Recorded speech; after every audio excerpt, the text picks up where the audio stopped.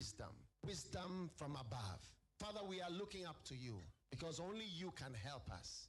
And now we thank you for those in authority, in every sphere, in every department, in every area. Grant them wisdom and deliver our nation from wicked people in authority. Deliver us from evil men who will sit in places of authority and do evil things. Deliver us from vampires who will drink the blood of the nation and leave nothing behind. Bless our nation with good leaders. And for those that are there now, we thank you that you are helping them, that your grace and your wisdom is given to them to lead us forward into a good and a better situation. We give you thanks for your great wisdom that is now released into this nation. In Jesus' name, amen. Ghana MONTIE, Ghana MONTIE, Ghana MONTIE, Ghana MONTIE.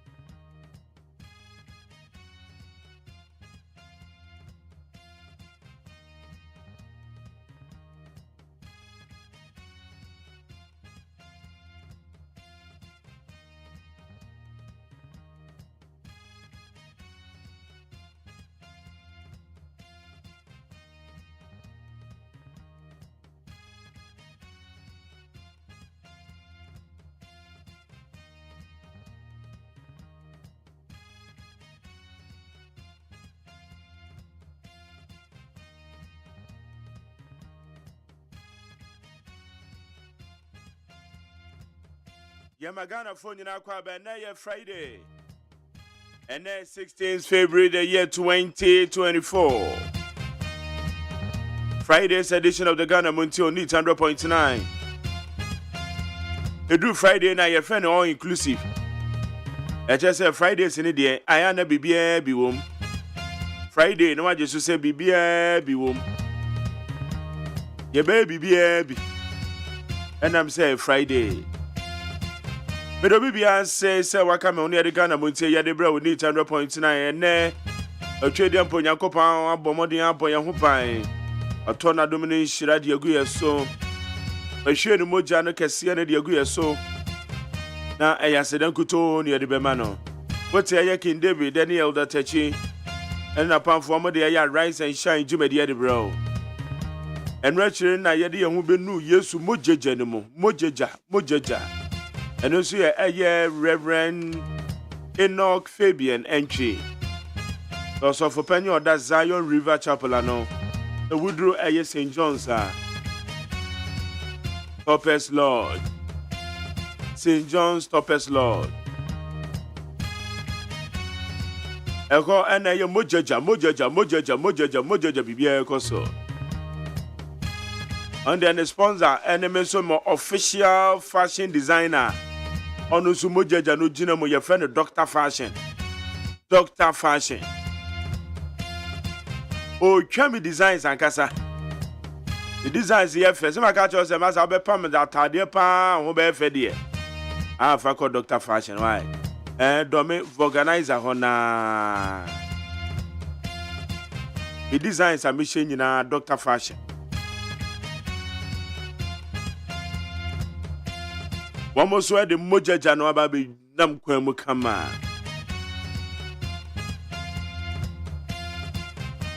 Gabriel yes I had the manual 7 is Samako do a cosono. Yeri Bebrewa will need 100.9. And then Friday, it's a weekly in retrospect. The Becca now Chimunina said and Samako do coso. Saran so and Jumedian and I'm so come being tea. Also, a conya da Oma so better wagging. The Oboncrata Musamino. Now, person, anymore, no. The Oboncrata Musamino is watching a wagging on home. Interviews are good to the Bebro immediately after the 6 o'clock news. Yabeko Peace 104.3 Casiabono. Yeri Casiabono bro, ye pair. Now, you say, baby, Gina, many a man Sanchia may Quabena Mafu. A friend Jack Toronto Jr. Oba be bo amene ide obo krata mu sem na adwuma. Abe Fontaine Town home so ho ye betwe the trending stories. E wa Abe Fontaine Town home so. Na watwe samagodo epiepie. NDC 4-year press conference responding to Dr. Mahmoud Baumia. Minority for one more Ghana Brashe de Fie Kasai. Wama Kasai found where the FIA and another than Kufuado. Again, the shake up our year. And minority for Kasai for home. Ain't it the Edumutin to my pa, the reshuffle and the second. Another than Kufuado, so what's the son of Ben when I saw for no. Was I am Pambi so Mungo to the Fie. The Munsem air the Cassia Pana, what you see.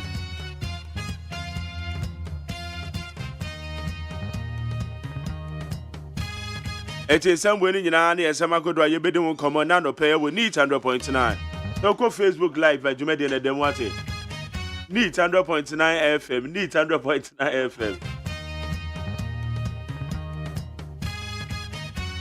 Neat 100.9 FM.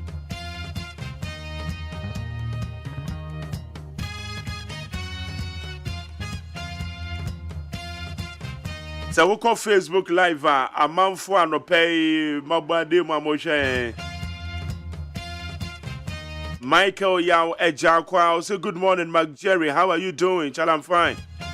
Abruabubu and she also happy birthday to my son, Bright. And name word, God bless you, my son. JB Ankra said good morning, Mark Jerry. I'm watching you live from Atiko. Today is my daughter's birthday, Dorinda Ufuru Ankra. He's 9 years. Okay, Dorinda, I know when you're 9 years. From your dad, JB Ankra. I know come up watching my house, Mark Jerry, Dr. Mahmoud Baumia is coming. Happy birthday to him. And then so I'm for doing birthday, pal. Happy birthday to Don Siba, a member of the Greater Accra Communications team of the MPP. Have a fantastic celebration. It's a way I get Don Siba. And then also an Wawada from Naneku Mabwate. Well, say good morning, Mark Jerry. Please, how are you doing? AGYEMAN Justice. Alemehoye pa. A brand new woman to me. Hey, Mr. Kenny and 1 year late to a Jumamo. And Colano Beko School, nose mask. I am Moshe and a woman still. Settle a woman style.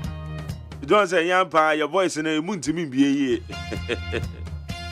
Whether not your papa hair, now you be me near the me one family. Ah, no one family do me and pass. I do cry the being your meal. I don't even remember. For the past 10 years, sir, before it's better me, I chemisa be 2 weeks. It's a misrapa boost your immune system. Now, if you wouldn't move through my association, nose mask. And Kodana Memo when you late to a jumum. Hey, Memo when you late to school. Won't enter so we late to a jumum. I had read jumum. Where say Mark Jerry, I'm watching you live from Mahames Ayalulu. Hey, what's it there? I see in 2005, in 2025, Mahama will bring the light, the corrupt ministers and appointees in this family and friends government. Honorable Senator Afenyo Masama incoming MP. Also, Chiawe, Richard Eddie Masama. Where's Mark Jerry? You and your team, thank God it's Friday. Listening to you live from Audome Estate. Ameka Della.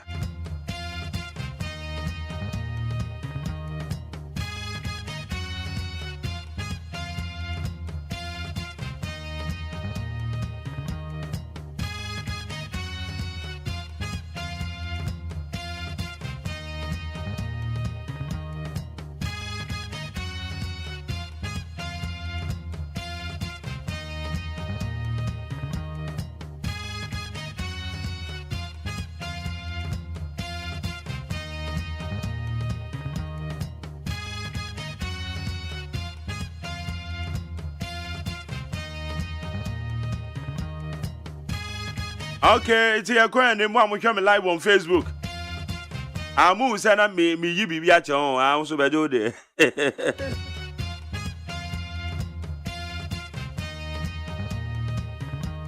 Okay, I'm a cat. Della say good morning, MJ. Greetings from Suppleman. Wellington Ade Jr. said, watching you live from New York City. I say, good morning, Mark Jerry. God will surely bless you for the good work.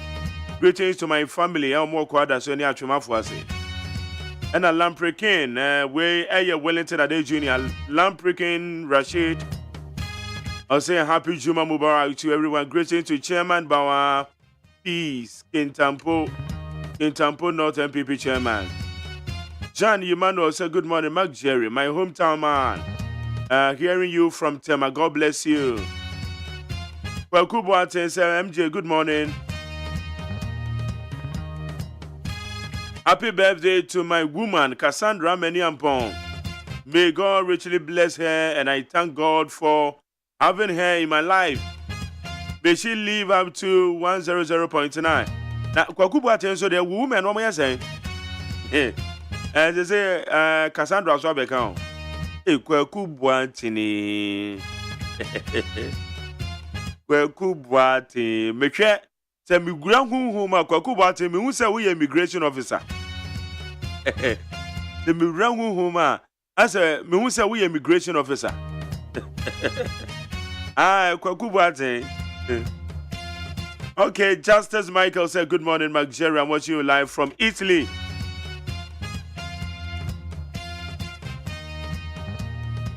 Sarah Sunaye Abdul Samad Karim. I say good morning, Mark Jerry. Watching you live from Ashaman.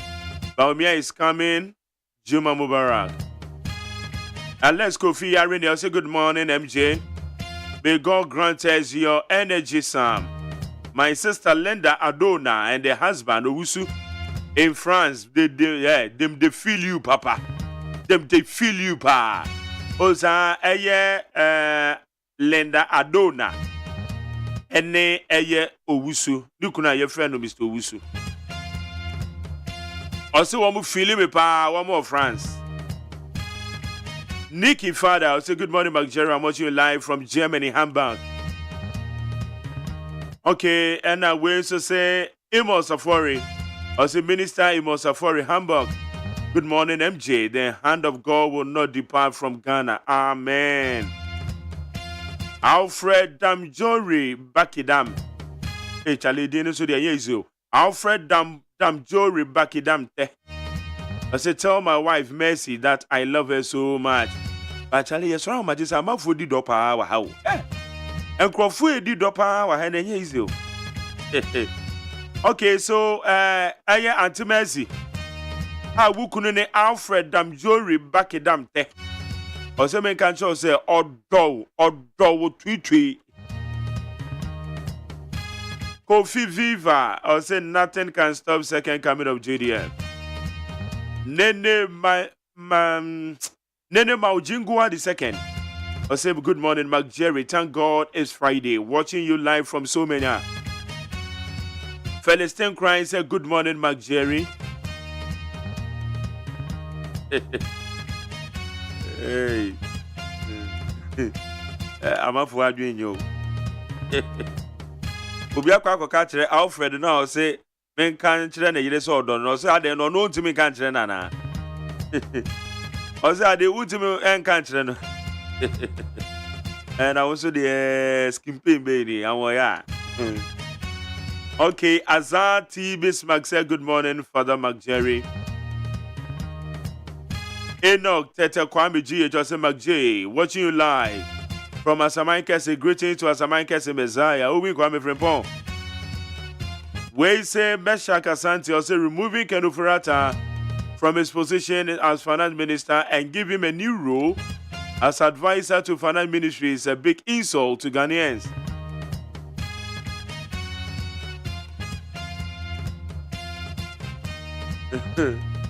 Richard, what's he saying?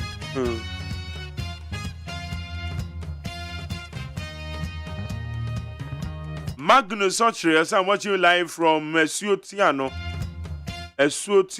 Bono East. Oh, okay. Esumadu Fosu, a fantastic Friday. Watching you live from UK, Manchester. AGYEMAN said, tell civil servant politicians to stop milking the state money and resources. Good morning, Mark Jerry. I'm watching you live from Mönchengladbach, Germany. William Deladem Ati. I say good morning, MJ. I'm watching you live from Ayarifa Teman. God bless you for the good work. Suleiman Ayite Tego, say good morning, Mark Jerry. I'm watching you live from Kofukwe, Ajin Kotoku. Greetings to Honorable Ebenezer Wushi, Assembly Member for Kofukwe Electric Area. Ishmael Okute Addison. I say good morning, Mark Jerry. I'm watching you live from Enyam Abasa. William Sementiman can you? Enyana Abasa. William Fantomem. Ishmael Olute Addison. Yamo bibi akwa bagana montie sunye we need 100.9. Yawa be fonten ta ma so o yenka jangu mo ho ne yetwe nsema godo nse dia eko.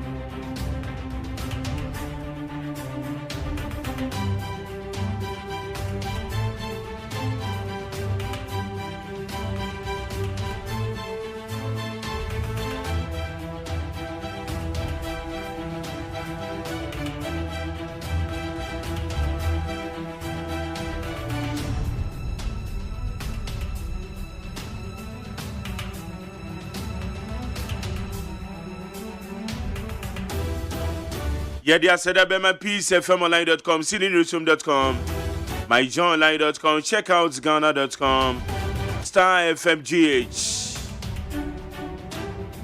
any Air Class FMonline.com, other relevant news portals. Yeda Omasesa Befonten Town Madison, Yede Samagodo, Yede Bray, Tier4 with NEAT 100.9. Yanko and many interested in some SCA. Ghana's democracy index down to 6.3, lowest in a decade. Ghana's democracy has once again been described as flawed in the 2023 Democracy Index report by the Economic Intelligence Unit. Ebusan yakabi mami kabina ye no. Anya say ye ne keku. Anya Economic Intelligence Unit EIU for one more time the ho rank ne ba betudwa. Ghana ya anya hwehwehwehwe afiwe. Ye da 6.3. 6.3 no, what describe say ye democracy, kabima mi kabina ye wo ye memo no. En sheda enyina ne nan so. En sheda enyina ne nan so ye flawed. So we between sa 6 and 8 kwa na say ye flawed. Eti we ya ba beto dwane enti mi bisa no peyo. E die enti na ye kabima mi kabina ye nyina ye wo ye memo no. E kwa ye say en sheda enti mi nyina ne nan so yi. Ebedum komo. I will not depart from IMF program. Amin Adam. The Finance Minister, Dr. Mohammed Amin Adam, has assured the International Monetary Fund that the government will not deviate from the ongoing program. The plea comes as Dr. Amin Adam assumes his new role as the Finance Minister, replacing Ken Ofori-Atta in the wake of ministerial reshuffle. Dr. Amin Adam, no dia to just say, on the IMF, and she said, yeah, no, on chini hum free ho. Oba betwaso no wache mukena ebra wache na jumasi. I will aggressively pursue revenue mobilization. Amin Adam. The newly appointed Finance Minister Mohammed Amin Adam has declared his commitment to aggressively pursue revenue mobilization to bolster the country's finances to meet expenditure targets. Finance Minister ya foforo a ye Fred Dr. Amin Adam ya no kasayo. O say nani ba bebre so beboa sika no dia ma oman no. Nani bebre se gidi nani bre soja aka ebe hu se nani abre. O be hwe so oman ni sika sam ye betutu ni yie ye beboa no kama na ma bibia timi akoso. Nsema o dia tudwane. Chief State Attorney expelled from the bar for accepting 400,000 from Woyomi. Woyomi, Woyomi, Woyomi, Woyomi, Woyomi, Woyomi, oh, Gaganto, Winchindi. We, and you may to the Akayo, and be before the tree, a brand no more position. Mobile, Woyomi, I could say. Mucha, Woyomi, Woyomi, I could say. Okay, you're going anyway. A chief state attorney at the office of the Attorney General, Samuel Nekwe Tete, has been disbarred as a lawyer by the General Legal Counsel for collecting 400,000 Ghana cedis from businessman Alfred Agbesi Woyomi in 2011. As I see, 10 years a cremo, and not 12 years. And I'm a grandma. A debut, and not 13 years. 13 years. 2011. And a baby told us Alfred Agbesi Woyomi. I just said what church is a man Grofobi, including someone Nekwe our Oyo State Attorney. 400,000 Ghana cedis or the Cotonou wife account. 13 years down the line, no. I feel the year in some new more the almost said Nekwe Tete. It is Sabran Crown or Woya and the Benya 13. Nekwe Tete say 400,000 no Kodia no do for. And it is General Legal Counsel say a friend no call your lawyer ni BM or marginalizes a friend is him. It is the Ababeton. Now say what you make case and I go say as if we be an amena my year into more update to me. What you make case, you know? What's up, man? I got what you saying. Theatre send us more cotton and wama. Your cotton and one may be on also your son tears or the seminal call international court reference. At the Hague, cotton with the Hague in the crowd, and then I'm referee. And also the seminal call it as a pejampa. It is a see a quack is saying, I tell you. Yes, some more. Yes, some. Yanya Ghana, Semu. The crama meaning woofy. Or we don't pa. Or say, Semu. I'm a crama nekasa. New ministers will deliver despite limited time.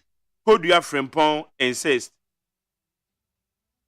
The General Secretary of the governing New Patriotic Party, Justin Kodua Frimpong, has refuted claims that the reshuffle will not make any significant impact since the country is barely a few months into the general elections. Justin Kodua Frimpong said, "Na mo amokeka say reshuffle we fa so bi ama no mo you say wait. Amomuni me dey. O say men kan tell mo say e dey fa so dey beba papa. En fa ho sa ka bo so me kakra bi ne ekoto aba." Justin Frimpong Kodua, General Secretary of the New Patriotic Party. I have my priorities, but I will continue ongoing projects. Okoboy. Dr. Bernard Okoboy, the health minister designate, has affirmed his commitment to continue projects initiated by his predecessor, Kwaku Agyeman. Despite having his priorities, Dr. Okoboy views this approach as essential for a seamless tenure, especially considering the limited time left for Akufo-Addo's administration. Dr. Okoboy, when he said no health insurance on an edano, they say ya unison call your health minister. Na no no so or na nuswade hunu. Na mmom obetwa eye project bia ekoso e wa promodena so e no. Project bia ekoso bia na obetwa so. Dr. Okoboy no dey semi atodwa. Yede asada bema peacefmonline.com, citynewsroom.com, myjoyonline.com, checkoutghana.com, Star FM GH, any other relevant news portals. Yede omase.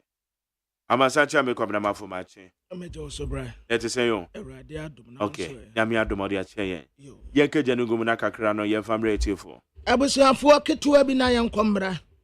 Daily Graphic the Bokrata no anim ha watre se Independence Day celebration the atoso eduesia enson 67 no yebeye ewo Kofodua. Ye kwaye no a wo mo ase no afei na Ewurade adom. Yes, I did the back into a more yensiesie ewo ho. wɔn tɛ sɛ baabi a nsrahwɛ akɔnɔ paa ɛyɛ hɔɔhɔe but nkɔɔfoɔ adwene nkɔɔ so. Ghana yɛasign convention yɛ a ɛyɛ genocide international crimes ya yɛn nso yɛde yɛn ho akɔhyɛ mu bie. Na daily statement anim ha wɔn tɛ sɛ chief state attorney yɛyi n'adi adayɛ a ɔkɔgye bribe 400,000 Ghana cedis ɛde firi Alfred Agbesiwa Yomi hɔ. Mampanin Nana Adeda Nkɔ Akufo-Addo ɛna wɔka kyerɛ ambassadors ne sɛ wɔn nyine wɔn ho nyɛ adwumaden. Trade Minister Commission Business Resource Center Professor Opoku Mensah yabɔ ne din sɛ ɔnyɛ YIMA's acting vice chancellor. Na Ghanaian Times yɛnim ha state attorney no a wɔkɔgye 400,000 Ghana cedis bribe no yɛde ne mfoni abɛtoa. Speaker ɛna wɔka kyerɛ mmarahyɛbadwafoɔ sɛ yɛne ayɛ local languages no wɔn consider na yɛde bi aba mmerɛ mu a wɔbɛtumi de adi nkɔmmɔ ɛwɔ parliament wɔ.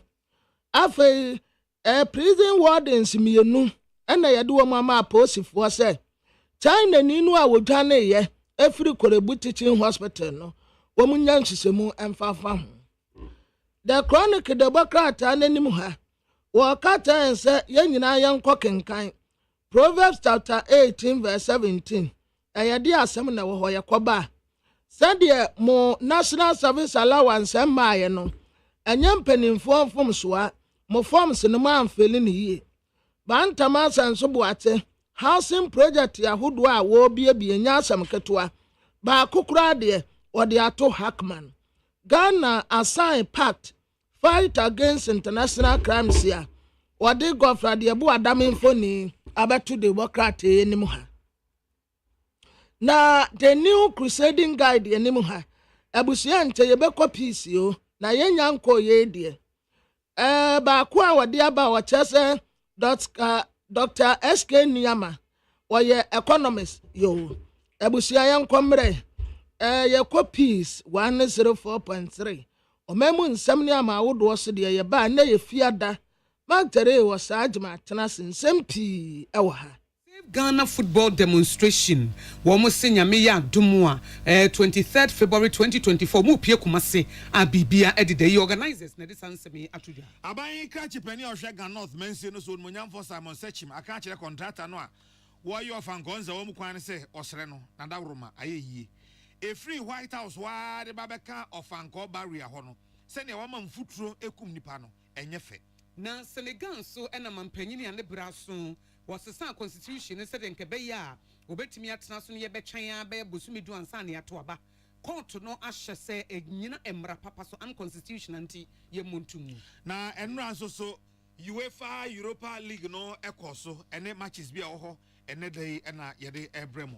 Yɛde asede ma Sivzi Herbal Center de CB Men capsules abɛdwa so a ɛboa ma yɛ fikyiri kom ɛno ɛyɛ CB Women capsules ne boa ɛma fikyiri kom ɛna CB Men capsules no de yɛ mɛmɛ duro a yɛde katika show bɛmɛm ana bɛmɛm wo dwon so ɛyɛ wɔ yɛ a waduro ɛno no for Sivzi Herbal Center was 0247111671 Levels Herbal Limited for the Levels Natural capsules abɛdwa so ɛma ne mɛma ɛmpɛmu agudie ne bɛma ɛhu sane wɔ ntɛm ana so ɔba watenka kɔno ɛbɛyɛ wo ho adwuma nti wo frɛ wɔ mo 0599 670402 ana with them medima for hair ban so what the asem de abrade share one crime say wabepia wo ba no amakwa Dr. Tamo Dasu so wompom di hu hia no eti bra na won show tentem abasaharo so e wo poko ase mayira oginemu den frɛ no e wo 02447774 282 0244774282 na eba stroke ne e man mema mo pa wo ande tatashe JA Binding Company Limited, the Binding Stain Remover, and a new Binding 20 disinfectant to not be just with Timmy Buankasa.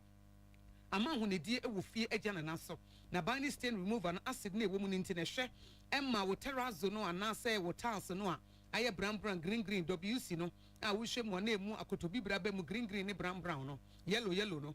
Ebe ni nyina efri ho na ban ni new ban ni 20 disinfectant ne de shaman where the paper form baby and ofie ahonedie edimu enti ya hye nso se won so de be adwuma wonum nso a special ice natural mineral water na won best point saving saloons nso aye adwuma yene amoti enka no pay me nana ya okese ena akosia ago abowaji afensem no echiremu eni penimpa oda Kofi Annan Peacekeeping Training Center no Major General Richard Jani wode ato Ghana fo nyina enim kankane amanyofo se ebrebia eduru afia ye ba beto aba na obi ayem hyehye ne se anhwa na akwakofa basabasa biaba nanso ni nyina abegyina amanyofo ene omama na nkasa yesuban ene ye ne yeso na Kofi Annan Peacekeeping Training Center no ankasa afempenu ne aduonu nan wonmo afa hyehye bi de ato ho so a wobo asomdwe dawuro ede akire ewiase nyina na ebra woda sa adwumadie no edie na Major General Richard Jani ede sa asemo se etudwa wasra amanyofo se onhwe okasa yie afei omo nso so edi amanyoku no achi no omo hwe omo niema yie omama na nkasa so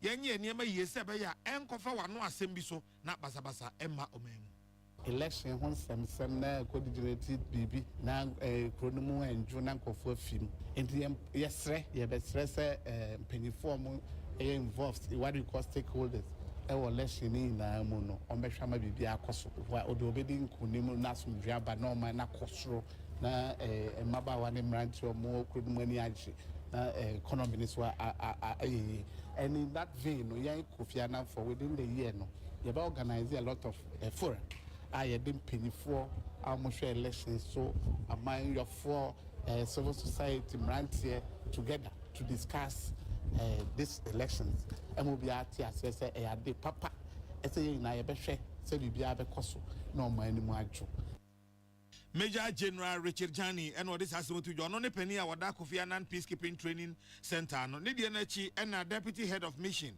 German Embassy Sylvain Jansen and so di to just say on your GD say Senka ebi blemu ha say nyina obia ye ne famu de nanka ya tue ne asibambo so ne niema ye betimi aye ake ho abomu a ebema menteme ho ase ne sakasaka e wabimemu ha say no eno so so abrase. They say we are seeing now before there's all kinds of movements of especially young people. People want to, some people tell me, oh my, maybe some call mine for so and all that. Young concerned by movement, yeah, na a fee say conflicts about nanko phone to mean some chrome and all that. And no move what effect bend the world minor or move fimono. And also a minor or more common. You decided to put this together. I'm stakeholders or go for more involved in migration, politicians, policymakers, holders, Abishia. I enhance the peace and security architecture. We a Deputy Head of Mission German Embassy, Sylvain Jansen. Sansome Prince, Bafo Asamoah, and Obuano Emai. Yenina yenim se enmashebedwem emrebi eda ho bill bi da ho a yepese yemra na yedi adwuma e wo Ghana ha fa human sexuality ho emane memma ensem aba LGBT4 ensem apegya ne ho no a Ghana yesi wo yamamre ne amane enti mo ho kwan ma bibisa enkoso nti emashebedwafo na Ghana ha mo hyemra emane yeyi enti sa anti LGBTQ+ bill no omugusu a wo mo twetwe ho nkomo a na de tosum yenu no de fa ne second reading no asan akoso biem na ye nyina anim se wo mo yire nhyehyɛ bi atudwa mo hyɛ yesase ye kyewa ye de ubetum mfie miensa akosoro ye mfie num na eno na deputy majority leader honorable Alexander Afenyoma Kende odi tudwa se wono de wo propose amendment ye mfa nsesa kakra emrem ani se ye kyewa se nipa na ye ma ne community service na se won kosom se ye de ne betu prison de ono de wonyi ni se ebeboa se nipa no ye koto ne saa na ye se bia ma ne be ma bi da oba na oba bi da ye se de na kwakoto prison na ye percent sesa ba nipa ne suban mu a ye ma ne community worker ne ya fa ho ne ye de ntete bi ama no na ama na ni ada wona prison de ono de ogidi se mo na no na saa nhyehyɛ na ono de to ho se nkamra hyebedwafo mu bo no ma ba to agu wo mo se prison no a ena wo mu kura mu twan no a no mo de be ye adwuma se de nhyehyɛ no esitie no 82nd consideration no no ya dwenjene ho de tosom yenu no wo mo edudo na nso so e de bi to ho nsese ba clause 4 clause 6 7 8 9 10 bi ni nyina mu e ma wo kire mu se de fa ne custodial sentence no ya de community service a enke bebo na nso ma hyebedwafo anyanto. Let me run this. Mr. Speaker, with your leadership.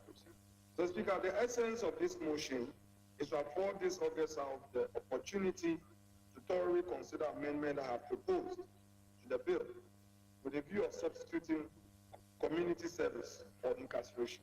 The amendments presented in this bill are motivated by a strong conviction regarding the necessity of implementing a more rehabilitative strategy in our criminal justice system, specifically with regards to the issues we tackle.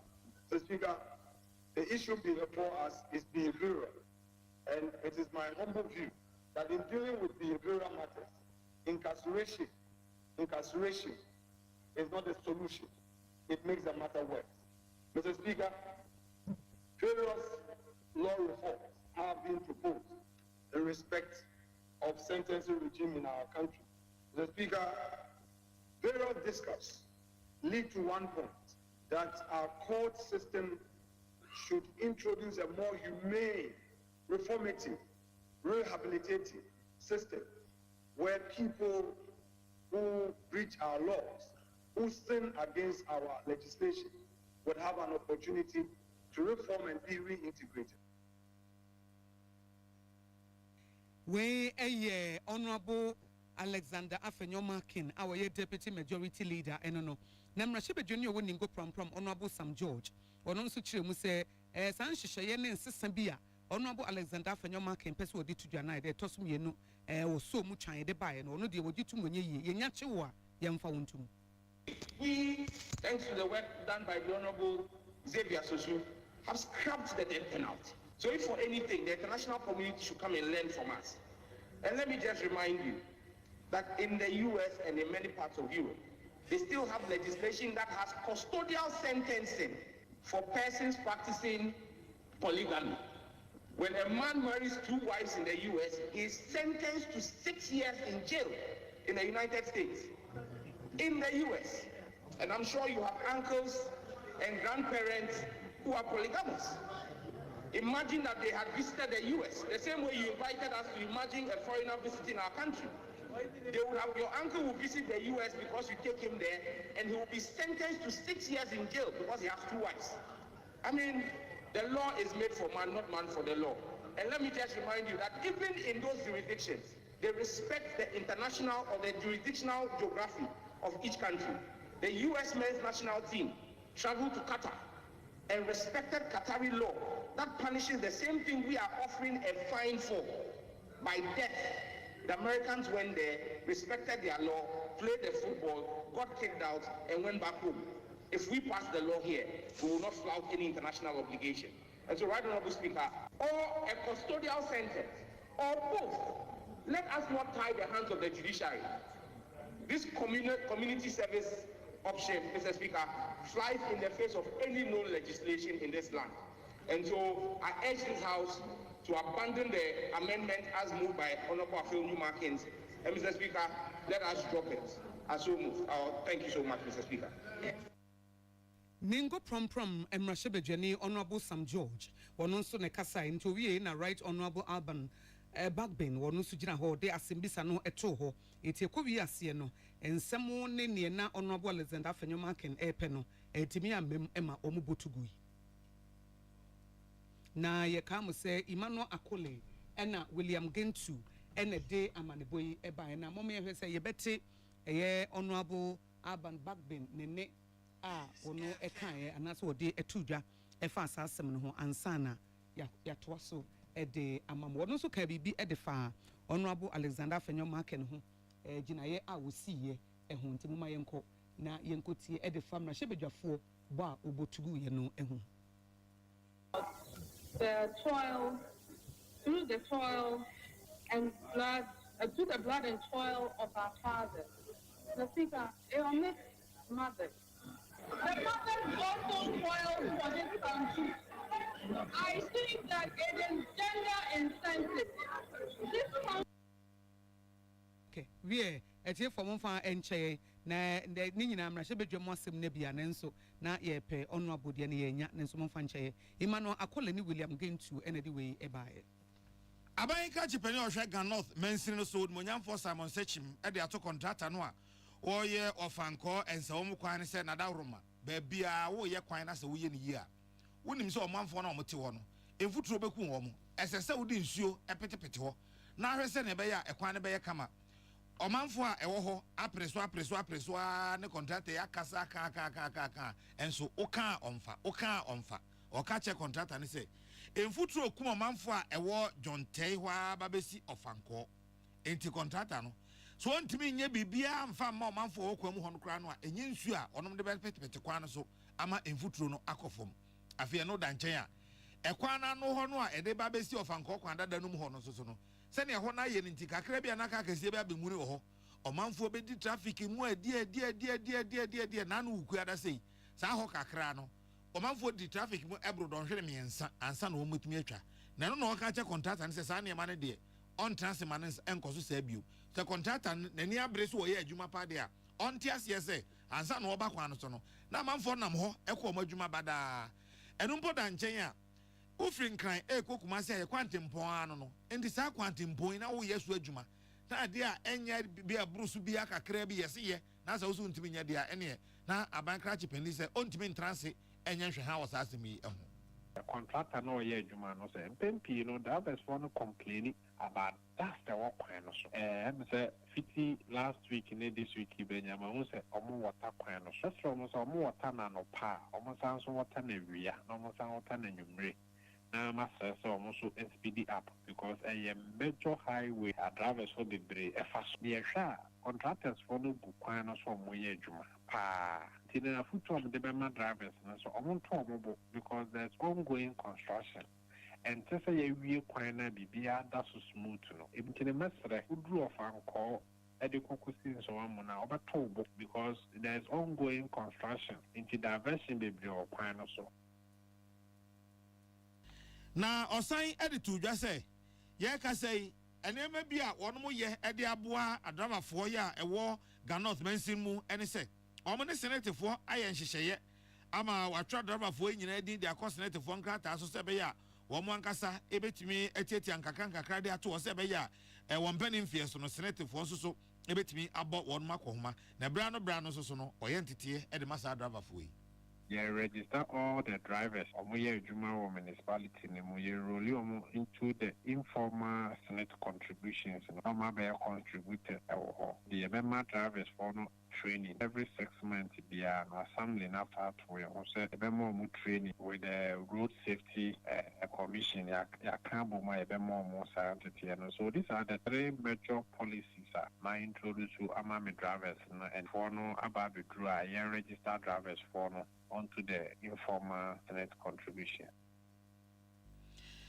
Unmonyam for Simon Sechim any Prince Peace News yamane for Prince ba for Asamwa ena etwetwen sa enkomoi ye tonso a Save Ghana Football womo eye demonstration e won kran manipa bochi ene trada e ko hwe kire se de Ghana Football e ko no mani nye ho e gu Ghana ni mo sinti mpam panifon sori ma hyebedwafo womo mpusu womo ho enye ho bibi na ye busa womo se womo awie enkran de e de biem ne toso ene womo yi ya sutre se nyame ya adom 23rd February 2024 womu sen kokuma se na demonstration na se ye kire no woma san e de akwakwa kotoa so Ghana for dodo no a ka womo ho ukuada no womu ogidie se nyame e ya adom wombe san ka womo ho biem nyame ya adom 23rd February no e wokuma se no womu de womo ho nyina agim etenu numre no nsia kase bokwabana manfo eni coach Christopher Nimley etwetwe nkomo e ma wodi tu dwa se womu de nyame ase ankasa enkran edition e ye kama papa na kuma se nso de womu gidi se ebeye zinzim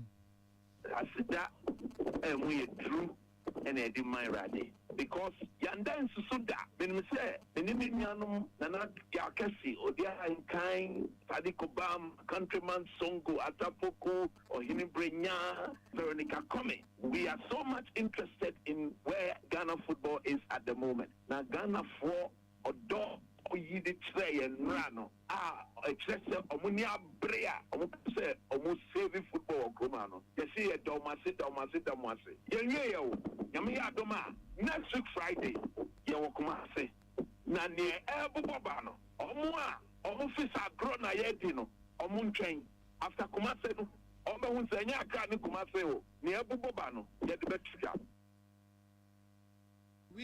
we coach Christopher Nimley eno no na wasa to asubiem say wo mu say petitions ahodoɔ nyinaa a wɔde ɛkɔɔyɛ nkran ha mpanifo eso mu ɛkama ɔmasa the petition baako akoma office of the special prosecutor and say one share office of the president say one shame na enu akyi nkese ba bia say wɔde petition ko bia wɔde bɛkɔ say be ya Ghana football ne be pensempensemu na ɛbɛboa yi obi a sankane de the parliament of Ghana sankane de the minister yeah said we ka command our ministry no but along the line on penifo catcher yeah say oni ministry on wankasa wo parliament and on wankasa minister wankasa ebe chia or ye no or yi na be de chiri which is the deputy minister ebe g petition no efie ho e parliament ho a chiri no Ghana Football Association so mo general secretary ono so ne san akane de aka nipa ba ko a nyame adoma ono he was not cited to receive his yesterday but ye fi kumase ba we will petition the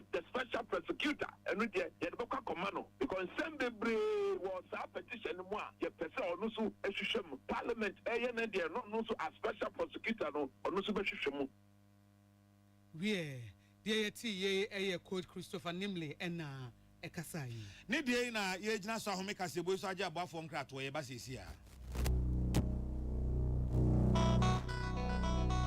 so wakoma ho hyehyew ana ebo periperi de broni kan hardware no a e de na se wo ye na se wo yam so atim so e wo be packing a farmer Martin's liver salt techira kwai entem ehwie nsu agu glass mo ate Martin's liver salt no ba kwa no na wo de agum wo be hu se ehuru wa glass ni mu na wa nom Martin's liver salt ye won orange flavor ana ba ko so ye plain wonu mu a ho beto nemum edi na anu na ho nto wo a ko hu doctor the look at Freddy's Corner Home Appliances or the Abba Freddy's Corner Home Appliances Center. Home appliances are a yet a Raspberry, media, Samsung, Carwell, TCL, TV, air conditioner, freezers, fridges, water dispensers, and media home. We are a good warranty dear. Freddy's Corner Home Appliances CCTV and monitor properties or business at anywhere in the world. CCTV and a detector, clear pictures, Wi-Fi connector, which may connect your phone. Monitor baby Freddy's Corner Home Appliances and backup Freddy's Corner a personal or phones and their home accessories. 0544 95 9195 and 020 79 37 323 and also the City Light in Chewa. Now you can discounts any at Shadia. Freddy's Corner, home of authentic home appliances, phones, and its accessories. Herbal and Alternative Medical Hospital Bena Black History and War America, China, Africa, Ghana, and Penifua Bonabaso say, or say a real moment for Tiapopa. AGYEMAN Scientific Hospital. I had a sabia, or one video was so, Yawudasua, and Vidiana Chino Yadi, Nanua Sanso Sawyadi. Amen, a expert of one croyarium, one run when nam. Now, what Dr. Fonia Nurse Fonso, or what's him? AGYEMAN Scientific at the herbal, homeopathy, naturopathy, and reflexology, a sayadi. So, one will pay, and I are in it the same power. Yamia Dumunti, Yari expert. AGYEMAN Scientific Ebabwama inshallah what to. Now once with the dance said the Ghana Fonia brochure for be the dance no. Accra, AGYEMAN Scientific Ewo Dome, Obersnet Flats, and Alashibinsu, our Klagon, Eben Shaman Road, Underbridge Ope. Our Krabate P, Frey, not sure dear Ben 0245 275254 and 020 722 9505. AGYEMAN Scientific Herbal and Alternative Medical Hospital. Allow Shafi, Nyamini Yaresafu. Tune it in, turn it up, Peace FM, and rip off the knobs. Senegal mampani Makisa can say a bibinti afine bosumi wumi yafi boria na sese omo to aba na yi mampani foforo na bibinti no pese abato no omo twen kakra ba bosumi duachi ansa na omo ato edi amomanfo ete wo hungu montin so ma Senegal ye nim sete se Ghana eba democracy na asa dodo amamu omu gina omo na so na afa oman na ya jija emabunu se omo ma ho kwan sa ama bibia ye basa na asem na kwa kopie court ama Senegal mpanifo akirem se esese abato no yeto no bosumi ya court no se etiase ebeka sa abato no yetu ede ahyeda na ye de kwa kwche December ansa na sa abato no abaso na no ene wo muchem se ye unconstitutional anti se wo hwemu a enye sa na sese ba na de ekoso bi de ase institutional coup ena mampanyi no epeso wo ye and no and as I say court no de ebetu dwa no mo se mampanyi watena dwa so 2012 ebisi ne bra so asese nkwo April ya na nkwo nti omo to aba February na nkwo mo hu abato no nsunsuan so ene so odi we betwintwa mu nenso abato no sesei emra na akasa se etia mra se ye betu ahyeda ahuzon de no person we wako 2 terms ewie emra na ma okwan se obeko 2 terms owie ya person o se samra no o de ko 3 term se omma kwan no on transfer 3 term o ye du fru papa court na ya de pa na enna me hu ka se Ghana de nyame ahirae yo if se wo hwe ye fi 1992 ya bato oba ya obi ene 8 years and say 4 years cross on ya wo ka so betena ho obi akoy NDC o MPP onya so a obi akọ se kro no omunya kra anka ye besesem na nka akọ 5 years no obi empese obeyi nani because on pese obeka say obese metena so won say like mampanyina da kofo kọ no so kan bibisa ono fira konwa so na okan won so kan bibisa but as obi empese obeyi nani because ko yi mani ma say bese me autocratic na bibisa eno kire say oh my Ghana ya ba ya nim papa ya ko ya nim pa fi 1992 ba ya to aba nyina ya nti se obi ya tu na de so ama ye twan na ohun so obekọ no na wa hyeda se wo se samra se de ehun no other African countries no eti democracy ne yenkoso amoho ban na se so obi pese wo fa chire sai nipa na se nipa ne yenyini mpie eni kwanse so no so na ye moho ba japade ekuta ye no ye wa ban bi ba ne ye mpa ye de kokromoti atum ye yina firi ho ye penso a ye de naba ye ma mfie nan ne ye pa ye mo ato so ye mpewa ye yi wo firi ye ne saa kakra so obi aba se na no obeyebi obi aba obeyebi obi abeyebi to obi so abeyebi ato kakra sa bonso oman no na ye koye ni Senegal for court no ma ya de papa o man so mampani no debe o ma sini kwa no ma ya de pa kabasa sa de we de be ba Senegal no ho akusia na nkanya de papa but o ma ya de afi ball enra afrufo league no UEFA Europa League no playoffs no ekoso na final any AS Roma ko atipenko bi ahye baako Galatasaray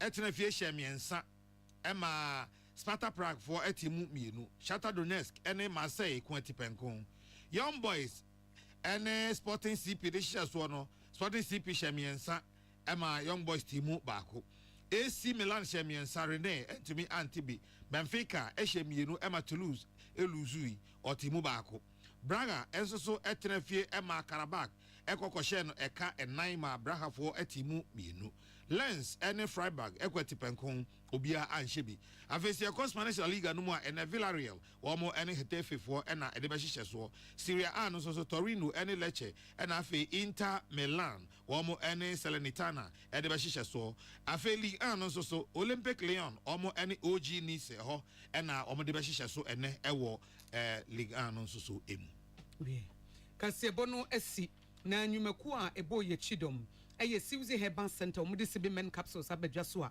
sa wo ye bema ede katika show bema mo dwunsa na bema ne mu ye wo ya wadro ne sibi women capsules no eno nso ye mama ye fichiri krom siesie yankasa ena sibi soap ye de pedicure weekend mu amokọ ayi mu amokọ wedding no wona se te sei wona se nko ye di ade wo hia eye sibi soap na Siwzi Herbal Center wo pedodo to ano afro mo 024 7111671 ena 024 6578750 Levels Herbal Limited at the Levels Natural Capsules abedwa so eboa emane memma ema empemu agudie no yegina ye naso nti se bema bi wo ho na wo tu kwan no nkoduru a ebeboa na ye premature ejaculation esu eto betwa na wa ye mre ana wo baby anatenka ne feelings nyina akodi kruso ne mu aseti medua de wo hia ye Levels Natural Capsules no ba nom na bema no mu a we are different level na ye nyina level na sansa be match na afa bibia akoyie it is a wo pe Levels Natural Capsules bia to a wo benya bi wo Repassion Ventures so kan shi Colina ka ba kumase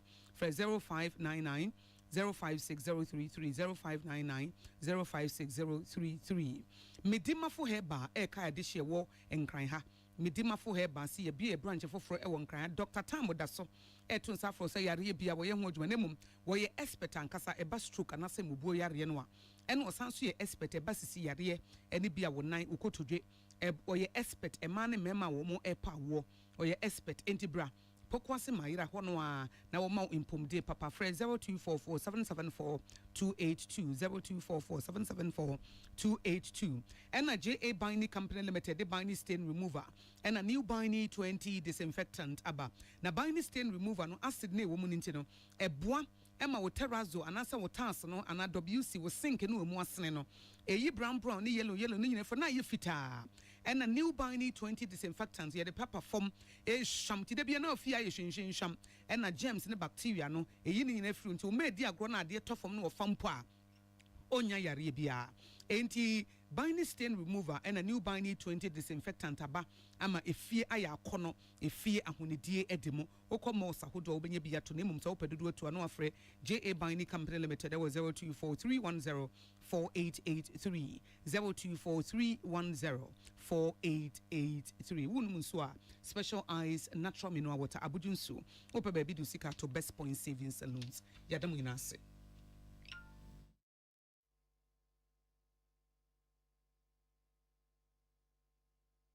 Ghana Montie, Ghana Montie, Ghana Montie, Ghana Montie, Ghana Montie, Ghana Montie. Na mansanya so adawro Kofiaman homene so ejiji tonton sansan ewo neat 100.9 FM.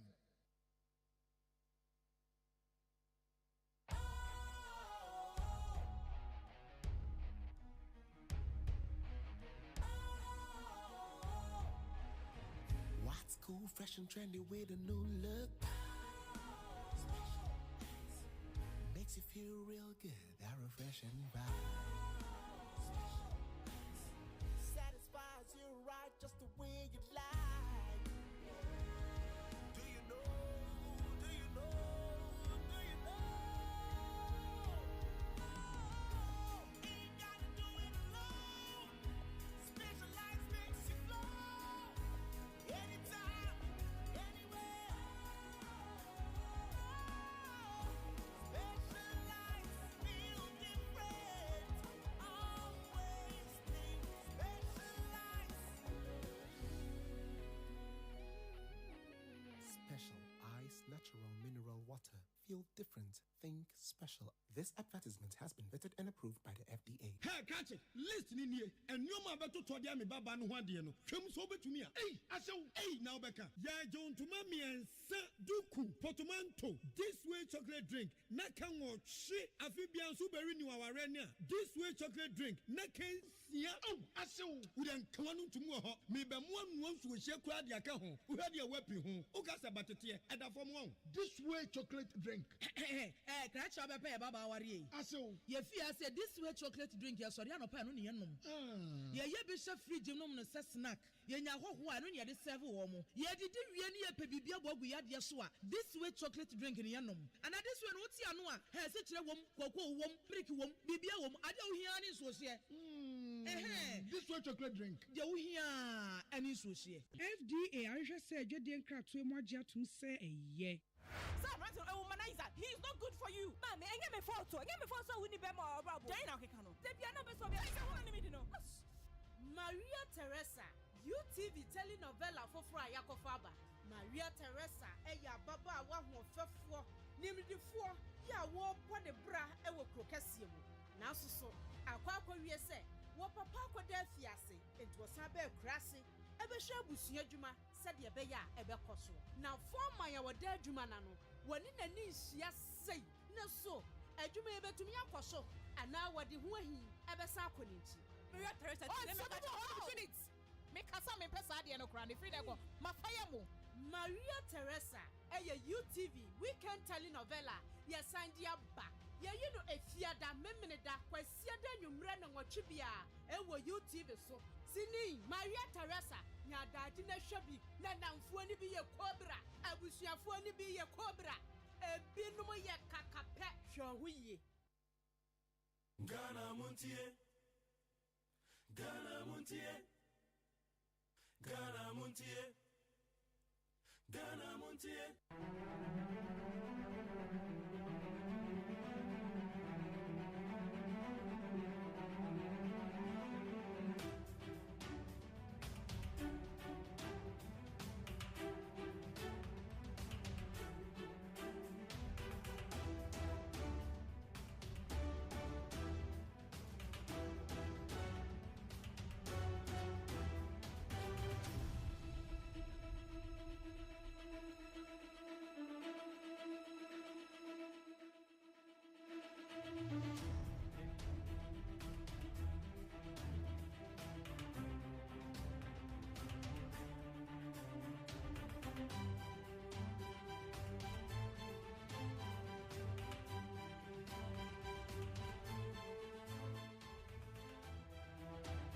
Speaker, I pray for leave to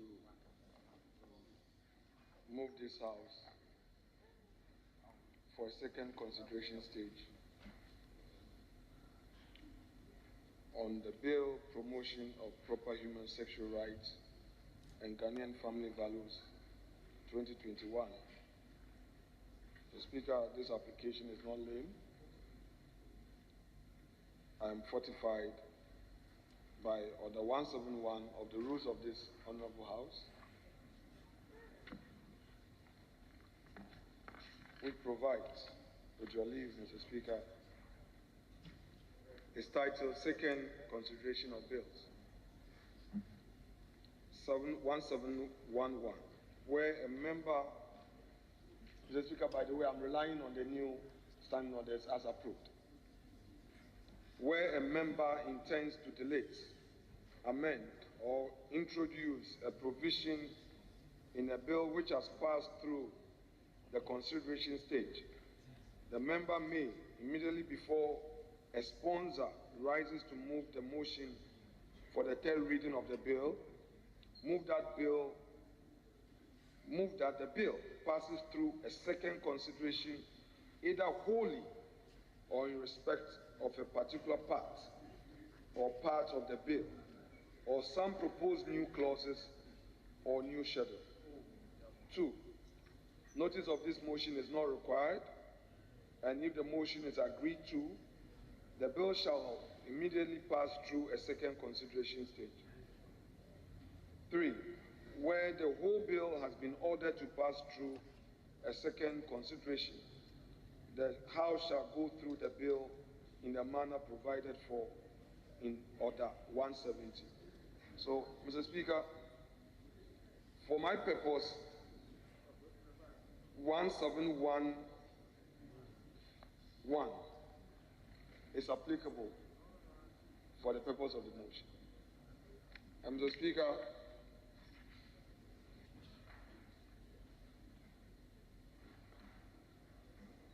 I shall move in terms of my supporting memorandum. Mr. Speaker, with your leave, I shall proceed. Mr. Speaker, the essence of this motion is to afford this August House the opportunity to thoroughly consider amendments I have proposed to the bill with a view of substituting community service for incarceration. The amendments presented in this bill are motivated by a strong conviction regarding the necessity of implementing a more rehabilitative strategy in our criminal justice system, specifically with regards to the issues it tackles. So, Speaker, the issue before us is behavioral, and it is my humble view that in dealing with behavioral matters, incarceration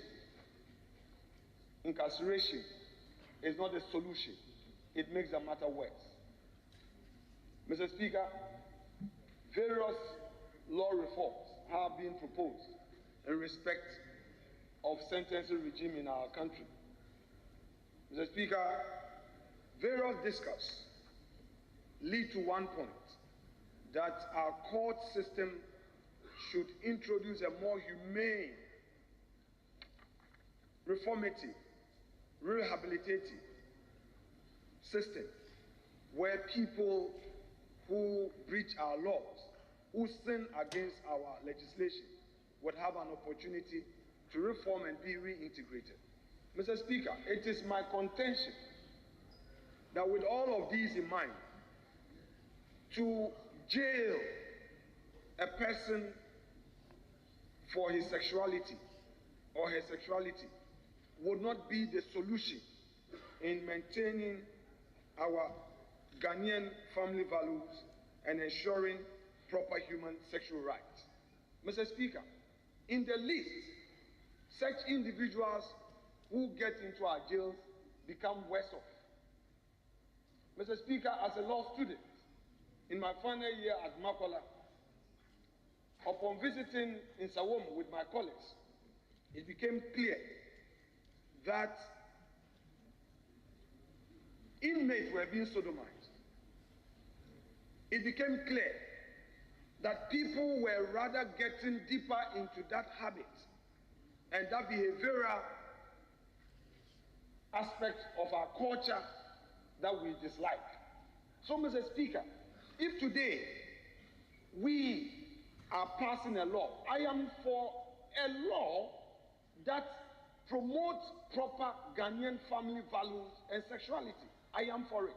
However, I am against aspects of the law which will make that Ghanaian, that individual worse off.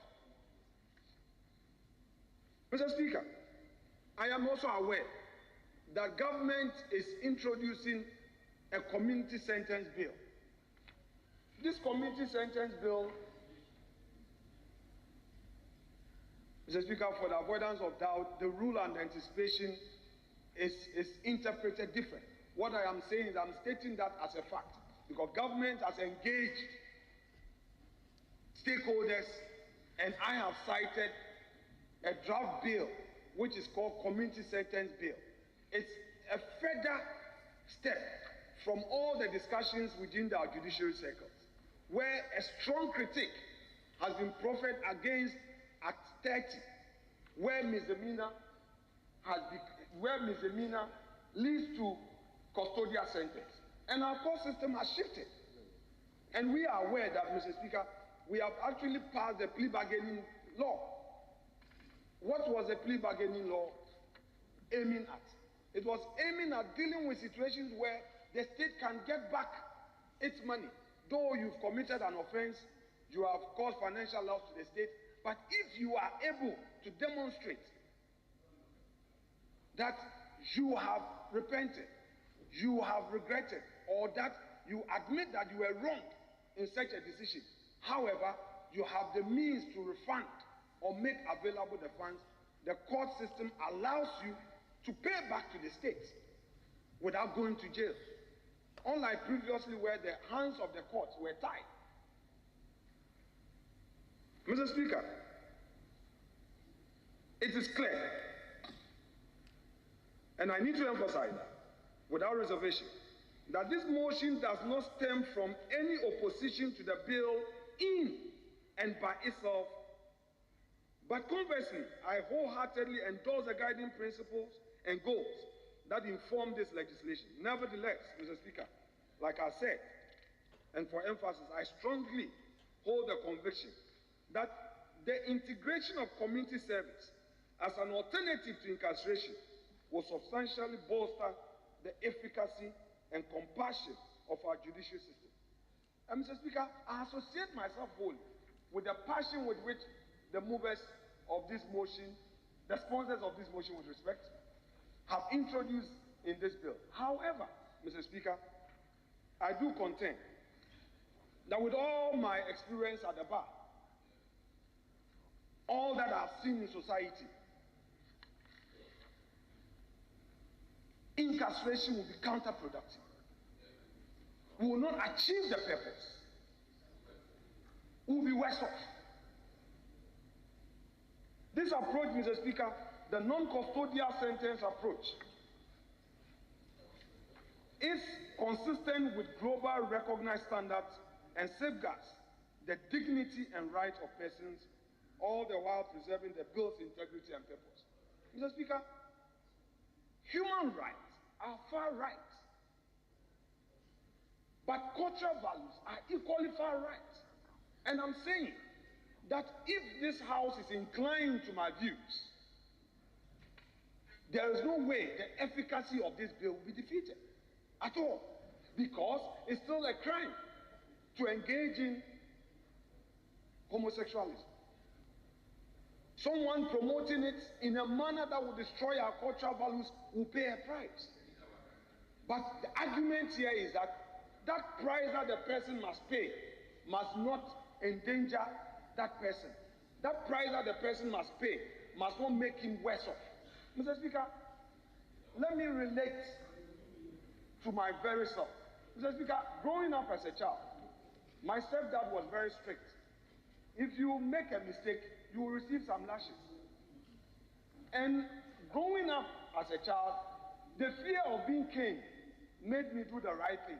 Or Even sometimes I would plead with my mom not to tell him that I got it wrong. But, Mr. Speaker, all of us in this chamber are aware that the little children we have today, especially our teenagers, if you introduce a cane, Mr. Speaker, you won't get a result. If you use the regimental system that our parents introduced us to, you won't get a result. You need to engage them. You need to talk to them. So, Mr. Speaker, the proposal I'm making, where apart from the community service, Mr. Speaker, I have detailed an aspect where we would introduce mandatory counseling, which would include a clinical psychologist, a chief, an imam or a member of the clergy, an influential person in society, an opinion leader, a social worker. Mr. Speaker, these have all been introduced as safeguards so that the purpose of the bill will not be defeated. I've introduced all of these as post-conviction safeguards. So I'm not saying that a person involved should be allowed to go away. Honorable B.T. Baba spent many years of his adult life as a public officer, a prisons officer. I know, he knows the experiences he had at prisons. The reports are there where people who get incarcerated get introduced to sex orientation and get even worse off. Mr. Speaker, if this House endorses this non-custodial sentencing approach, specifically in regard to the issue discussed in the bill, in the proposed legislation, we'll be making progress in confronting our legal system to the international obligations imposed upon us. Mr. Speaker, the country is not an island. Ghana is not sitting somewhere on its own without international integration and laws. Therefore, Mr. Speaker, if we say we want a much more dignified safeguard, where the society will be involved in reform, where society will be involved in rehabilitation, and Mr. Speaker, we know the state of our prisons. We know it is trite that the states of our prisons are not the best. So if my son, if your son, your niece, your nephew, your daughter, who for some reason gets involved in this and is arrested, is tried and convicted, Mr. Speaker, can any one member raise his hand, be bold as a Christian, as a Muslim, as a Buddhist, and say that I'm ready to see my daughter, a teenager, a 21-year-old daughter, a married daughter who for some reason may be caught into this way to go to jail? Mr. Speaker, I'm a Catholic Christian. I will not want to see my son, my daughter, my nephew, my niece, an uncle, and auntie go to jail. I will not. If I'm an advocate at the court on that day, I will rise and say, my Lord, my Lord, my Lord, please consider a non-custodial sentence so that the family can play a role and discuss and say, our culture, as a country, we don't embrace this. If somebody is in the international arena, is coming in, we know that even if this country, you get it wrong, you have an opportunity to reform. Mr. Speaker, we cannot go the Ugandan way. It appears to me, should this House fail my invitation for us to proceed to second consideration stage, we may be going the Ugandan way. It is my humble position. I shall conclude, Mr. Speaker, by saying that if these amendments are considered, it will symbolize not just, Mr. Speaker, a critical look at the rights of individuals, but, Mr. Speaker, it will provide an opportunity for this House to be in addendum with the judiciary. Mr. Speaker, I have repeated time without number that the position of our judiciary is on a regime of non-custodial sentence. That is the position of our judiciary. And that is why it has become even very difficult for remand. The court will rather want to impose some other obligations on the accused to ensure his presence in court than to say that, well, go on remand.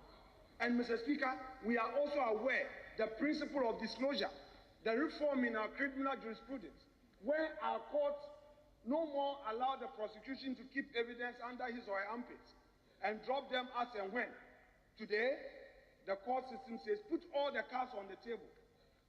I dare say, Mr. Speaker, that will be retrogressive should we insist as a house on a third reading with these incarceration provisions in the bill.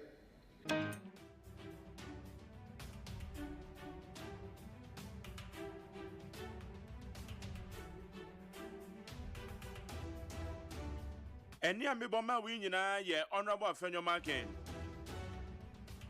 Deputy Majority Leader. Na mebon the tofa nyina kire wan ani bra na abire okasa ni nyina ne se. Eye intrumu emra na ye show parliament no. LGBTQ emra na ye de akoto parliament no. Yo pa kire ne se emra no twe aso se ye fa nipa no koto afiase. The Ebeka say custodian sentence no. I say custodian sentence no can want some no chire mu say. E say basa ye beko ne sa de ne emoa yen. Emoa ye kra yen non-custodian. Non-custodian sentence ye many pano. Say gata bi mu kra no titi no prapra mfitire. Na say ye de sa afo ne kwakoto afiase de. Ono Afenyo Maken so jutu menye. Enwiti otimi bomodia debate amene ukase na kamera na third reading no maji atumo no wa block no enti emra no entimi ampase through the third reading enti asechira no enti na mebo ye ma unso ti bi no enwiti uso wa bi nchira wa wona say anti LGBTQ emra yi yanya ne custodian sentence ye de nipa kwa kwato afiase ana yanya non-custodian se nipa ba be pra beka junction ha no watiti gatemana se ba se ye mu se obi ye bi ana obi promote a amokra mo so se promotion obi promote se okay anyway ti we ne yensema eda eye mrahye bede fie wa ya twea ba beto ye pono so wa ha aye bede hu komo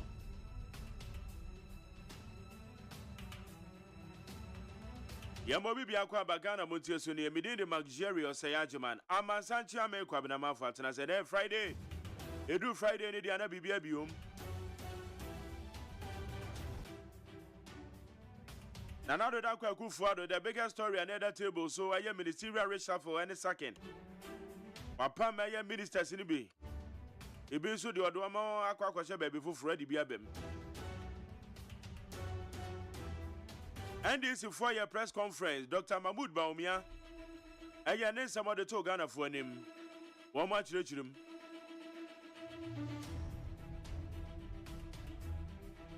Minority form war aya Ghana Rachel Fie, aya Mampenyan. Na so for our society, and so Macasa dia Fahon. When you go upon so. The Minia Enra a reco some Cassia Pan, they see one cocoa. As more minimum cocoa no, school be or your friend of Ampia Memorial Preparatory School. Ampia Memorial Preparatory School bus na kwa konya kwanhia. Emma amunumu wana enkoda be yedu wamato nana no monse do. Eti anope ya ye ba be eye witness report no. Eti anra de enkoko in fact enkoko about time oh chale. So ko Holy Family ayaresabia ho a. Na dia about time ye twa adwopa na nya asem ketewa. Enkoda wo mokwa Ampia Memorial Preparatory School. Omu school bus akwa konya akwanhia ma me say ochirechire ni ba ko wom ene enkoda no bi ato nana no monse do dodo na so prepra na from kra enti anopa ye be eye witness report no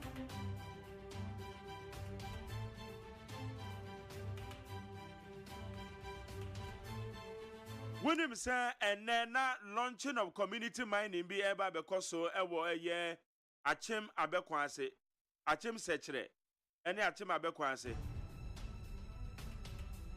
Beba cho sa launch na maso enra touchlight so me program no so cancels edumedie no na community mining ba because so MP owo ho oso onim ho hwe DC owo ho oso onim ho hwe Hey, na ye launch community mining. Baby. No community engagements. Bibi anko so. Na ora eye mrekuduka. Na nanka wo ba bedi animo se wo launch eye community mining. Na ekrata a freelance and natural resources ministry ba just a launch in a basso and neno. Some much your mamma, so much your command penny for some much launch in a yamaswana. Asa, a to the biane ye dear grower anymore. A to the bia no many be your ha, and I said, ye yin serious. And round one with me do me dear touchlight, no. Mede a year mebuno and woman sorry at ya, yes, I'll launch in a befia. Menu mo ebe ye ebe bo 1-on-1 enra. Eti any calls empanifo calls mu akese. Eti community mining na wo mo call on che wo ye achem sechere no enya amaso.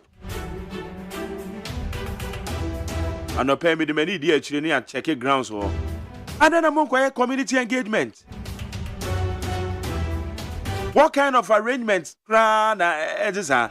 Eti mabunu no susu se ohene o wa achem sechere berema owusu tachi mabunu susu se berema owusu tachi no wafa kuntu na se no ye za sana mabunu no ikan it is alleged obi antia community mining but yan for processes no so ye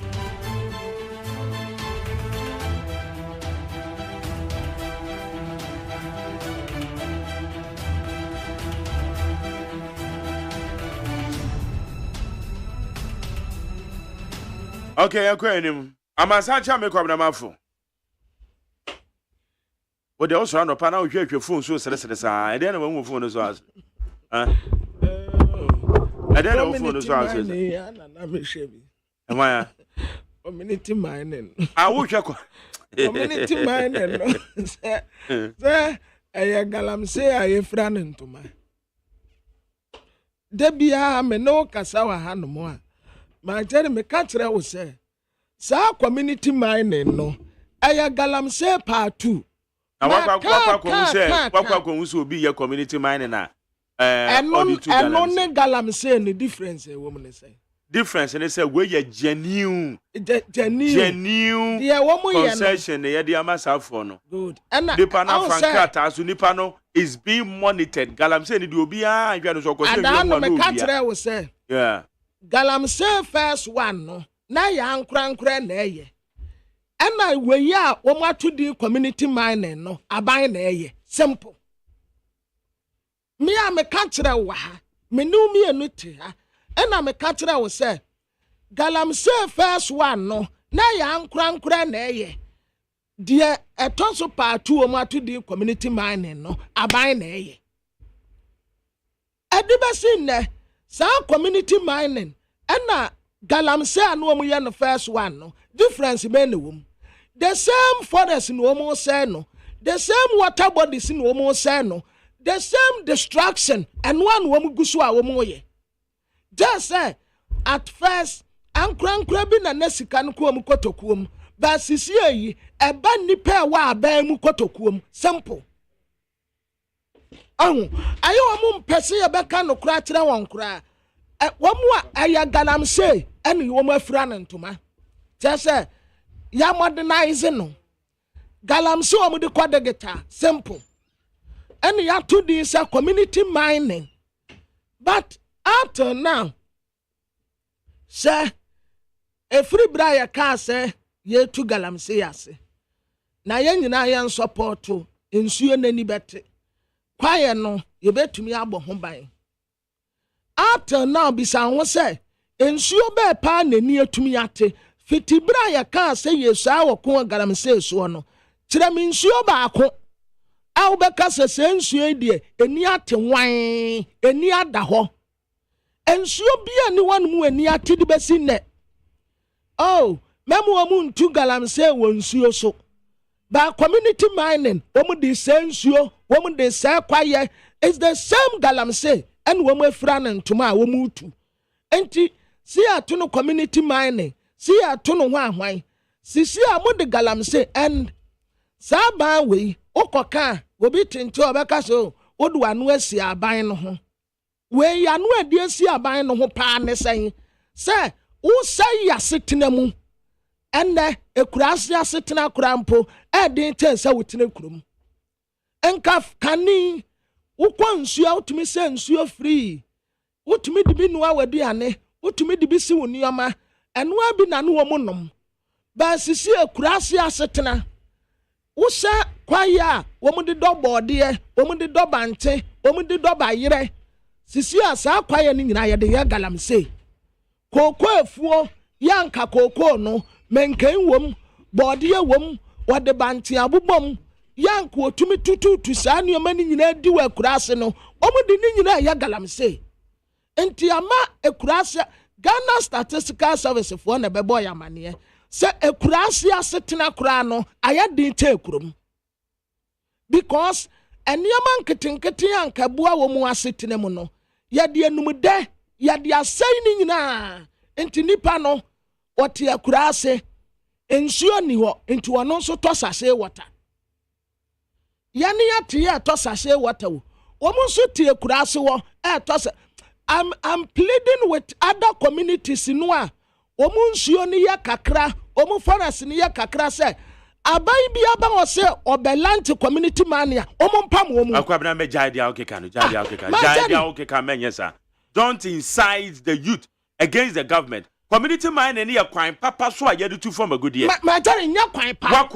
Messi, what question now? Since I almost started community mine. Messi, what about I am requesting beer before a woman at the illegal mining. My daddy, I don't know what to me specify. Unless I give it to me and who dear, don't incite. Since I almost started community mining, and she obeyed the niate. Now, community mining, Ben, soon or come say, you will be.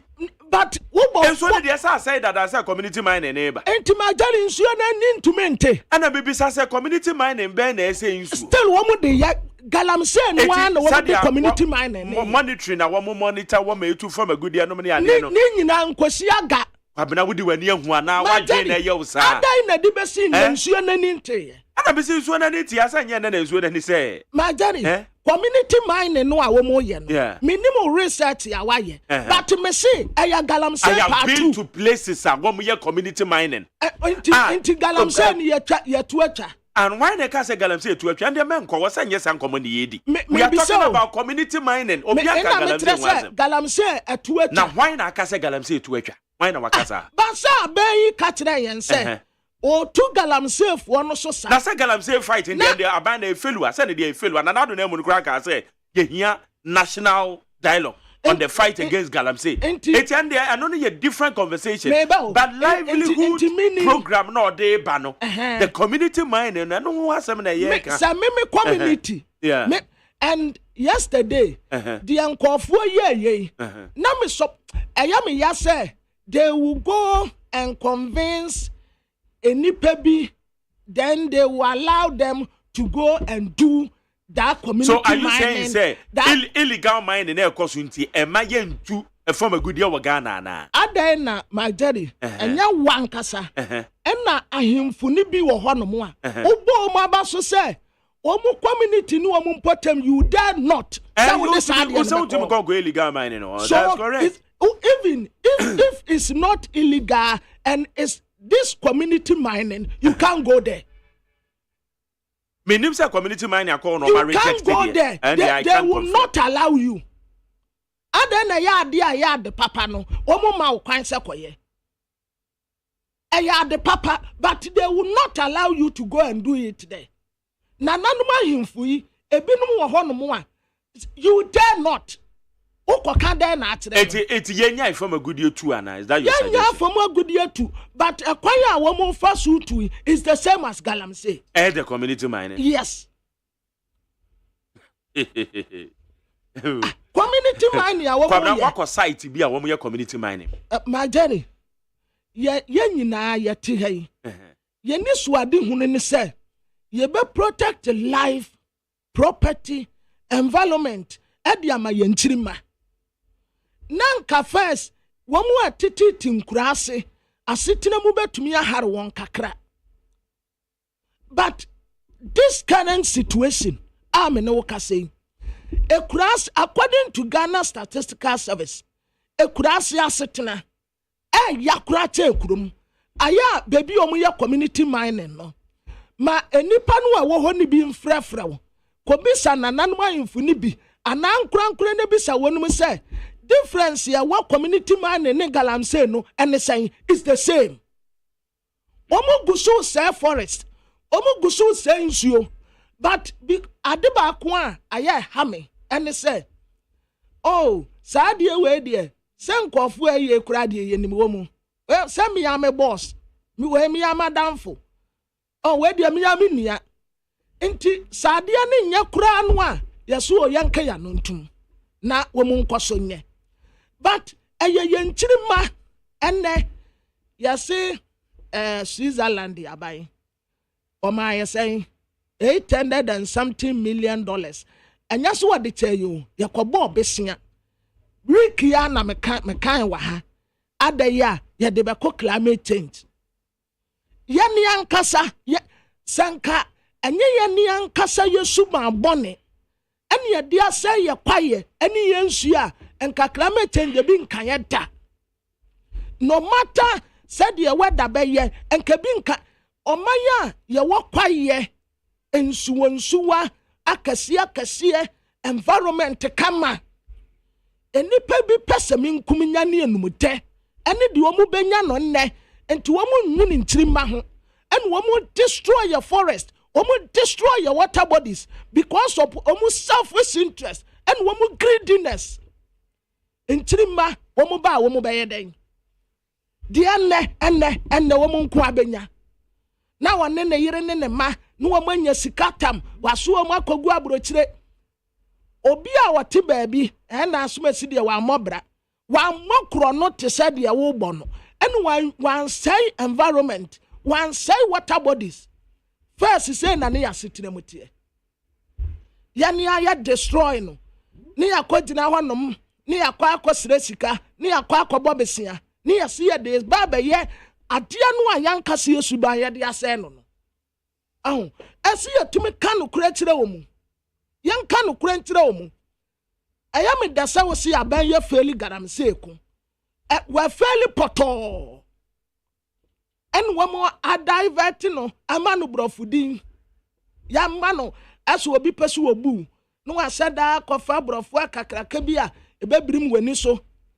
tam fine no a wo mo toba no ya wo mo si we di aban na toba ye no na we di aban tam fine ye de enyamu na mutisi kwayem akwasisi nkofo excavators na mo kraba no mo de ye de mutisi kwayem na the community mining na excavators na de na me bisasa sa excavators wo mo di nka akwasisi no no ene tam fine ye mo kwasisi no no ya nkra de ya ase no ba we de aban na akraba o de be de enye water bodies ya no mo se no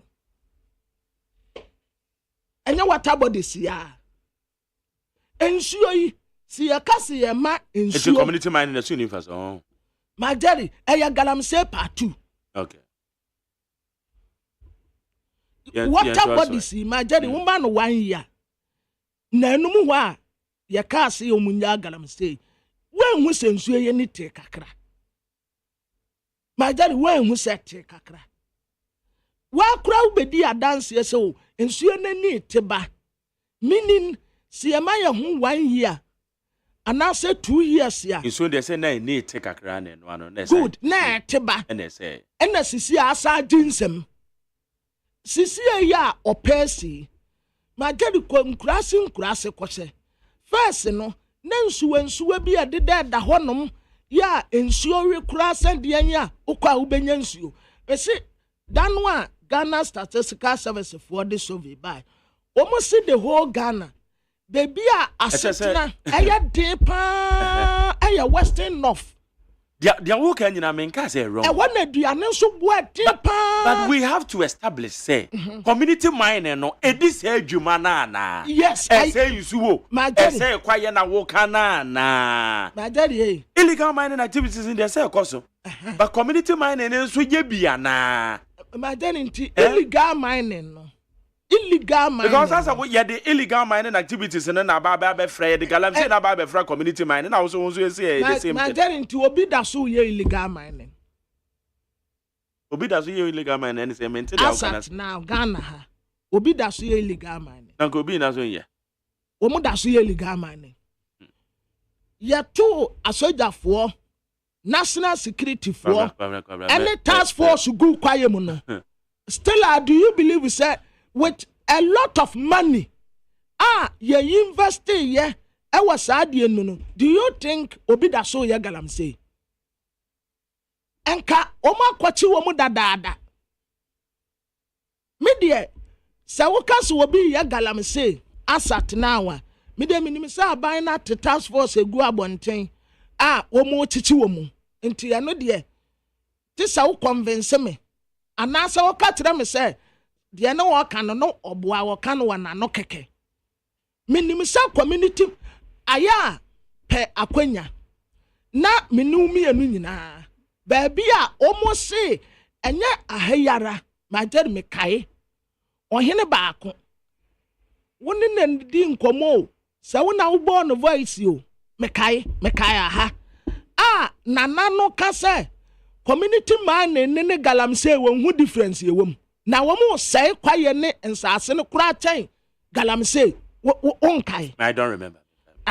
Me dia mete wa ha bisa wo mu wo dia me nu nyina yenko bisa wo mu say community mining ene sa galamsey no wo mu ye no difference ye wom ne sen. It's the same.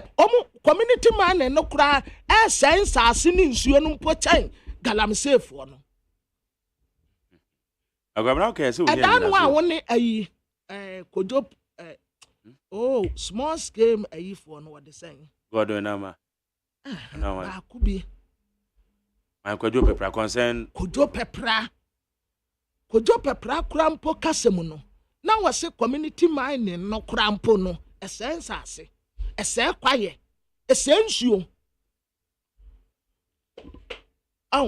we de we no asada to di say community mining ene yate yehu tamfine we de ba ko ne de na ye illegal tamfine we de aban na kotoba nti ye legal tamfine eti kwamena what do we do kwambe so ne be fa so ne etu ye fam akodi about the policy ene omo mpe kwan pa womu be fa so a womu betu but who to ade na sa wo sei o manfo asetena mu a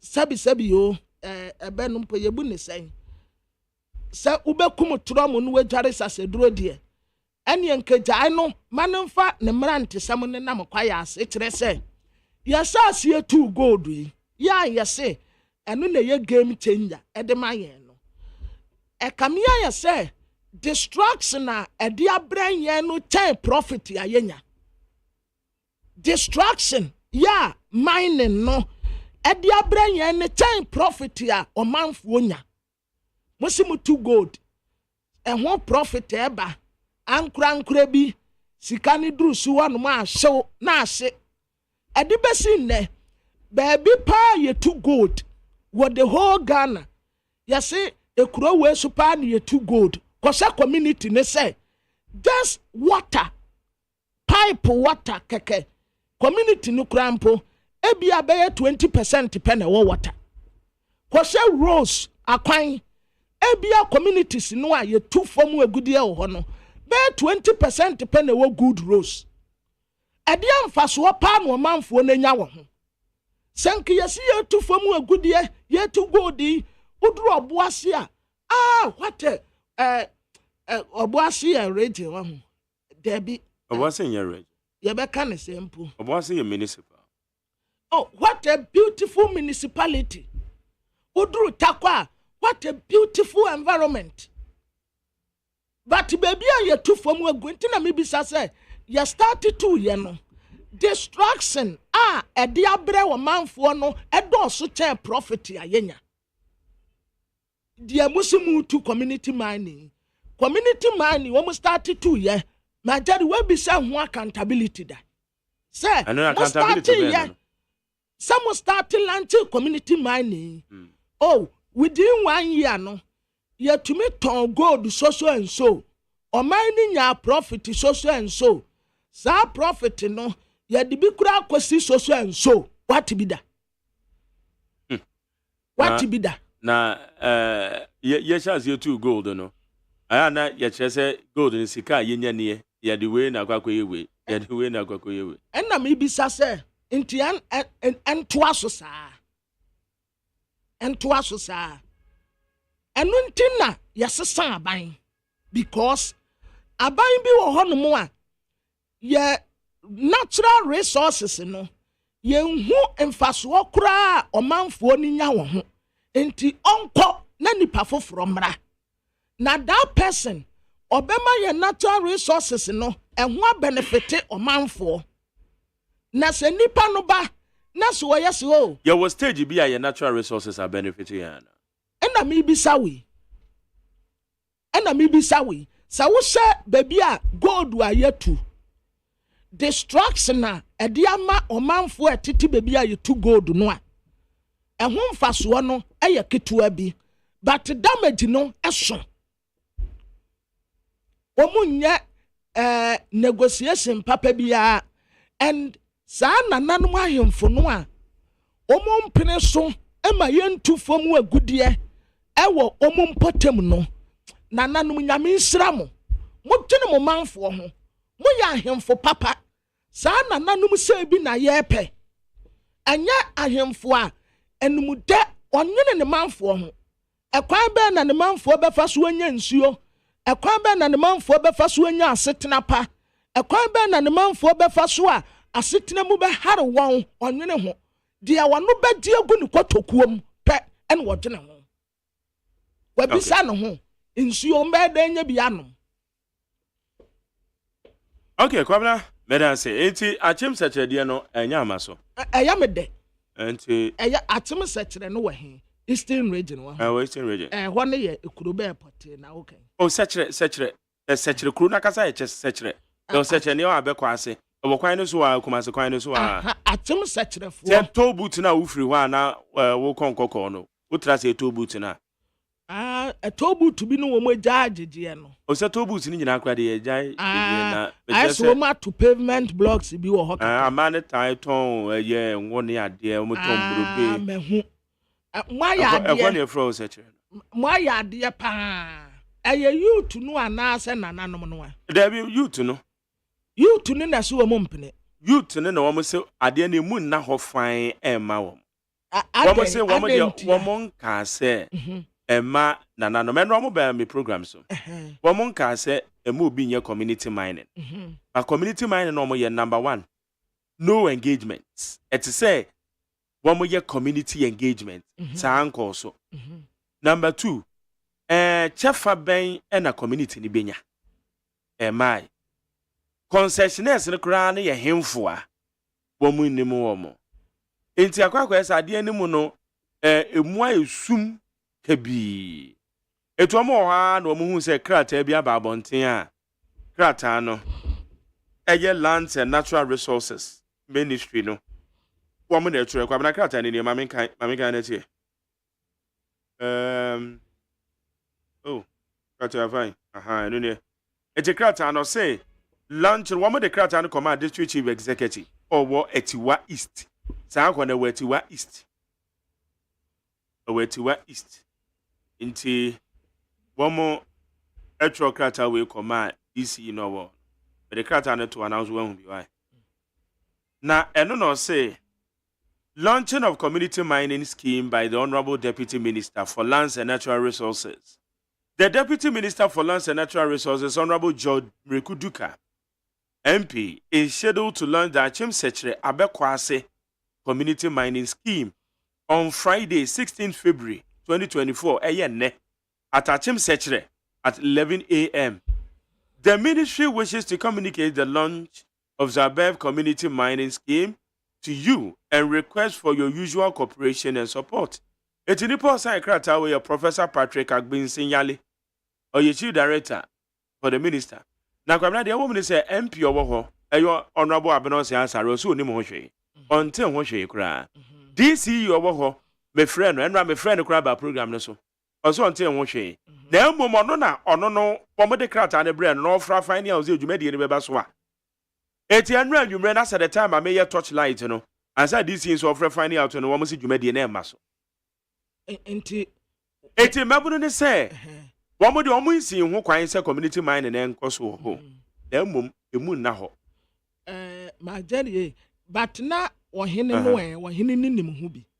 According to mabunu no de womo se ohene nim ho bi pa. Omo allege say na nim ho bi pa. Nti wanwo say na omo ne manfo na mane. Okay. The mabunu no kan wa womo kan say it is alleged. Say na nanom nim ho bi no. Wanwo say na me kan say na nanom ni bi nom. E wo ho no mo a because of almost selfish interest and womo greediness and partisan petty politics. Asumasi na ya dia ye obenten na ya dia munsi no kwan. Ena womo ensu sha nimu me sre adese e wo asem achim sechere. E say achim sechere. Aya men so me happy ena me de ma wo mu. Sa de we ye wo mu de ba ho no. Eho ehawo no omu ne benya. Obi na saase a ewo na odua ne banche, odua ne board ye, omu betagu no omu atu galamsey. That person no ankasa de on benefit nothing. Na yetu na nkura bi enti na meka say mining ye started 2 ye sika no kwa individual kotokuom. Sanki ye sika ye nya wo mining ye develop unimu wawu ahyenna. Edia negotiations na atakwa wo munyeye. Edia no wo munye wo obo ase. Enso kuro ne tesen. Atim sechere, wo mbekwa akodada wo mu. Oh, we will build public toilet, we will build roads, we will build nothing. Wo mu wi ankra otini sika wie bum no okọ. No atoka se akasia sisi dan no wadam na wagya ohawo. Shamainem pet ya hodo nkofo to etomu obi dehye no akoto amenem no wawu na wote hanom na wo problem a wo create ya no obi sofa na wote hanom na wo no yire every fried rice and she say woman say community mining no one more they don't allow say wo mbeja eye mining tokuro no utu wi a o reclaim asase no.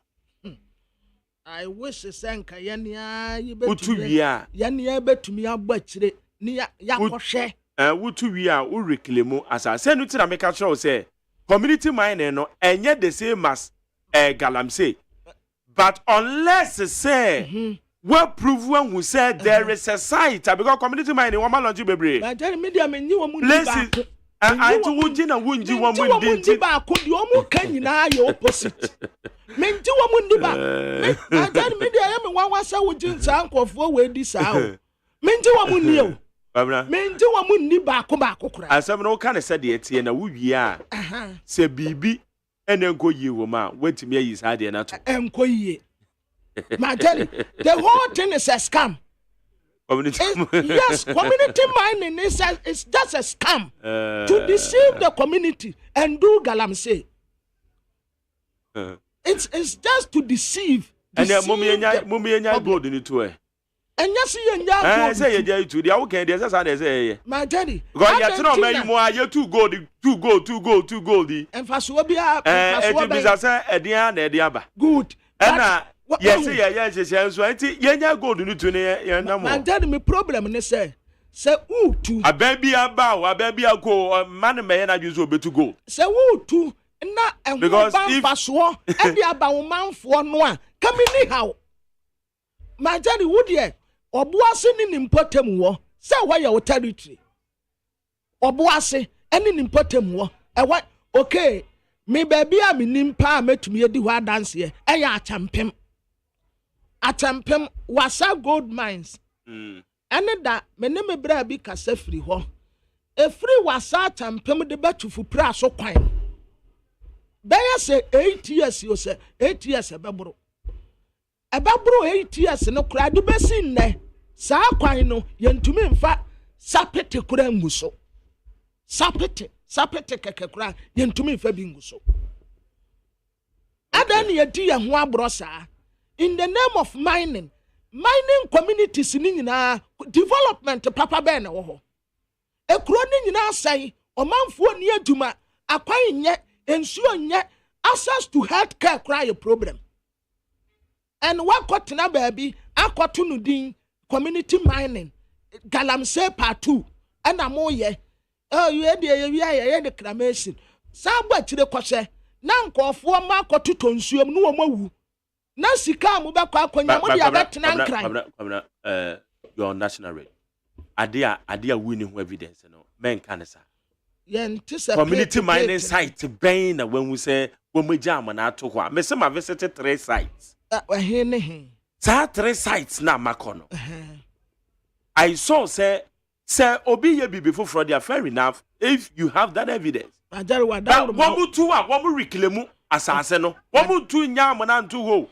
wadawruma uko ehene betu de wakwa abomosu na wakwa community mining na ekoso okay na so dia say na wo so fine na wakọ wo bisa me wo fine na wakọ so so nko ba bia ba wo so ka say o magija mo na de agu ho ma jare wo so magija mo na agu ho me ansa na meka bibi no wakọ ba bi wakọ community side community mining na wo magija mo na wo matu agija mo na no hokọ ma jare me say community mining no a o mo say Womo ye no community mining no aya galamsey part 2 Abrane de waka o but dem bi say wakoto community mining site wo matu awie wo majam na no kwa na enya me gidi so no I've told you say I've visited 3 sites 3 sites me say mako 3 sites enya me gidi so who say wo come na wo de ja dia wo kan say your friend say you two mind amfaso bi ani so no menim say say wanya nkrata ni bi ahwemu a say wo koye community mining na wo koye mining ni nya community no wo saa o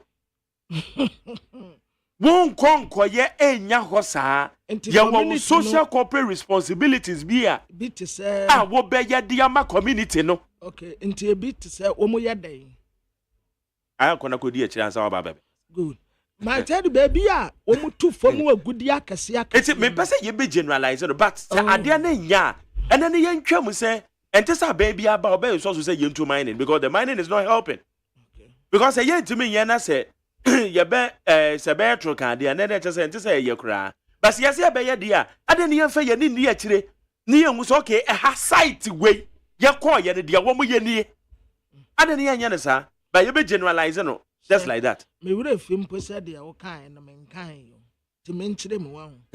Mention him.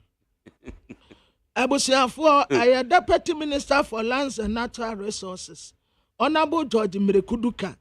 Or ya me a madam for pa, young man, and yardam for kakaway, or ya my brother. My brother.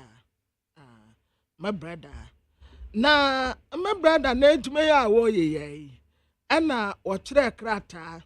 Atem sechere abekwa ase community mining scheme no amuso mo belante nka urade ya adomo a 16th February na tese 16th February I think is enne yo ewo atem sechere wa bra abo anopedu baako na ministry no epese o ka kire o manfo nyina se lantern no ebeba so enti yehia mu nyina momoa na nipa a wasan ye no ye Professor Patrick Abesenyare chief director at the minister yo ono na enti achem secretary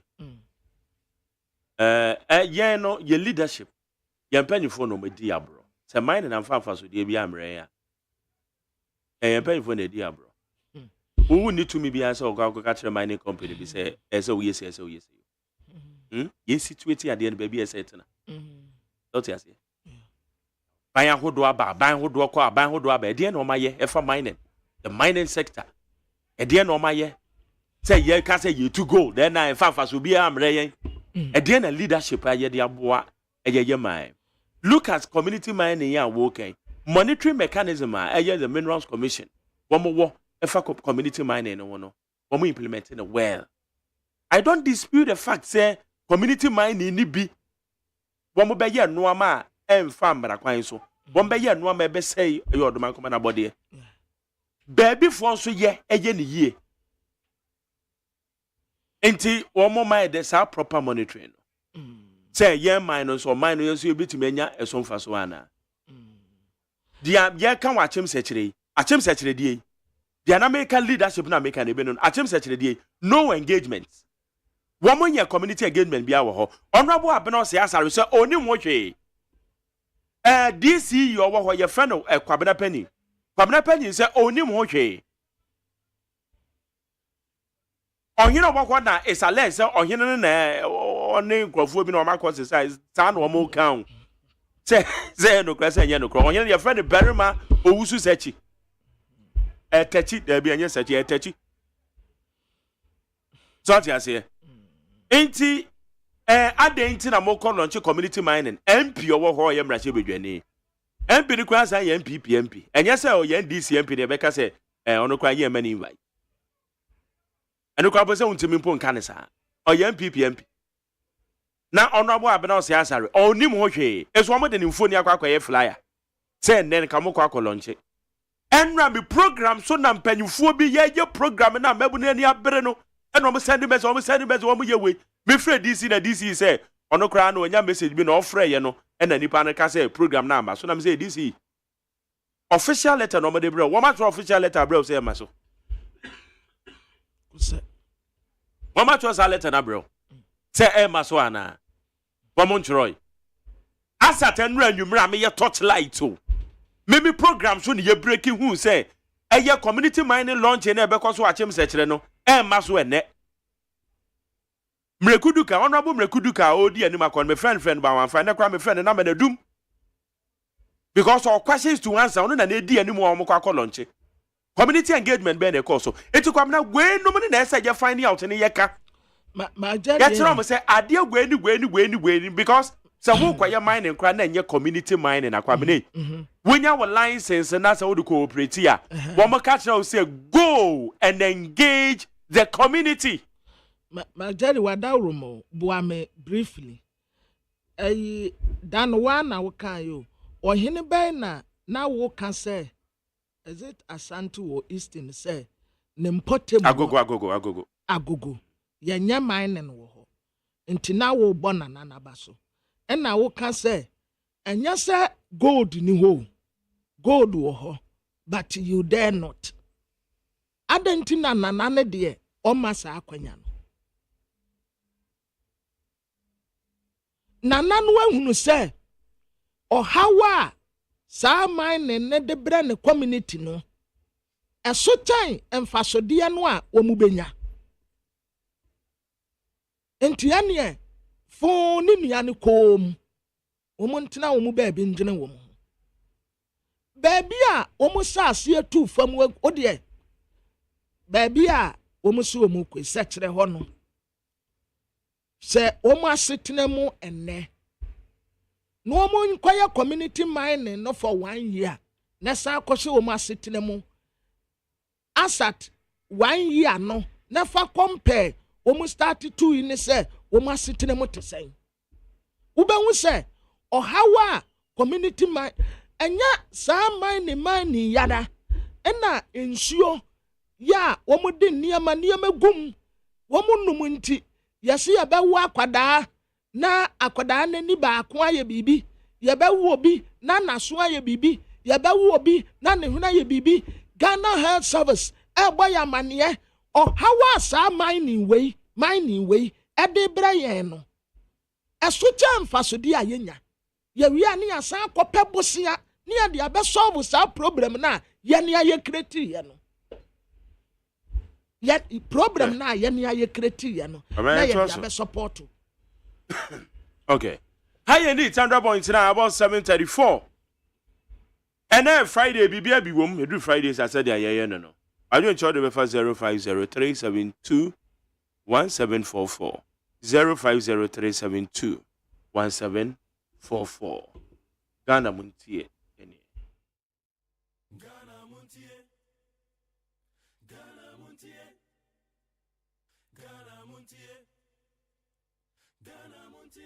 Tomorrow, yeah, Monche, you, politicians, dear, they are no yet there.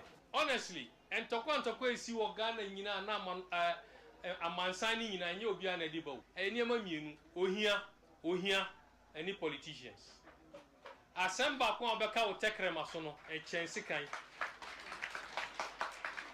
I want to tell you, do your politics well. Don't let politicians deceive you. Muhuya say, I want no 1 year, India, young to go. We are a first right or Nutin Namuni area. No one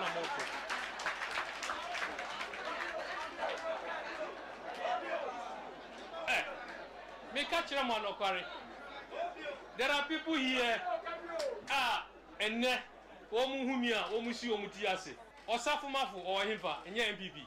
Ninu Kuma, AGYEMAN or NDC. Shelia Ite or NDC, no a minister. Ninu Penny Professor Ite or MPP. NDC lawyer Larry Ajeti or NDC. Ne Papa Waka baby Peter Lajeti or MPP. Samuel Jinapo or Himpa or MPP. Ninu Penny John Jinapo or NDC. Me and me Jina Hay, me or MPP. Ninu Penny Kamara or NDC. Ye fear Dakom. No number Dakom. Me Martina me Jina me catch them one me who opposition da. Me party dia wa co-opposition. But me kasa me co-opposition. Look, look, me who opposition da. Me party MPP are co-opposition. But me dem in co-opposition. Because NDC wa power me didi. Kamara me kono homa mi score be mame. And then me wa part me wa power. Bibi here na obe frame. Ye kasa da na ma who opposition no. Enti mondwin my party and my that's the only thing.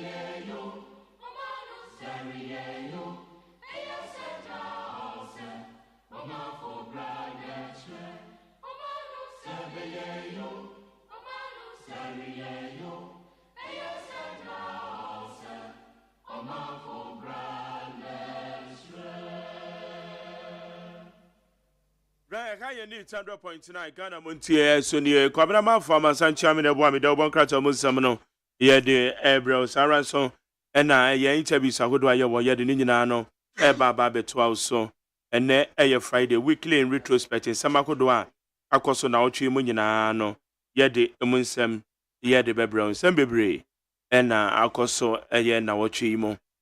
A ye ministerial reshuffle, Abba, and nay. Wama asha omo jumana sena woman call a vetin omo kasa especially me say baby I me interest where the finance ministry it Dr. Amin Adam or the nesemi to Japan say aggressively oba behwe say obitima mobilize funds e di ama eye o my Ghana into which abosom yakaya they are all can saying na ete edema o saranso e na wo mebeko e vetin so beko na ye bisa say ministerial reshuffle mampanyin aye Edi bibi significant bibia ebetimi asese abrabo ebebre yen eno ma bi yesu sise nko yie wa mebo no mu ana what about you chebe fa 0503721744 0503721744 which are anti LGBTQ emre ewo parliament enra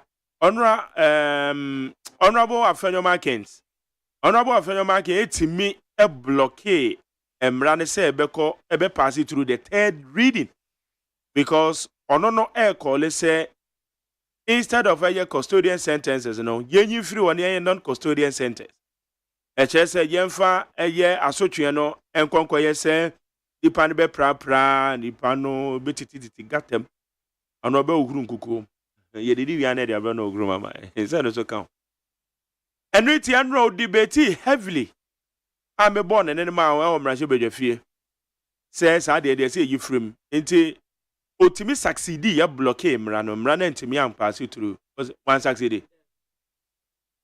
speaker ebisa parliament no enti wo mo born de ne tugu anti wo mo born Afenyo Markins de ne tugu wo mo bo tugu sa yes speaker o wie ye no onu wie ye kura no Honorable Sam George ono so ekasaye ya ono Afenyo Markins wie ye no ena Honorable Sam Nate George enso ekasa fa ho ena speaker ebisa parliament no say omu support ono o say say I ena ena waka say no ena omu ka no enti no ena edi nkunim wa parliament enti oma Honorable Alexander Afenyo Markins ya we say that matter omu putting into rest yes it's when to am blockade. They say that news report and they can say Afenyo Markins blocked. Well, minim how sana report it's not me say yanko parliament house ye akoni kasa na on tremo. Unless e bia na de kind wo peace news enumere no na e different. But de kind wo peace FM 6 o'clock news no a me akura na me kan ye no. Ye bo speaker ne ye din kan bo Afenyo Markins ya bo Sam George and ya bo speaker Abambabe ya oka say no for no edinkunim enti sa matter no omo putting into rest and one no okay enti non custodial sentence no a na ono pre no ya ntimi amaso dabi ya nyantum nti o ya akro no wo ye bi na ye tewa obekwa akodem yes, ubeko akodem. It said ye ubia ye no a pepepe. Na mi hu senti a minim se oye mrasebedeni ono so ye right or ye lawyer. But as a wa dia tan ni asebe. Wa dia tan ni asebe do say na woma wo so kan so dia tan wo ni asebe dia kan say oye right so ye lawyer. Well, right to say your friend say Sam George no ma wo so just so dia tan mani ase but I have to say Ghana for dodo no position aye ade no yempe enya Ghana for dodo position o obia na the position there be majority obia na the position na wo fa Ghana for 100% na wa 90% chi na Afenyo Markins ka so chi so nka sa there be one no the answer or say there be on can say ochiri me ba cho men na no nsebo ma bon ne na ma yeti or say emra no say ye di nipa ko to afiase ne de ho no mpene so because ye west off meme trese na kanya fa non custodian sentence ne mra into no nka say yeah on mpene so meme trese uba Ghana about 90% yeah Yampa LGBTQI. And as a palm open doesn't mean say sentences no so being penny different from sentence. Good. Inti pena yampeno. Say if you are senior dini pakrobe kwa kotua yamfa kotu. And majority of Ghanaians are support. Majority of Uba Ghana Christian Council and sorry kukuakua would one yina do one wa obia a support to some racy and pass it. And near my one ranumina, swamina support. And near my one ranumuno. Now, if say, Sir Christian Council, no organizations, no, Omunimum Ranun, woman course, woman support, young pass it. But I won't too much. Listen. What's that? I dare wear your hair and be beside. Say ya ne ya say. Men ka some yes and yes and America. See the America men cancer, the American. Into the American. Me say, a heya na bibisa a ye lawyer for me. Na me say the way I inti yan pass him ra yan jim ran to be pass him ran into the end.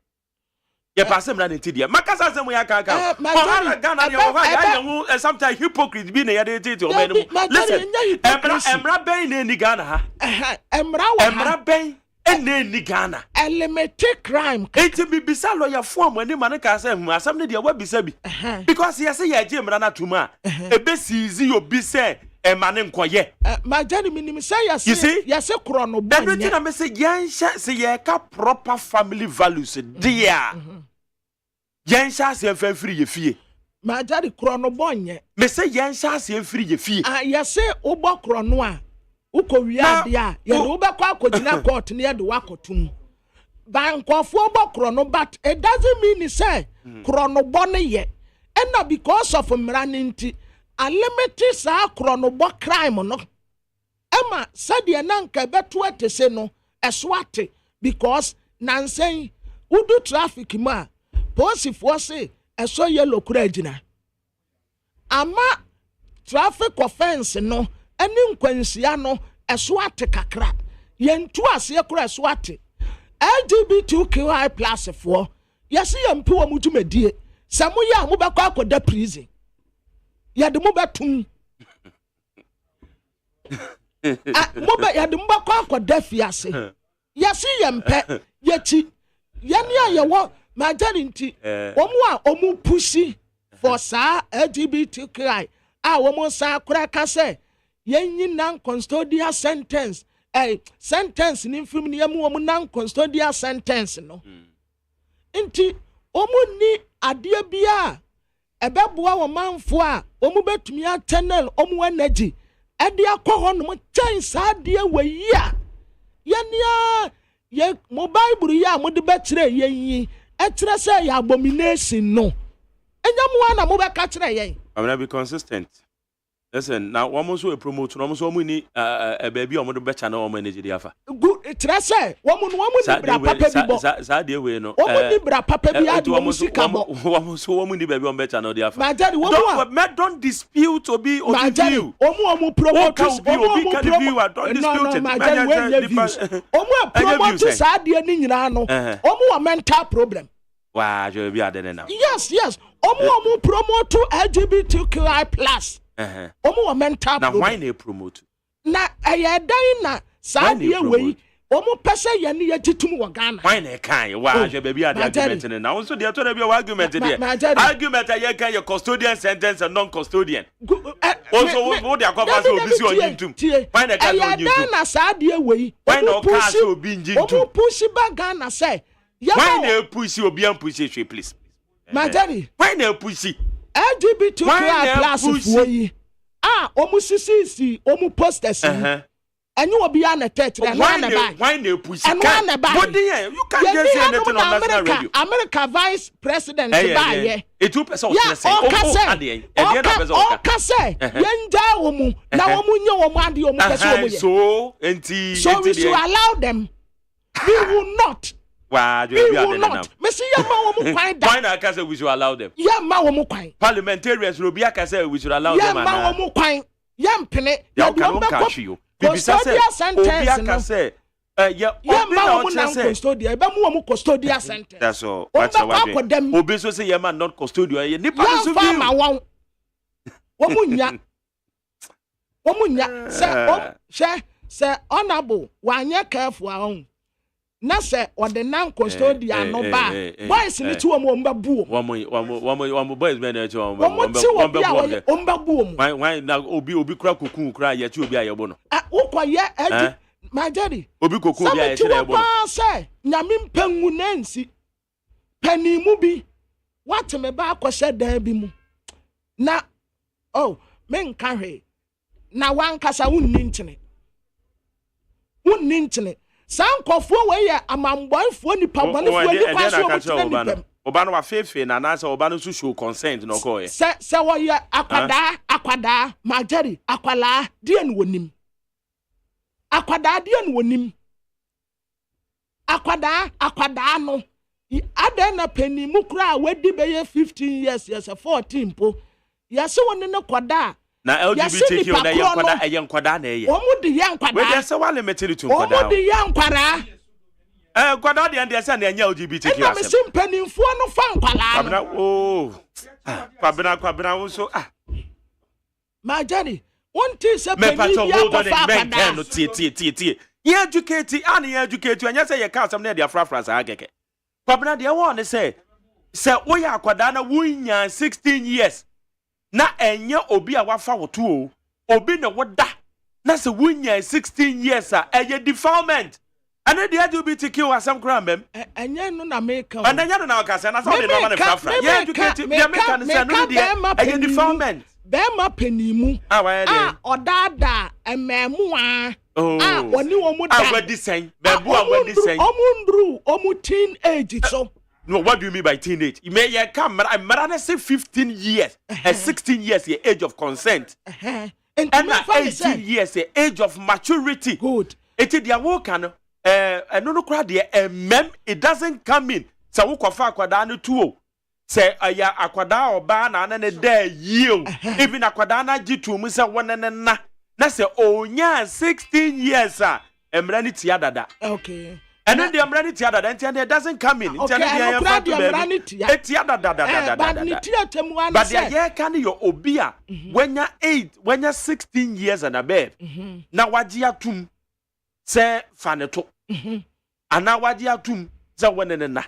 One say something in the year. What prison? What you now can the on the umbrella theater? Yeah, the Nipan be prison because one say enya Sodom and Gomorrah and a Bible you catch and say and no nam so de distraction be woman na moama kan sem we ya kire yen ya je atum ye di so kwansini saa de we nya abrofo na epushi ba. Okay, and the awo kan no you are right. Say a speaker and a parliament both a year Afenyomakins and the way no too good. And the news reporter didn't hear wrong. And news media reporters are Afenyomakins blocked the third into yes.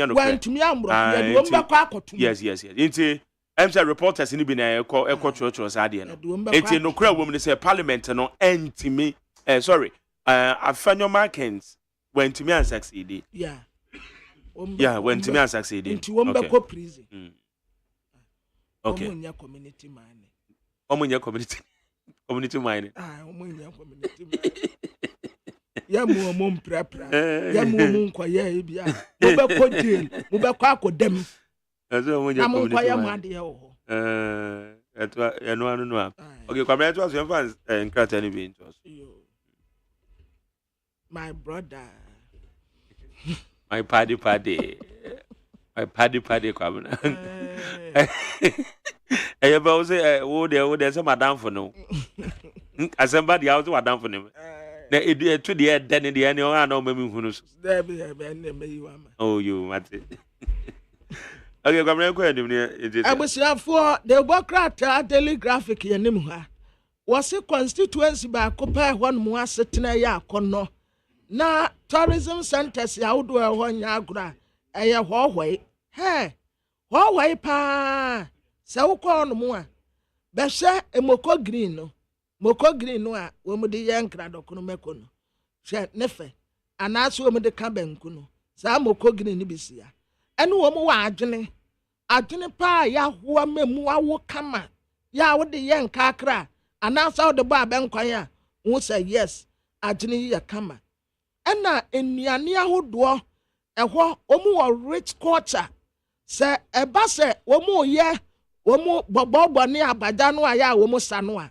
what no wamu kuta hanki bi sei na wamu enwan hanki noa no wamu wusu amoto wamu tunu tumi tanu wa se anwurafo ni masa oh mo ya ade dodo mo wa rich culture and ba no secondary school so a ebi nso ewo ho eba no technical nso a ebi wo ho na eho kura sei ya wo EP senior high school Alavanyo Senior High Technical School, Agati Senior High School, and Afajato, hokura na manti Afajato wano.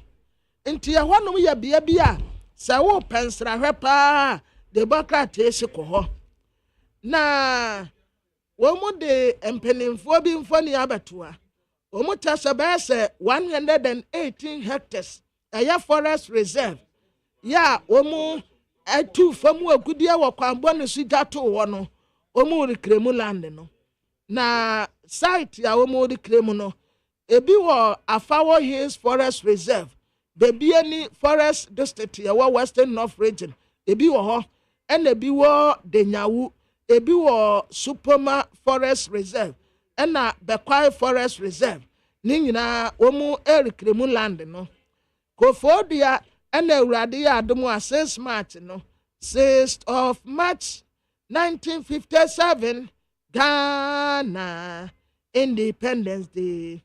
Ghana is my home. Ghana is my home.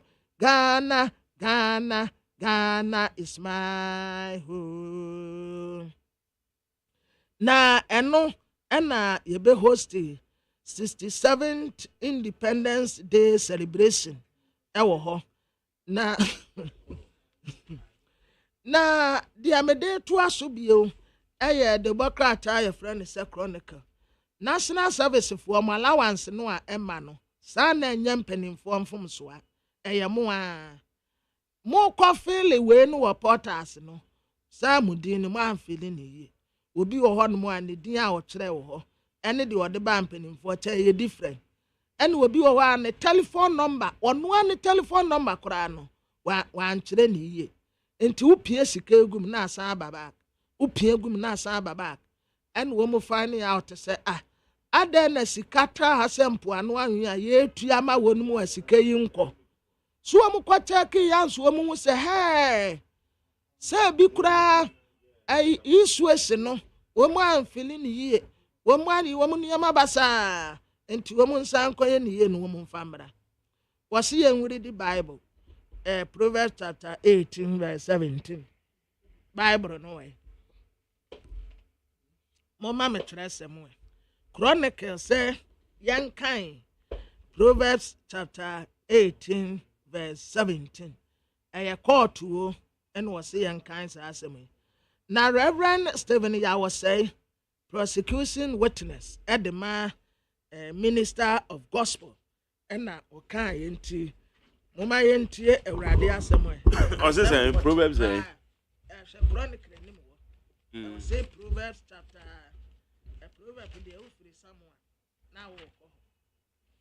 Proverbs chapter 18 verse 17 Proverbs chapter 18 verse 17 18 verse 17 Mommy yentie Awurade asɛm de oboni nkuro kane yes otini ni kosi sɛ ne nyɔnko ba bɛ paapai mu ate ase de oboni nkuro kane no yase wotene ni kosi sɛ ne nyɔnko ba bɛ paapai mu sɛ de odi nkan bɛ ka anasɛm no ebi ana ntro no wodi enti di kosi sɛ the other person no nso di ne nkyeremu bɛba no ansa na obehu ne sɛ sa asɛm no wente saa enti wɔn sɛ Bible kora aka sɛ obi tu America ba no obeka asɛm kyerɛ wo a find out from the other person no a nipa no abetena wanimu a also pa no kyerɛ wo no find it out anya sɛ nipa no ba yɛ obeka yɛ ebi wɔ wa aka na wagye di senti aya wo mu gidi ni sɛ te sɛ ma Jeremy no te yi obi nim sɛ minim wo pa so de abeka fa mu bi ayɛ no korɛ de meka fa ho bi ayɛ no korɛ but nyame se yanka no korɛ sɛ wotu ka free ha no mu a baabi a wo kɔ eduma a wo kɔ yɛ ufie minim hobi enti wo nipa korɔ no sɛ me ba na me bɛka Magdali ho asɛm kyerɛ wo ya enti wo ntumi find out mfi Magdali hɔ na wagye di wafa na wama onua ntemu asɛe nyanko ne nyonko ntemu asɛe awarefoɔ ntemu pa na aware gu aba na wɔn ma ne wɔn ɛyɛ wɔn asetena yɛ basa konkonsa konkonsa asam no wa hu ni sa said you messe me do me I'm telling you the truth oboa entronkwa into ono de mirikamba oh asam no mabisa no oh memisa no ana wo de obisa no kura memomidi usro konkonsa kankofo atibubom ni ayi obi adi afrajumam ni obi adwuma abono konkonsa bantama sanso boache project bi odi ato Hackman housing project yo odi ato Hackman Ghana ya sign a pact fight ya against international crimes ewa Proverbs chapter 26 verse 4 answer not a fool according to his folly lest you be like him yourself. Emfuafua otimifuo na jimisem so. Anya sa obeye te so ono a. Nipa no wajimi a wajimi ensoso no so. Ma nemfa ne jimi yenko. Enti ne yese wo se daye dare. Na se bodam ni beyi ontuma ontu America nkodi na chi. Ma nemfa ne jimi yenko. State attorney ena wono nso no ho akire ne yi. Wo mo kire sa wayomi Oman 400,000 Ghana cedis. Eya kanetete 4 billion nibi. Ora Samuani kwe tete. Yade nimfoni abatu anim se ya. Ose la course emranti ya ni de la no aba no ananse wo mo se no. Ebi ne se no. Omo de China ni bi ekọ kolebu. Se wo kwa akwaji ayarehye. Wo de prison. Yate ya ne sa China ni no wajane. Na kolebu fo de wo mo asem aba. Kolebu fo kire se saa China ni no wanyane wo kolebu teaching hospital wo obai wo se ne ho mfa no ene wo mso wonkotwa esri handcuff mu ne nsa obi a wo ba yaresa woni prison officers ni nyina na ebo life wo ba owie ye kotwa esri ni yasan 606 miniska ene yakwa next week waba ene wo mu ja no kwa ofiri wo koy woni prison officers nyina na firi kolebu ho kwansini yabetia ne se China ni a wakwa kwaja se okolebu teaching hospital doctors no ama na dwane enya doctor bia na mani dwane woni prison officers no an pie nti se mo se China ni no a wadwane no a munko bisa prison officers no ena wo de prison officers tu no a wo ne China ni no call na ma police for se wo mu investigation so the work bia wo mu ye Womu say one village, one dam project no. And Kusiaga ewo Upper East region. And Western region nefebi. Oh, yes, ye kwaye one village, one dam project no. Say nya papebia. And nya papebia. Upper East region. Upper East region. Dr. Juan Akande Afule and Okase says one village, one dam womu kotuo. Bi amuna kitue bi a womutu ye nsuo kitue bi betem ye nyansuo wose wo pebere kohwe hwe ni ho na speaker en wo mu yese emra sebeje fie ho se basi ye debate a hu se papa wonya debate ni bi a wo beka pa nso brofo no ma no wote wo ye ka bi nesu wo mu sra no no nso asiri bi se ebika o no ono so aka o ba woman akwanya se won express no ho obrofo mu a abayire basa ba so ono an kasemu a obetumi aka no fikọ enti speaker tre se omude nsese foforo ba na so obi pese odi beti wotwi mu a obetumi adibeti so pese odi beti o hausa obetumi enkraya obetumi kasa bia nipa ni betumi express ne ho no obetumi adibeti anya sa ye num bi de ye ntumi nkọ parliament yanko amano se ye ne eye Emmanuel Akole ye nsentro ni ogina modema yen awo Ghana mrahye beje fie Emmanuel Akole ma che ye ni ambache won te se sa Akole me ho ye pa nyame adom ye den yakopa say good enra debate na na ekoso fa eye LGBTQ emra ne ho no na etesen ye gra bebeto dwa ye se owura fenyo market crowd block no later na ehu se there be say na enye sa na tie say na debate na e koso kire mu third reading no famu a say na tie yo enra no na bill na nkasa stage na ewu mu no eye consideration stage na say bill no ye wo nyeme bi wo ho a racha oni bi ede agentre abase ye yen satraye ewu mu na bill no indi mutania omusha ebeboa oman no eno no mo ya nkakra inti na otwetwe mu a parliament kwa ahumije mu omo baaye no ehu adwuma na omo ye ya eye yawada ansani fiada no eba na wiye nti na otwi mu nso no womo eto aso kakra na enura no bill no eba ya nka ewo se omo kenkan no empen yensa na te say you see third reading stage third reading na te say ya ye consideration stage na assistant stand me was sister ni nyina ewie inti no speaker be ka say bill no be to the kind and imprint so o ka sa pe so asan be ka so omo finish say nje so ntu na me emra no the president sign me emra no omo ka say no mo aka omo be ka say no mo aka na speaker determine woman ewi ni inti that stage enanka bill no ebeko na niema mienu na esi apart from Robert Senior Marking here no chairman of the committee Emmanuel Fani Anyimedu Enchi ono committee on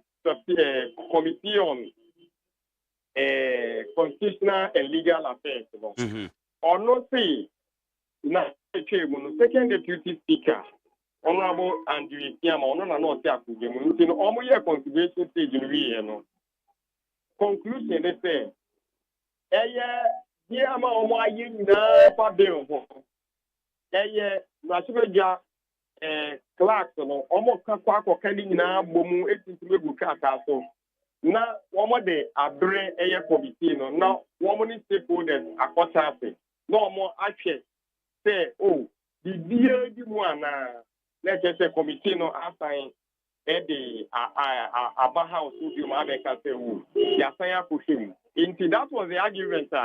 Now, Honorable Animedu, Air Speaker, Right Honorable Abambagan again Air Basso.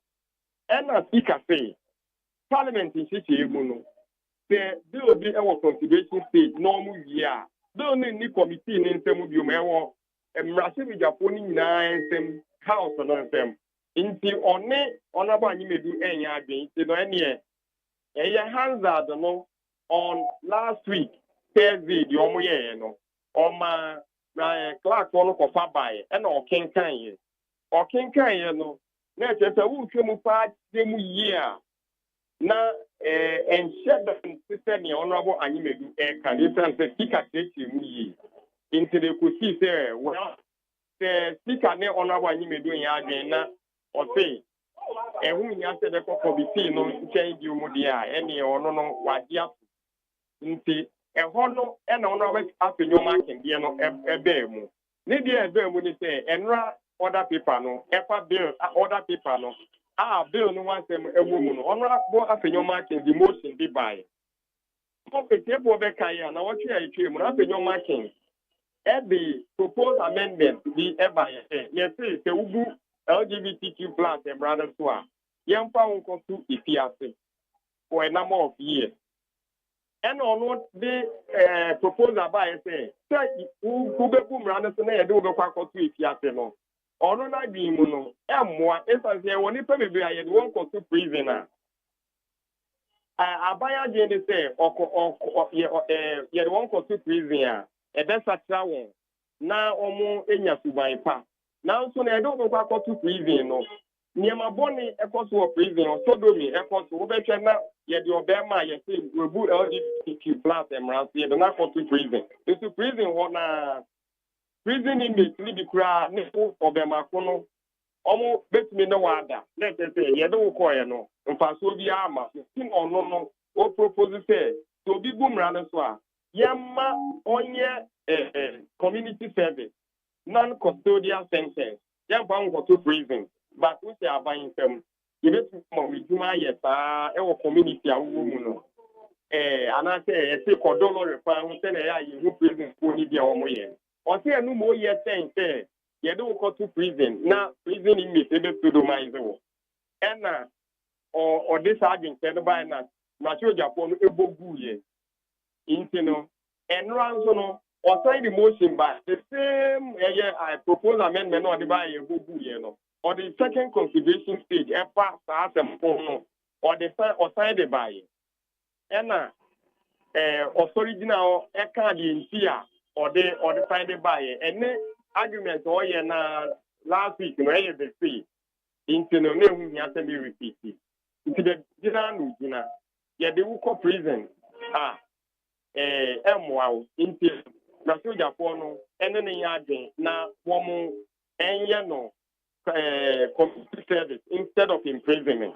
And also, speak at the question to Ga, one more Muji Tumuno, one can say, yeah, one more month, empenational, and can say, no. Now, no, for the dean could say, no, now, no, yet, then, pan, speaker, every Louis said, for no. Winning here rejected or parliament rejected honorable opinion marking the second proposed amendment a custodial sentence that is imprisonment and the non-custodial sentence community service now or no anchor or pese into be about LGBTQ plus they on the baby I could baby I could do no interest any alcohol bad or no. And not a side of you, my life is there on the kind of third reading. Let us have it an emra. Okay. Now, the president say, on partner science and I say, senior obey.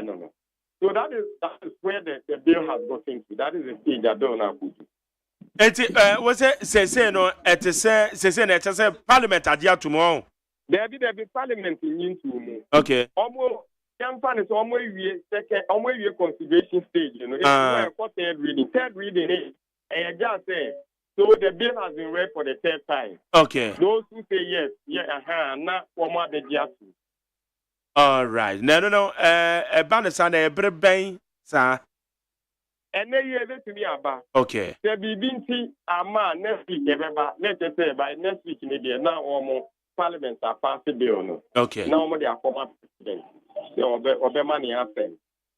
All right. Na yes.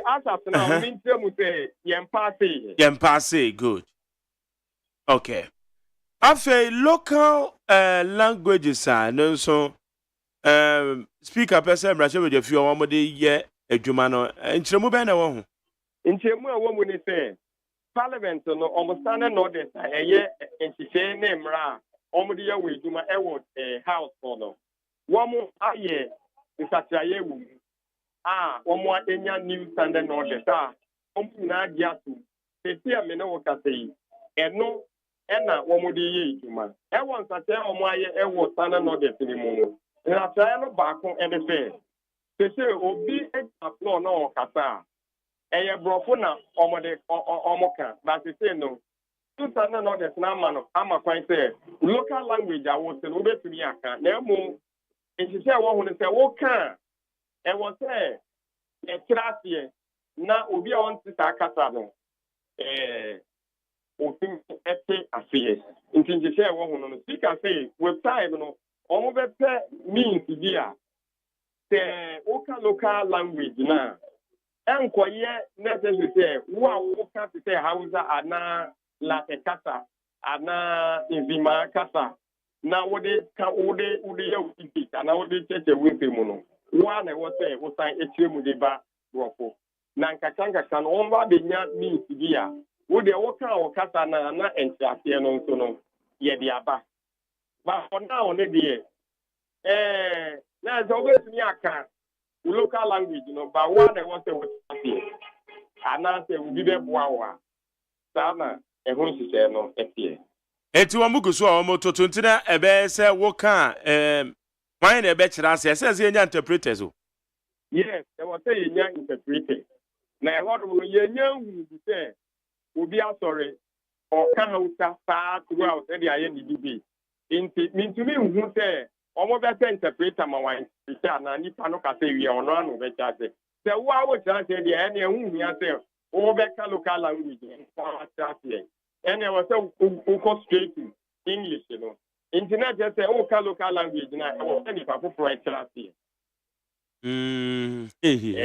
adeɛ nso ɛbɛyɛ biribi paa o sɛ mmara foforɔ no bɛyɛ adwuma advantage a mimi hu sɛ ɛbɛma wɔn sɛ borɔfo kasa no obi wɔ hɔ nom a obi yɛ atɛtɛn obi nti obi nso wɔ hɔ nom a ɛsiane sɛ ɔno anim sɛ ne borɔfo no ɛwɔ fam no ɛyɛ a na ɛma wɔn akokuduro a wɔn de bɛsɔre akyɛ wɔn agye wɔn nsɛm no ebi wɔ a na abɔ ɛkyɛtɛ no ɛkyɛtɛ ɛma nipa no nya saa akokuduro no ahokyɛ no ɛnsɔre mfa nkuta but local language a na nkran ya na ahokyɛ ɛrɛ nipa no yɛ fluent ne nti obetumi akyerɛkyerɛ ne nsɛm mu yie obetumi akyerɛkyerɛ ne nsɛm mu yie. Eti with your experience of Parliament House, no jiri say bibi say ba ɛbɛboa ho. Sɛ yɛwɔ interpreters for all the languages ɛbɛboa but na kyerɛ sɛ anka 30 minutes na ɔmo de yɛ biribi a because interpreters bɛbɛ mu no ɛsɛ time no bɛkɔ n'anim nti indirectly no the delay kakra bɛba speed ɔmo de bɛyɛ processes no yeah. Okay. All right, sir Akoli. Yes sir. Yeah, that's it. Na mbɔ kɔ asetena. Aye, yɛbɛkɔ. Okay. Yɛkɔ kra. Sɛ ɛhɔ bɔkɔ deɛ. Bɔkɔ. Iti parliamentarians iti obia o bamboni ana. Obia wɔ den. Bamboni. Mente. Security. Maybe yes, every MP has a policeman guiding him or her. Oh, okay. Obia wɔ baako, MP bia wɔ police officer. Okay. Yo. Sir Akoli, anope yedase. Yo. Yedase. Yene aya Emmanuel Akoli, aka Sir Akoli. Yes, Junior Wagana Raja Bejefie now, or the Hamad Bonedia brain, internet just say, and radia cause one. Tintina, Quabana, said the Anna Canon on that as a pepe say, Ura Fenyo Markin, and went to Miam blockade a yam rano. Is any dear? Non-custodian sentence and a free. Okay. I'm at us whenever in Catanibi. I'm at your phone.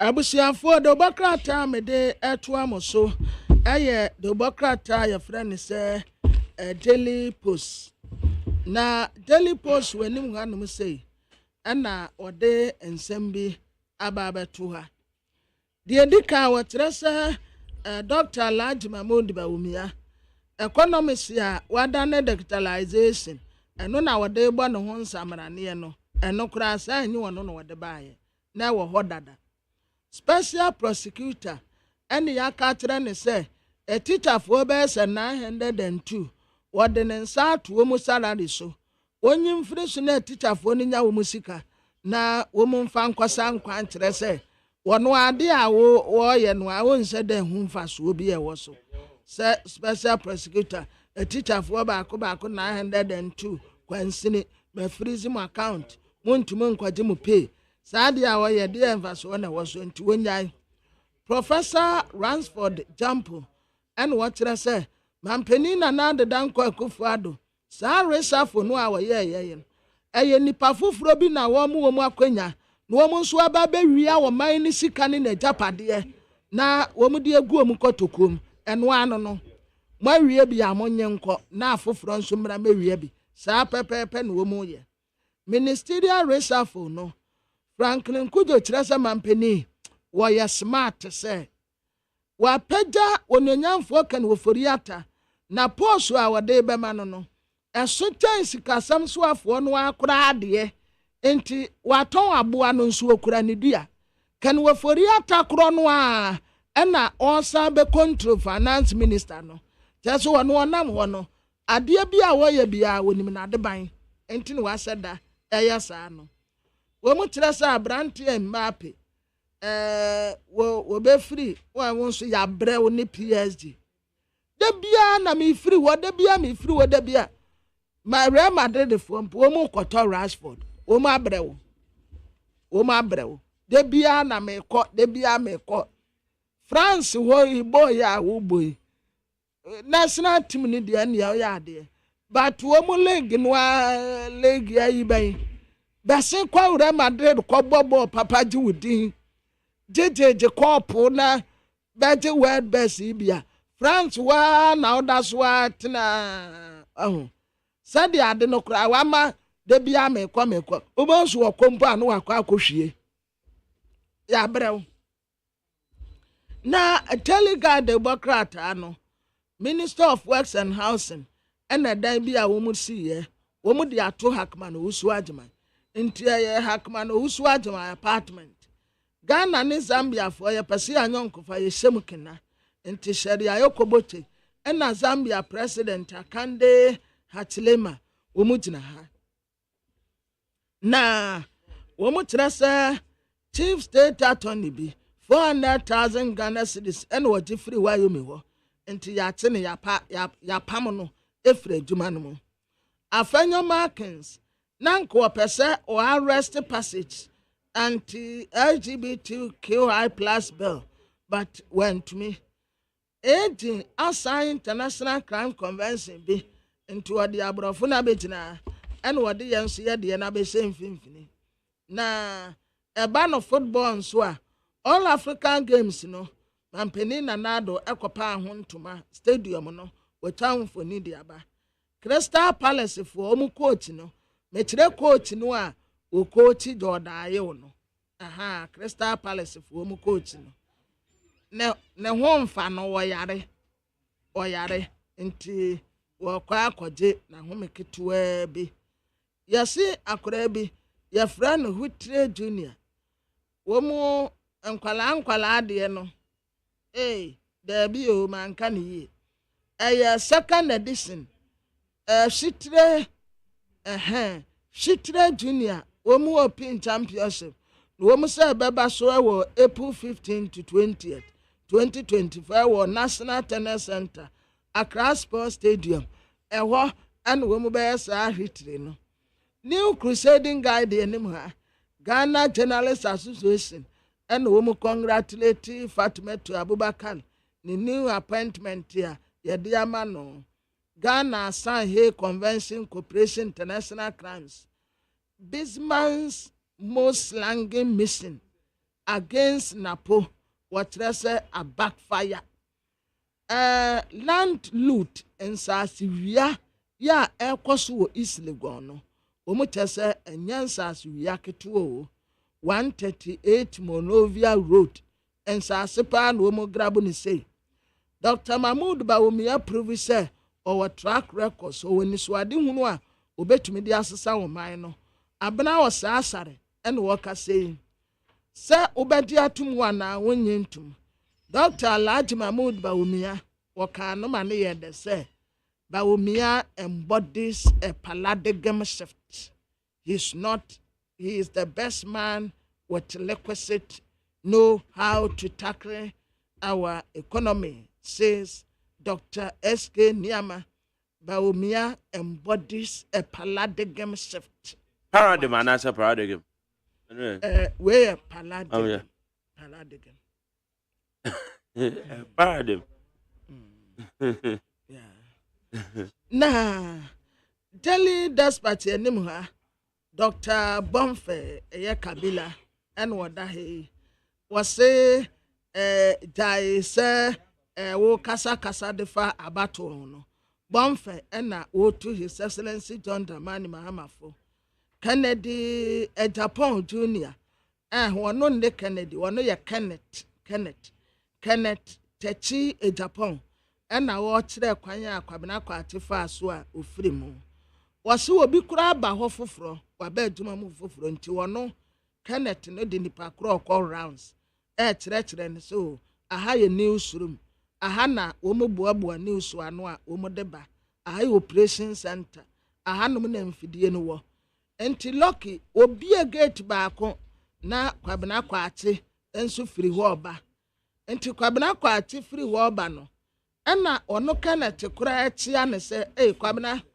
anɔpɛ mi sɛ dan hu na wasi ne tiri ase nti ɔsan bisa ne bio sɛ kwabena anɔpɛ mi hu wo onya ka second time ana kwabena kɔ ate ka sɛ tema somi mu ɔsɔ ne mu na apɛ na ogya ne ho to ne kokum ogya ne ho to ne kokum apɛ na wɔpagya no wɔse nipa mmerɛ o entempa na wɔmode no to ka mu na unfortunately sɛ Ghana 40 people a drobbers ni bi drobbers no emfa wo mo kra ntinka Medina hɔ de wɔmutumi nya kakra but efre wo pongro hɔ UPS hɔ ɛde kɔ Legon hospital hɔ no drobbers ne so wɔmu makwan almost no ma a traffic and wɔmu di car no mo okay we dey mama come na beba ye beka ho asɛm Yene Honorable Stephen Asamoah Boateng aka Asabi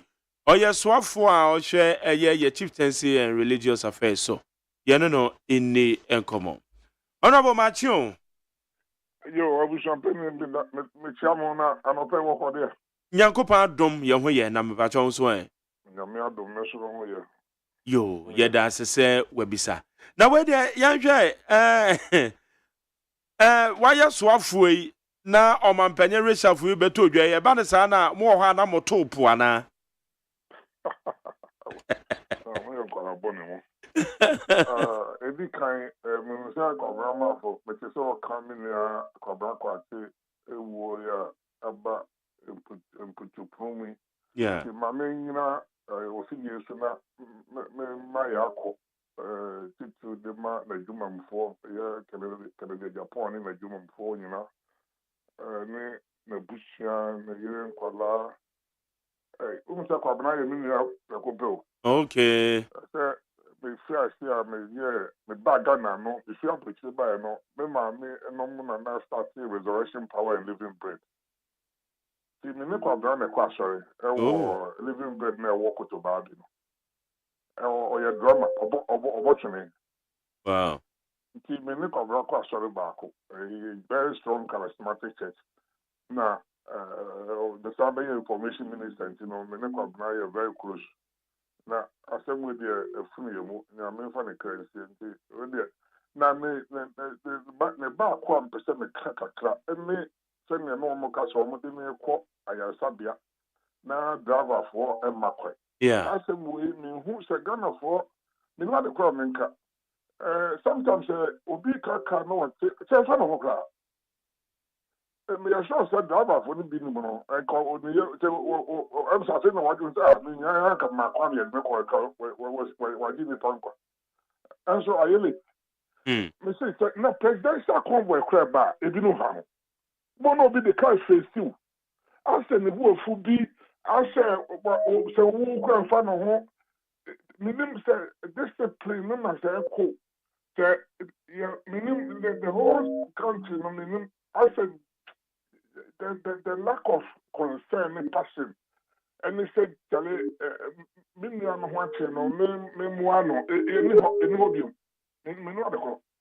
but honorable wunji in this abia abemo panyumfo yi bi nso a wo more access to one more vehicles sirens near the woman wo ma abuse no enti ama omamufo no ene wo mo te siren ni kra na wo mo fa that respect no emfa mabia wunji say no so the other way no so nti na ikoye sa that's some of my tip but sabi o siren ba wuni ma de ko wuni ni pakro enti obi abuse no wo here family ase normally a buying penny for no a part of security a year said be a me pentema ko baby but say wa friend be do am me time maybe free adwuma mu na asem foforo bi abebom ya be a me ya adwuma ayin say me o be cry na na mo bi ba am on ka so mo ba because we be dum kai asem bi aba so be ka kire na won so ka wo ba bi ko but won tun ka so na me so o ko ba bi also tie no also the woman na my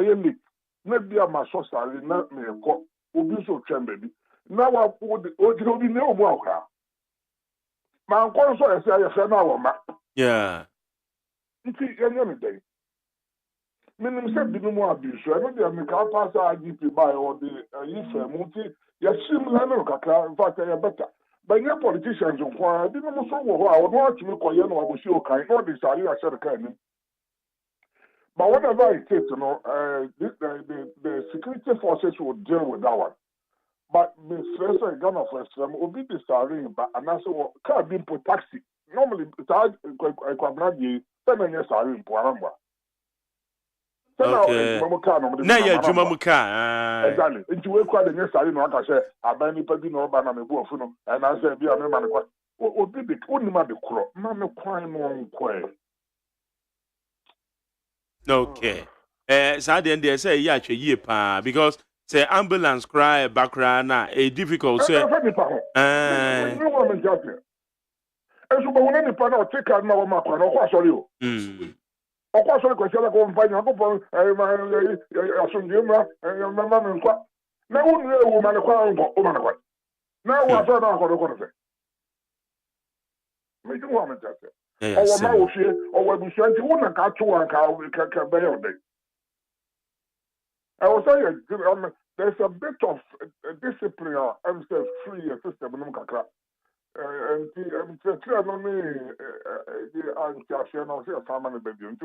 that's right. Yo, Medan Sepa, I was half and the mom, the I will catch out on say, as I say, security for no bamboo for positive for. As I come, yes, yes, on back as a man for abusing, say no man. Na hairs, grana hairs. So multimate normal, and soon as I did no more, you free on the mind. Yo, yeah, that's it. Now, honorable Shekapi, Obibaka say Sheka reshuffle and I say firing. Said the be free piano. It was saying why you swap way. By more Ajumano, some more shall share huma. Maybe I knew Abia. I say a bema, a mamuna ben, Nipana, Yasha man for ye, dear one 70, or man penino, a ditching as a tano. Tambia na Argentina no or Gino na Shafo no 1 year during 1 year way or will be to you say. You didn't share this uncle Bonumpo. But on them take his decision. I mean, they said Ghana, I remember no, they are sending some. It's in time, now a bank so I was saying, you were Juma, I was saying, some kind of man, Penina, now I said, Bakwa Academy, only agro. No guy. I'm saying that you crack a sort of very limb duck. I'm saying, stick of parliament. And was sure you live duck. If you have a father, Jubano, over Usumu. It is a Nico Moanisa. The Indian one more every monocomo, a caution to minimum. And now one more Bemuson Coma Cosso, which is a real line. A bano, Jumani, ever money, after according to penalty really election beba seven sa binu mu fi say ya ma kurum ya meka ya sep eti ama opposition na kurum e ka sa aka so mo kwa na ko to aba no binu ba de o fi so mo wi ni wi o opposition leader no ya jo ha no officer e ba mo na kurum say o mo ba e na ye beti mi patum e ye be say e na ye ba na idea no wunya nkoye enso ase wawie na ye nya mayo ya juma no na yugusu aye Ghana for juma makoba bia ka me se ye me se ye we fikakra me mfie mi sa ni fan koi ene ma se kakra wo Ghana the COVID no di nema bebre na me no mi no ye ntumi hia na ye ntumi hia e chakra na ye de abotwe yes so ye hokra engineer man na akofom afi na nkakra akra ye de baf esoro e ba na sa o nye politics campaign na wo de ye the solve problem o sa wo mo ni kofom man pemi ka sembi o se wa je na wu a o de ntumi fa o man kwamu o na bom economy de se be nipa na ye from the forward says na no mo nipa na ye na economy de be tumi aye ni ye ano ko economy ya free stake kakra so be ni abia wo free wo sa na ejina yi enti ba wo show indicators ni na chese me ma koyi be check kakra better ya butre by nam papa no so. But I say ebi no fi say the you really see say COVID we say na ma o mo so po if the opposition leader ko abutre o say COVID we say Africa in economy. O no kasa me record of that. O be jenda na dia na me refi. Enti o fi say on ko na nam krum. Yeah, ba elephant no or be sorry. And we are part of it. I wish of realignment. We will see your baba, the custom, your baba, the trade, your baby. I mean, I mean, your penny, you know, Alaji Dr. Muhammadu Baumia. What they in some for the other sugar. I also almost say on some Ghana, Nibia, Nabutamaya. Yeah, boy, man, you know, young to me, and called stock campaign, no baby, say, the elephant will rise up, and you see, sir, your machine is stronger than if you don't know, since I in there, but a man for Jumano, I per se concentrate, no do them, so be no, not just say, no, not campaign, so I start here, not your handle both. And yeah, okay, now what share a year nanado na amafo bi kan sesa na so afo no mu ebi no ho nyi o mu free ho na last minute ya or dia bay eye bi adwen say be significant bi antimi in free mo ma and I'm say a brain yetiawa maybe and maybe politics announce amemu 1 week cry is significant 1 week enti bosome be say edu or am say nkwa kai ebi womba na me ba Ministry of Chieftaincy and Religious Affairs me nya afimbo alamba by April 4th na mampani so me yeah it is all the April be see me February we are nya bosome say nya what you say for yeah akaka kra na and so say be me ba yi say bo hu ana me ba motimenka you follow the ayatonka nkakra anya na ma yin someone ka na malika ya bebre no and na wo dey for asoto from kakra no such a thing as first met in you. Nya manya na me ba beka ahensam no yanka no abotin bebre ya kan ofie yen panyisam ya tradition ya yesu ano ahensam bebre no yan timpo na beka sam a obi pay attention ya kan odem normally bo hu anajo na menam they say ameka say no be pay wo be wa palace yendi so obi enu so baba Maba beka some traditional councils bi a say ho adwuma some ba ko mienu bi wo dagbon maba ni din enu anadwuma mi no maba da mongo anope mi ko ya gbon wura ho so montie eso me yedwa di bosome nkran by change saba religious front no na ki ni policy bi a sorry Yadi aba ya stakeholder conference. Ama so from penifo no bebre adia to mu a wo mo anso so mu a wo mo ye mana kofom. Na ye similar ni religious front no. Many chief imam ye come ho kudin komo quietly. Enema bi a memmo so sesi a ye guso ye. Nti tamu de wo ka se tamu sha wo wadwin mu na wo fi se sha. Ye wa ben mu de. The important thing is to make changes. Be bo nipa. Intimate me fees and say cry, and what should tell you say, at the end of the day, no, or my penica, or say 1 year, okay, you go there and you speak there, the back up. And I make us say, your flag banner, so, my friends say, I like Dr. Muhammadu Baumia, so they, or not in the vision, Abba. And what shall say, MPP,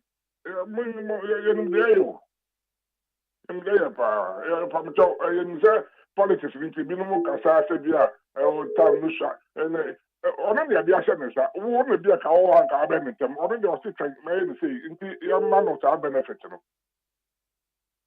na Dr. Mahmoud Baumia vision ya wo kan na eye bia dwen se Dr. Mahmoud Baumia asedia oyi ne ho afiri aban ne mu bibia nko yie no oyi ne ho afiri msa na eye nipa bia dwen anya no krakra se muti no yie pa me da na me ho se manfo ti ya me se kasa no bibre no adwo na nko beginning na start here no oje tu mu se ni ama no bibre tani ye hwe ni mo expectation no anko se na ye pe no Manamo. And or tremu say short or said yeah me pacho. But no what kind of pacho cry no bonne be na odi ye. Man koyi because never be 60 year yakwemu. Say COVID ya ma waza nka economy no so hwe president Akufo the first time man man na koyi. COVID beto mu masa egna na fa be ni enyo ho na fi say China for atem America for print sika ebi no munti we no de na ka say ho akire enti what the fundamental here problems about no all the children mo say esremu a we de odawo mo ne ma no ye gitum say kroma ye na ba ofiri wono no de call ono ne ni da so ana say the vision na wona elimu nti wa de tum say ne ma bia ankoye o de tum ka ana manti. Oh, yetie pa. Nti we ya o kan no afi wo sai apart from ojitu mu no so no o sai tire ne ma pa abano aye ni na anye bad ka o ne ma ya ye bebre no etre se no de call no one vision of digitalization ama enyema kose ne yepe no me ko Abidjan ko ya African Cup e ma me hu de koso Abidjan krom mi bisa me ko todua ne na mi bisa ma ni bia na mi twa na ka no o fele form na me ko na mi bisa o che no no se de bia ha de o to bia o se fele because automatically na ni after na ko like almost Ghana revenue almost one Ghana revenue nti no no nya fe na obi aba betra wo shop wo na obege grab obi na wa ntia tax no nti wo no bua see we pay taxes and that's what it buy a stadium very any road that wa abobo taxes nti nipa no mo ko di division motom no mo first can ba no ye you almost because the digitalization on my computers in any yin adwuma eno na o mo mpani abedi ekire ye flag bearer nti wo vision eno na beboa yin because my hu bi wa bigan ko hu ye and yes I say me say me ko hu ye o pa chuka o pa bigan do na no na me say be no nyanti asenti no ya ka na am say breka kra na ye wo mu nti no ya dwene nyan ko ho but ya ba chechire ya ba ko fam ade ada ye ni mu ye tutu na ye communication tutu na ankasa bi na me no chechire me communication I was saying ankasa NPP for no ano ye strategy ni na ye tackle communication side no or see a free offices to near co include kesi no mu nketo no mu young people are to be near ma and course no mo pe no ebi wo ho a no wo anso so no wo near ba ko bi a na ni ko ho se kire no so bi we aban near ma we ko si fa wa de betum be yi ana be bi a wo kura na wo no enye nkran ye ba na mum farming no a you planting for food and jobs a mineral branch sample dia be ya to be maduane bo akofo mi matene aduane food inflation kofo mi tra ha ni e ba ma o say communication ni no say de kofo and no na ma o mampani so I was Minister of Information o say ata kakra wow yeah does it mean say na mo communication no from one say wa ban mu ana say party ni mu ankasa mu boss you say wo from say yenka now say be nipa ho tire no a o ka say me be na de no emfa o no problem ho tire no na o fe na o be church say mu ma ni bibi ni that's why we tackle the food come the nipa and the assembly and the say adran sam ni ayen and na tosu me no ni adwuma sam I was say nipa no say be onya adwuma nye o be chire mu say be man adwuma nye ana create opportunity bi no nya bi nti bo Ghana Enterprise Agency ya started the name of Bakra bi no be ba wa woni abre no wa mo be ma bi nya sika sabe de wa ka sha op but 20,000 30,000 50,000 ebi won ama men ko la bia me do mo ko ye wo mo ko training na dade o mo send message e be na 30 be na 50 o mo say ye ko de na 10,000 that's it. Yeah, cost start a business. I know you're monitor more. And to be a now winning more, I was saying it so. So just here. It is the communication. Na at the end of so say Bema communication etimi akọ from Mama Ghana for Atomasi. Efrasia, be changes here, dear bay. This is a part in Lancashire communication plan. Me a campaign no eba. In fact, Nyame Adumwa next week national executive for Asia. Men can't question it, but you share the whole strategic plan. No, you say we are moving. We be rolled out. Your secretary, Mama Mwaswante. And the America, in the Australia, a Pamchawa, in the easy. You do send your money, baby. Yes, I be a real fee. Any entire said the iron also said you're perfect. You nipa. And there may be one more. You say I can be. No. As we go along, no. So we be beside a specific section. Nasa was here. You two say Hanum Nampa, Chiano, and Asa and Cotton. We will put it right. But your time. We should be better saying what 3 a day in India. Your about me a bit to me. I'm not gonna phone you. I want to. Okay. Na wo kan say Kwadwo Opon Kroma to say no na sakra na ba no. Na sin to be o ha na because why information minister pe. Na who say sin to be o? Well, my name put it away or no per se. And yeah, Kwadwo the me my turn on record says one of the best information ministers I mean free work. You must have been people on no more. Kwadwo by wasum. The information minister one no your personality, no structures, no one no say, and also with Montie. When you are Fatima Bay, me Ben, na Mama, and near Cohono so pay. It choose a number more information vans, no. I may come class or Makaya. I'm saying, me ban a partner, but test, a cry, and I may be so muna. You did buy. No, now them say some information vans na. Edo apenso what the buy my pay that ko for apenso. And they question the yeah. If they buy me, shall them will say fans who from baby mo. I didn't them say they are told. I think I shall not become a structure to know. Can you cover and several beer more?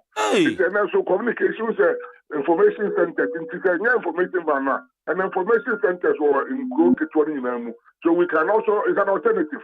You can use it. But I know the information van, the name of pictorial, you of the Moya, you van be shown while I share na access to me. Next time, I need the Anoka. Odo Anoka now show a dear why you know nipa the can do so.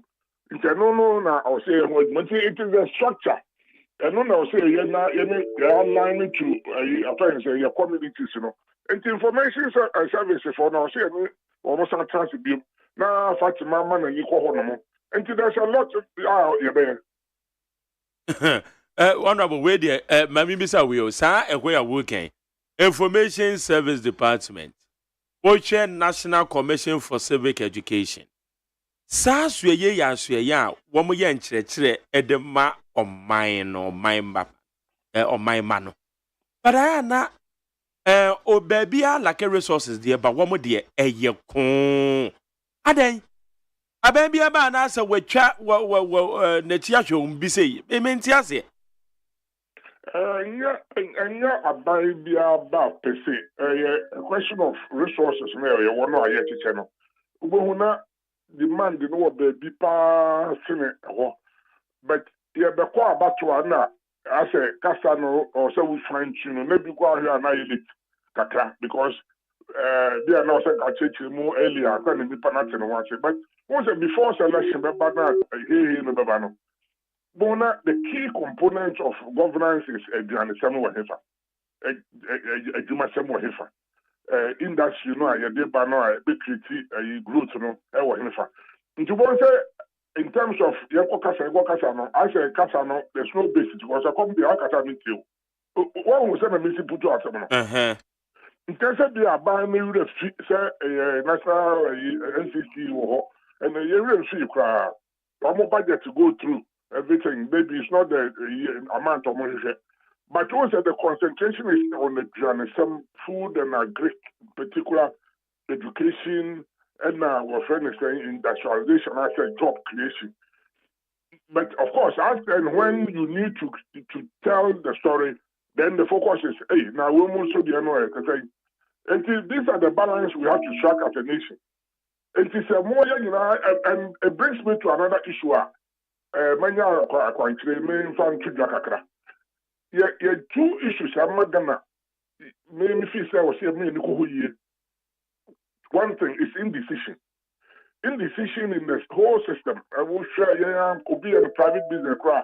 As someone I did was like one of now you know the Bible so much on your as someone or that kind of bear say 1 hour no what the bear 2 days no they you know and no one aspect. The other aspect indecision also what friend is saying your whole mindset, you know, say I deal with me it's in my main corner. So that can do spirit, you know, so until you're complaining more than I deal with my message of the financial dimension. What is the mechanism? And what we need to do is to drive that through a national agenda.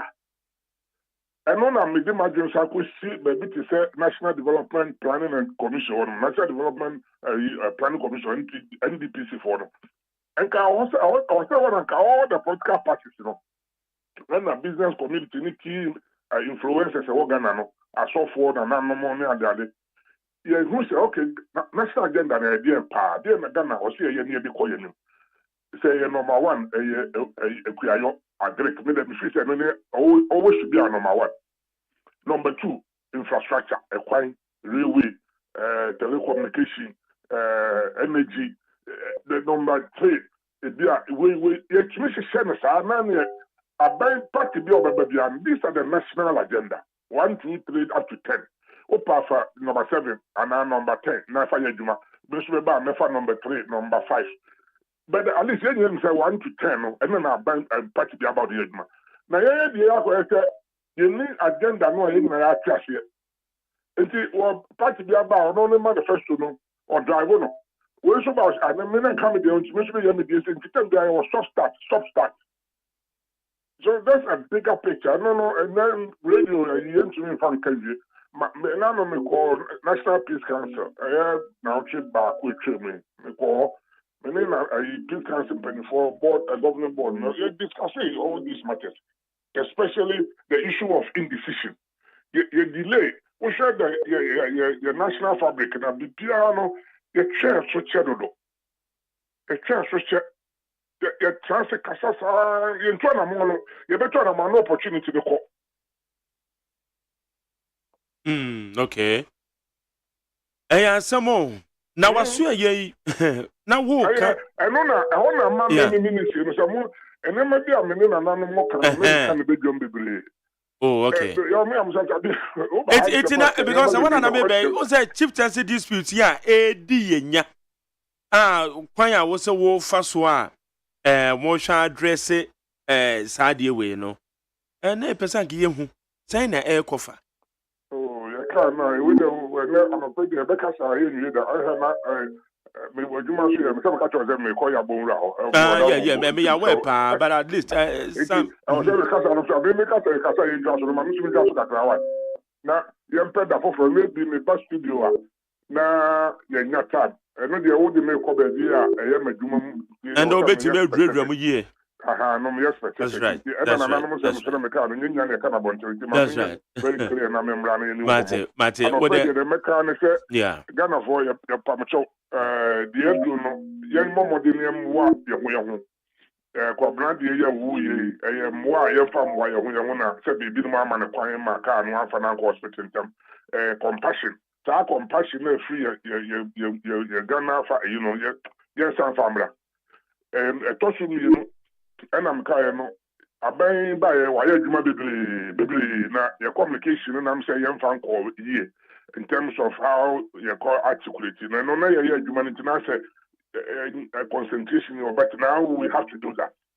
It didn't feel almost more about no more campaign, or there be ever.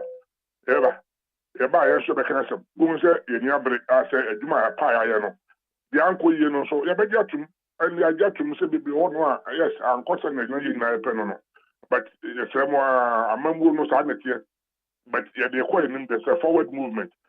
And now, yeah, about the catcher, but so areas like national discipline, indecisions, you know, affecting your time into ministry, and you know, you're part of the fabric of the building a foundation for Ghana to move. And today, now, say, yes, our areas, you know, and underpin economic growth. So when you discipline, now decision making is slow. Now funny power. Obian to me wow. Then I'm also famous.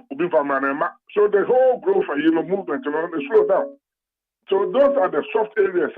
I was here. Whilst we're talking about employment, those areas of indiscipline, indecision, compassion, tradition, caring for each other, it's part of our fabric. You're quite sorry about empire. Only want to mean in Cambo Mani because no who's so those are the areas I was saying in the Okay. And I don't pay you than say, Asabi, so near the como. Mr. Damasi. Jenny Honorable Stephen Asamoah Watineki Asabi, Chieftaincy and Religious Affairs Minister. On any no a bon and common and net underpay we need 100.9.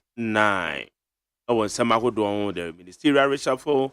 Na so edi omo kakra ene eyesedia aban ne so kone Dr. Baumia ne nsema odi atudwa. Okay. Abra. Mami just Imran na fa we ne to aso. Okay. Yeah. Right. Eje for your buy is here.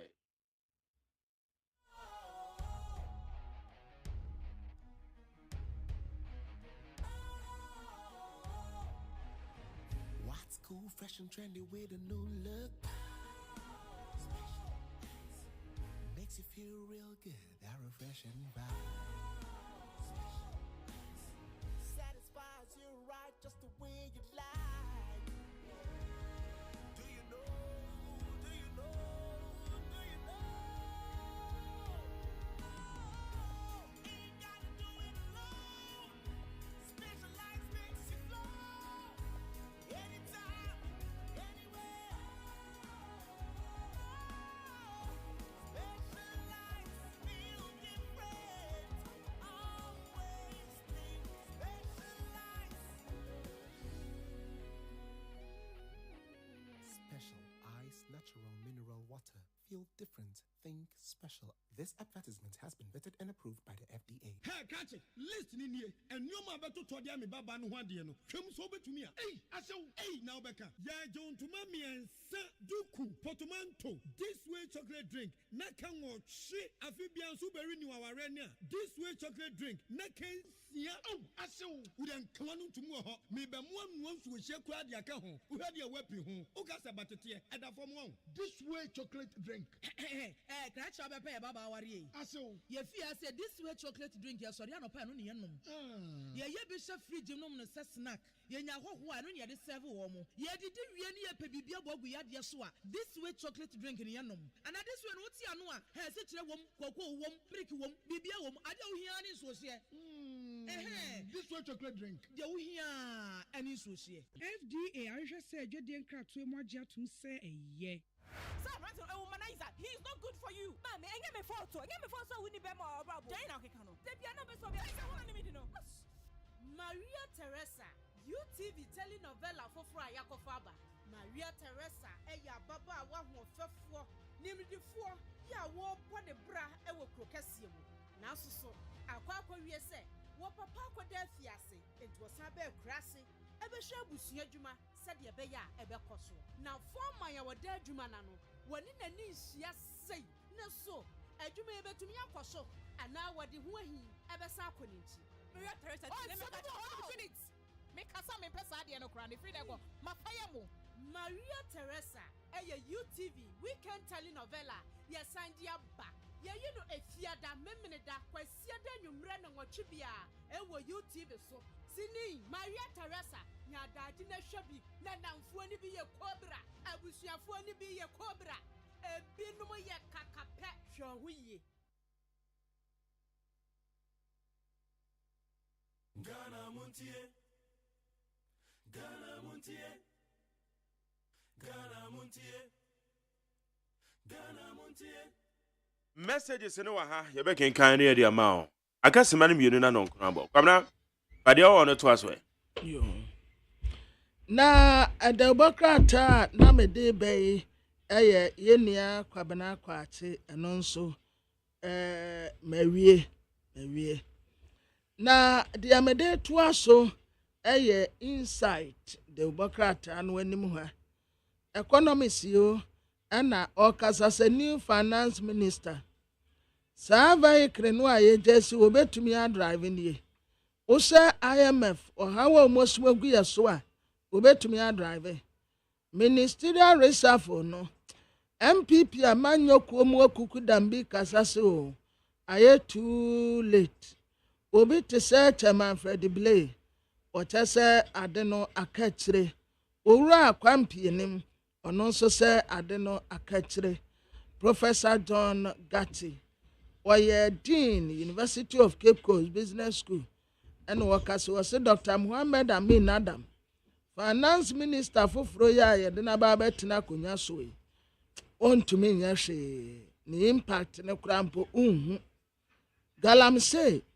youth ɛna opinion leaders a ɛwɔ nzemaa ɛna wɔn de sobuo bɔ ministers ne sɛ ankobra river no ɛna wɔn sɛn no na wɔn ba na wɔn asɛda bɛto din dɛdɛɛdɛ na wɔn de sɛn nsuo sisi a beebi a wɔn ate asi a wɔn destroy ɛyɛ ankobra river magere ebi ni o ankobra nsuo no ɛna wɔn ate asi mu a ɛno nso wɔn sɛn no enti ɛbɛyɛ kakra no na nsuo na sɛn koraa wɔn a ɛkɔsɛ bi si wɔn nneɛma wɔn a ɛkɔsɛ bi yɛ wɔn adeɛ na ne nyinaa na asɛn na youth yi ɛna wɔn ɛde adesrɛdeɛ amenka ketewa bi ɛma wɔn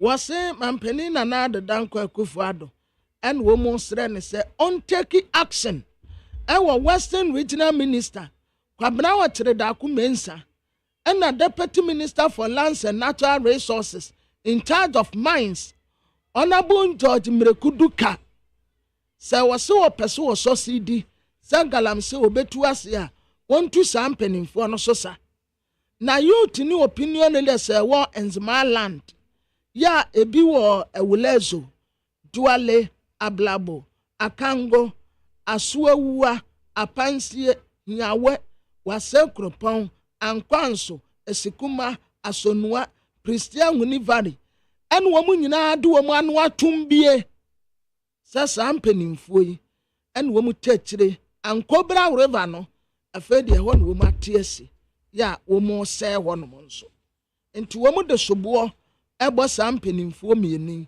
sɛ saa mpanimfoɔ mmienu Western Regional Minister and Mrekuduka wɔsan yɛ member of Parliament Akwansayem constituency ɛna ɛnam wɔn so that their outfits are deployed river guards and wardens to monitor activities illegal mining sustain and Konkosiaga. Minister reshuffle MPP mpanimfoɔ bi kyerɛ sɛ ayɛ too late obi te sɛ wɔwura akɔdwom pieni ɔka the same asɛm ɛna chairman Fred Blay ɛnso ka the same asɛm wɔkyerɛ sɛ Ghana ahokyerɛ yɛ na mu yi sobuo no nyinaa yɛmfambɔ Dr. Alhaji Mahmood Bawumia Daily Statement mampanin Nana Addo Dankwa Akufo-Addo ɛna wɔka kyerɛ ambassadors ne sɛ wɔn nkwayiri wɔn ho ɛnyɛ atuma nye dimpa ɛmfama yɛn Chief State Attorney yɛafaya no ɛnam wɔyɛ Mikas bi a ɔkɔgye yɛ Professor Opoku Mensa yɛse wɔyɛ UMAC Acting Vice Chancellor yɛde ne mfoni abɛto ha na Daily Satellite yɛnim ha ɛyɛ State Attorney ɛna wabali will be from Ghana Bar Association adaya corruption bi kɔso ɛwɔ ne dwumadie mu ɛsɛsɛ 1% revenue ɛyɛ Atlantic Lithium no ɛkɔ community no nkyɛn Public Debt Minister of Finance contradicted the Dr. Alhaji Mahmood Bawumia kan sɛ omumienu enu mu asɛm ɛnkɔ benkuru mu afei daily analyst Kwabena yes sir unsambe so akwanhyia bi asi won kokɔ no yankwa amane so ne ne Nana Agyeman ɔyɛ danseni a akwanhyia ne si ye no na ɔwɔ hɔ bi ye no ending komo Nana Agyeman mache ye jamajere na te sɛ boko mini na unso e nyame adom bɔkɔ kokɔ te sɛ nkɔkɔ deɛ yɛne da mogya mu firi no a bɛpɛ na ɛha nyɛ yɛ koraa. Na ɛdeɛ ba asɛm na ɛsi yɛsi Ampia Memorial School yi ne baasa ne ka bi akɔ akɔhyia bɛyɛ mu ɛ. Okay. Ɛnura bɛɛ wia bɛɛ 1:30 to 2 to 3 p.m. Na mde ma park me car gyina ni road baabi a wo free Kumase kwakra cars ne fa na me gyina other side no. Eti bi gyina wa na me te me hu no mani other road na wo so free akra ku Kumase a ta double lane so say car bi a private break den dia kota no ensu eti kwasi ma pa na me te say car na boka bi mu asesa car na aba bi gu amena bi ewo manim te me rase ko bi nkrofo nso rase eba o me ko na ya Ampia Memorial school ne wo nkoko White House sa school ne ben nkoko Pentecost preparatory school na ye omo hu die grace ata sem kwala be 3 4 5 years e ho santie started ya na ye rase kwala na nchese no pre na mi ye nyan na di me hu ye ne se mi bisa Nisa patrol driver no efe ono na car no the ball wunda ni na ye den no so o free akra o kokuma so ndo na highway tu o kita top speed enti de hu ya na se wunda na mo pa na ntenchen wa cross no enti in fact o apply brake as o bisi bom so anye yi na o de hit team enti no pre yi o mna titani ba ko a o kan o de na menye doctor enti ntimi improve se wa free mu patena na tebia mu nye na nkala ya keka won so yeso a omuku ekwan ho a ya rase ya efa abubu ya pragia ne ka fa omko holy family hospital na se no so dodo na da bia munye ye kwa nwumiri mu no na yini aba ko report MSTC ba ko tema adoma FM na report so who be but the name no nkala afọ na doctors na prove so o free na I first teacher ni ba and akwara ba so ya badage ni tia o breathe oxygen ni so a almost refer almost form kokuma sisi anope de ya titin sem bibri te fan kwala na accident na onti opani me kase mi drabon tin aka amanfo ye mbehyehyem na mu de no fi nkoko de eso mani enso mo ka kire okay nkoko ye ni anije nipa o sha nipa dodo wasen na wo san Hyundai minibus ni mo eno kreta mo ye gidigidi sana ye rasna man kan but nipa na ombie betun ka se bia no be 17 ho because na is school and that time pass na for students to o ma pona so usisi wom nti nipa be 17 de no mo be wom sana metimi e ho no okay eti akwanhia ne si was stretch na efri enkokoko Kumase no eso efri yes efri enkokoko Kumase no so ne si ye ye Nantia Junction o pepe Nantia Junction ho no ho ne si ye oh na boss kakra metimi asa aka ne say efi so mo krechi sa highway ne beto ho no enipa omo wo Nantia efi ewura mo na landlord a omo asi omo da wo Nantia o minti ne chapra no enipa ko be nwotwe na ka kum omo asi omo dan a ka kum omo cha omo yire na omo ma wo was area on because Oman crazy overhead the Pia Maya on Nantia and it's school from Kuala Lumpur na car bomb Nansaya and Tafumi no cross of Pano Kakum last year Palabi from Kakuno that's a nipa cake form on the chiefs okay ye obiam wow until the echo so I no and that is like omoya Rams bi wo ho ana not overhead, they will say free. Eba Nantiano. Yeah. Nantiano was through. And a West Sunny, Omuchaya be see down on the West Sunny, no be see highway. Nintika some my overhead, won't think can it free. Domea bra, Eba Nantia be sing palan, come for overhead. So okay. On the cross road, and shall we ma. If it's a fear of where to die or the care for me. Auntie ekoye se eye kan Ampia Memorial School bus no efri domi abra ho na eba betiasi main road ni mo no aha o tiasi Kumase de no asa ran finfin ona drivers na treat no wasansi de e kwa clear ne kwa banantia no abanantia ma hu oh okay It's all cross on the cover. And a driver now share according to Nizam petrol driver and driver now share and of cross on a nim. Now, Yaseka cry a DC bika. Sana Mansumatin and a pay almost by Nizam petrol near DC bika. Almost so flash until regiment on a payana. Martin or Abonte, but I'm not image now. But you show pictures that Oman Cassie be away and I will eat the other Omanka. Me show pictures and rapra. Hey, Semine. Oman Cassie away or Benten house when me to try and propose in that picture. It's an appointment I met yourself in DC bika. Na wosha eye Hyundai minibus ne so a etinipa dodo a SSF fa ne no na no mu wo mu ana akwa esuku nkoda ne nti yesi ana omode wo matata so. Oh boss unu se Ghana de wada Roma ye nyina ye Ghana for ma ye tu kwan free Ghana kwatra trankrofo ma ye sopa ba ye man mu de boss emra anya adwuma enti wo de wanti ni wani famu a fena ebekoso Ghana because it was a Ghana na ye na emra anya adwuma enti pacho wo de wani famu aye Ghana ni dia nja say omo be fa broso Eya semo Eya sempa jimpacho sana adie ne nra isi oko na mewo na de wo okay yo eti for na ne de yesen koda no emu nan na o mato anana no monse do but chief the be fan say be ya public no okay what there for now no ye be hwe ye de ni be di achi na official dem so post for ne betima bo ayen yes any much the man no hello sir Pastor no aye Roman hospital much the man plus for cry me you money pastor no much the man omo de be approve ni ba do na enipa no mo kan enya no ko ba mi ni say omo kan ma public ni ye mo nse enya no kre wow yes sir yes man no de be approve protocol there me no so ma to so enya no kre okay okay yeah that's it nana jama me that's pa why that's it yo me me for that Nana Jima dansini a enkokọ akwanhia nra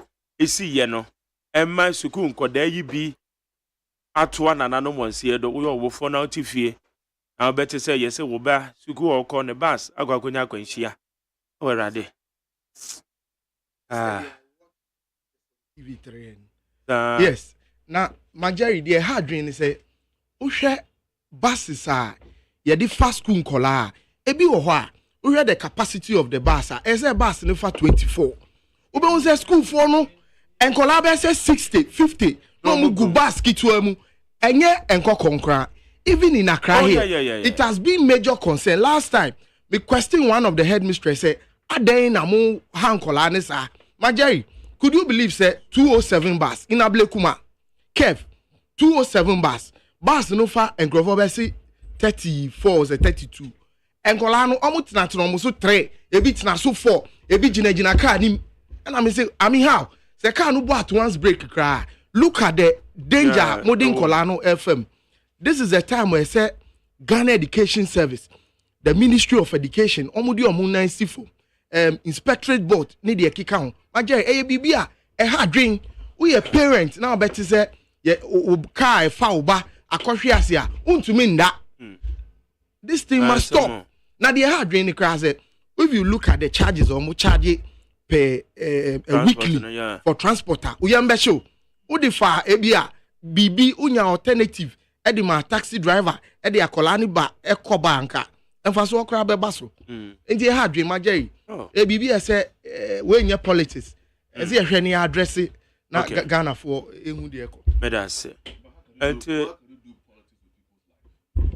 It might probably be an act of irresponsibility for someone to try to do politics with people's life.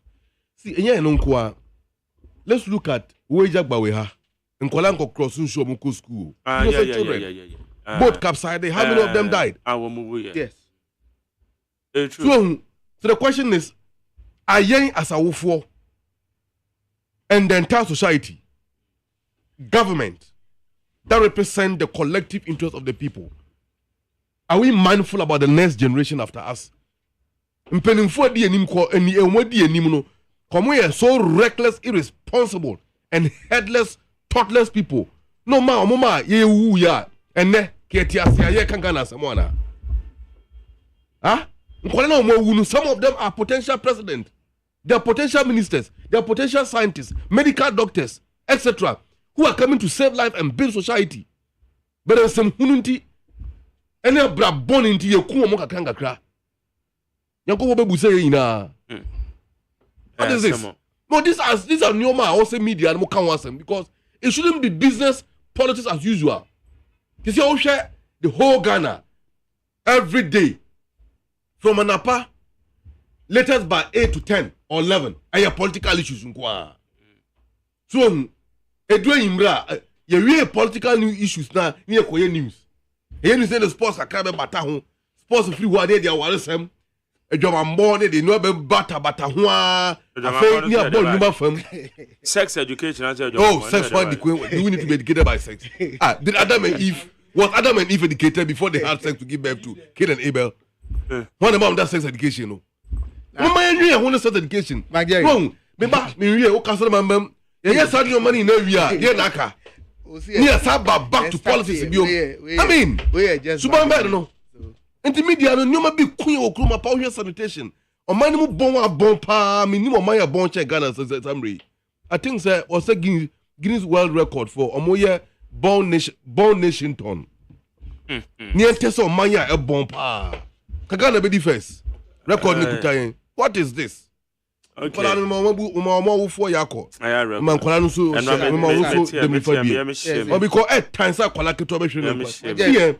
pictures. Oh, there are two events in my life that I haven't recovered and I can never recover. The first event was 1989. I lost my kid brother who came directly after me. Between me and 1 year, only 2 years. Okay. So, in 1997, I lost my mother. These two events, I can never recover it till I go back to my grave. It's very painful. Come on. Okay. What a country is higher needs 100.9 what Kingsley Aruna Malama, member of the NDC Communication Bureau na Gideon Edemasa. Jesse Buako. Jesse Buako, member of the MPP. Gideon Buako, he's my boss. Dr. George Ziama, medical director, C4C UTI. Edun come up and what we see ne. The attract to a dog at the mine. Dog, you watch it? Yo, na and if you are there, you could weekend, the na UTI now to the sea hono. The other one, so my own. Yo, but that's right. Good morning to it for Jina. Yada, Obibia, Sister, bringing on Unyamre. Na, Otie. Now, only is near there. Senior Majari Kaya, and this week he has started in common about UTI. And they perceive a body in our sofa now, in case I may say any of the session. Now, also when you're a cry a woman. The kind the urinary tract infection, infection about your urinary system. The train say a urinary system, no, composed of a kidney, urethra, bladder and a urethra. The air can say kidney no abomodia estoni mojano so. Na a fear a one pedianum. Na a feeling na a student in a bois na costo our bladder. The bladder no so a man, not just a quantity na a was a feeling in the form of Johnson a bar about thing a bar. I was a fat urethra no a pipe. Bema and the quina aba abonte. The infection here because was our organs, putting not just a urinary tract infection. It's young who say, I am for you knew and it causes such a problem. And one from microbes, it be a bacteria, it be a fungus, it be a virus, it could go our rubber brain. UTI, a whole rubber brain, it be a candidiasis. Gonorrhea, syphilis, chlamydia, genital wart, meaning a type of infection at the brain. It's young who say, and yes, over shall one to a draw of pharmacy. Say, when your infection till all to a dranum, and no can be brain into now all no me dry and check no condition and as infection, a san ababium, your friend ray occurrence and now re infection, meaning no. ɛsiane sɛ aboa biara no ɛne ne signs a ɔbɛda ɛwɔ urinary tract no mu. Sɛ ɛyɛ bacteria ɛwɔ nneɛma a ɔbɛyɛ, sɛ ɛyɛ fungus a ɛwɔ nneɛma a ɔbɛyɛ. Nti doctors ɛwɔ training a ebetumi ayɛ nhwehwɛmu ehu the type of microbe a ɛkɔ so problem no na wakyerɛ sɛ ɛyɛ antifungus, antibiotics anaasɛ ɛduro biara no na doctor ɛde aka ho. Yɛsua nso ehu sɛ yɛwɔ risk factors anaasɛ nneɛma bi a yɛyɛ a ɛde problem no ɛba. Deɛ edi kan no sɛ yɛdu mpanyinpie so a yɛtumi ɛne yɛn ho kafoɔ hyia anaa in the sexual age na yɛnkiti sexually a ɛtumi ɛfa sɛ bi bɛrima ho nsuo anaa ɔbaa ho nsuo nso ɛtumi ɛde ma wo ho kafoɔ. Ɛyɛ bi a wo ne obi ɛhyɛ the same washroom ne nyinaa no na ɔndi ho ni ɛyɛ very important ɛno nso ɛtumi kɔ so. Nti obi a wobɛka sɛ wodeɛ wonyɛ sex anaasɛ wo ne obi anhyia nanso abere biara no wowɔ infection. Nipakyɛw washroom ɛyɛ one major way a wotumi enya no ɛwɔ ne nti yɛ advice yɛ sɛ yɛn nuanom mmarima no sɛ bi sɛ wokɔ baabi so a wɔ sɛ wosɔ wo bɛrima no mu mmɔ mmɔden agyaa no sɛ bi ɛnsensɛn ɛyɛ sink no mu. Ebi wɔ hɔ a na infection no bi ɛtumi ɛbuild through that. Nti sɛ waa wobɛbɔ mmɔden asɔ w'adeɛ mu anaasɛ wɔbɛto wo bo ase ɛde tissue ato hɔ na wɔde ato so kɔkɔɔ. Yɛn nuanom mmaa so ɛho bɛhia sɛ wokɔ washroom a wɔbɛto wo bo ase na wɔapepa so kama na sɛ wowɔ ɛyɛ any anti disinfectant bi a na wɔde kakra egu nsuo no mu na wɔaflashe ansa na wɔatena so. Ne nyinaa no ɛboa to fight all this infection. Yɛsan so sua ho sɛ wowɔ infection a nneɛma a wobɛdi adi ama wohu ne sɛ ebi wɔ hɔ a wobɛnya pelvic pain na kyerɛ sɛ wayɛ ase anaa wo abdomen no bɛyɛ wo ya abere ne abere nyinaa no wo dwonso so bɛkɔ soro, increase in air urination wo sɛ wo dwonso ntɛntɛm. Obi so wɔ hɔ a wo dwonso a na wonya pains. Ebi so wɔ hɔ a wo dwonso a na sɛ bi wo baa no anaa wo baa no ɔbɛrima no nso ɛhyehyɛw. Ebi so wɔ hɔ a na emu kekaw. Ne nyinaa no ɛyɛ signs and symptoms. Wo dwonso faako abom sɛ etwa ehuro bebree. Ne nyinaa no ɛyɛ signs. Obi wɔ hɔ koraa a ɔde ne henkafo ahyia a na ɔnya pains titiriw. Ɛne nyinaa no ɛyɛ signs a ɛkyerɛw sɛ problem aba hɔ. Nti bɔ mmɔden ano to anammɔn na doctor ɛmmoa wo. Mepaakyɛw sɛ wohu wei nyinaa na woanyɛ ho hwee a complication bi a wotumi nya ɛne sɛ ebi wɔ hɔ a wodwo so a wobɛhu sɛ bi mogya kakra wɔ mu. Ebi a womfa w'ani hu nanso sɛ ɛyɛ examination na wobɛhu sɛ mogya kakra wɔ mu. Deɛ yɛfrɛ no occult bleeding no na kyerɛ sɛ bleeding a womfa w'ani ehu nanso ɛde kakra nkakra wobɛhu sɛ wo so ɛɛte na ama w'ahoɔden nso wokɔ fam na afei wo mogya so aba fam. In some cases koraa yɛn nuanom mmarima ɛne ɔmo kafo hyia a ɔmo ho mogya ɛwɔ ɔmo sperm mu a na ɔmo ho nsuo na ɛbɛba no mu.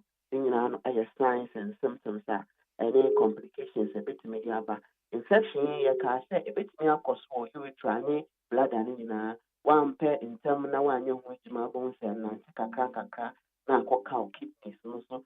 Pakyɛw kidney no nya problem a ɛde ɔhaw bebree ɛbrɛ nipadua no ɛsiane sɛ ɛno na ɛyi fi ɛfiri nipadua no. Nti sɛ ntumi nyɛ saa a na efi asate sɛ ɛtena wo nipadua no mu. Nsuo dodoɔ asate sɛ ɛtena wo nipadua no mu na wo nan ase ɛtaatae na woanyɛ ho hwee a na ɛforo ɛkɔ wo soro. Ne nyinaa no ɛyɛ nneɛma a ɛtaa yɛsan so sua sɛ sɛ woyɛ bɛrima koraa a ɛtumi ma woyɛ infertile na kyerɛ sɛ w'ahoɔden ɛwɔ mpam no kyerɛ sɛ ɛho nsuo no ɛbɛtumi ahyɛ ɔbaa nyinsɛn no ɛba fam.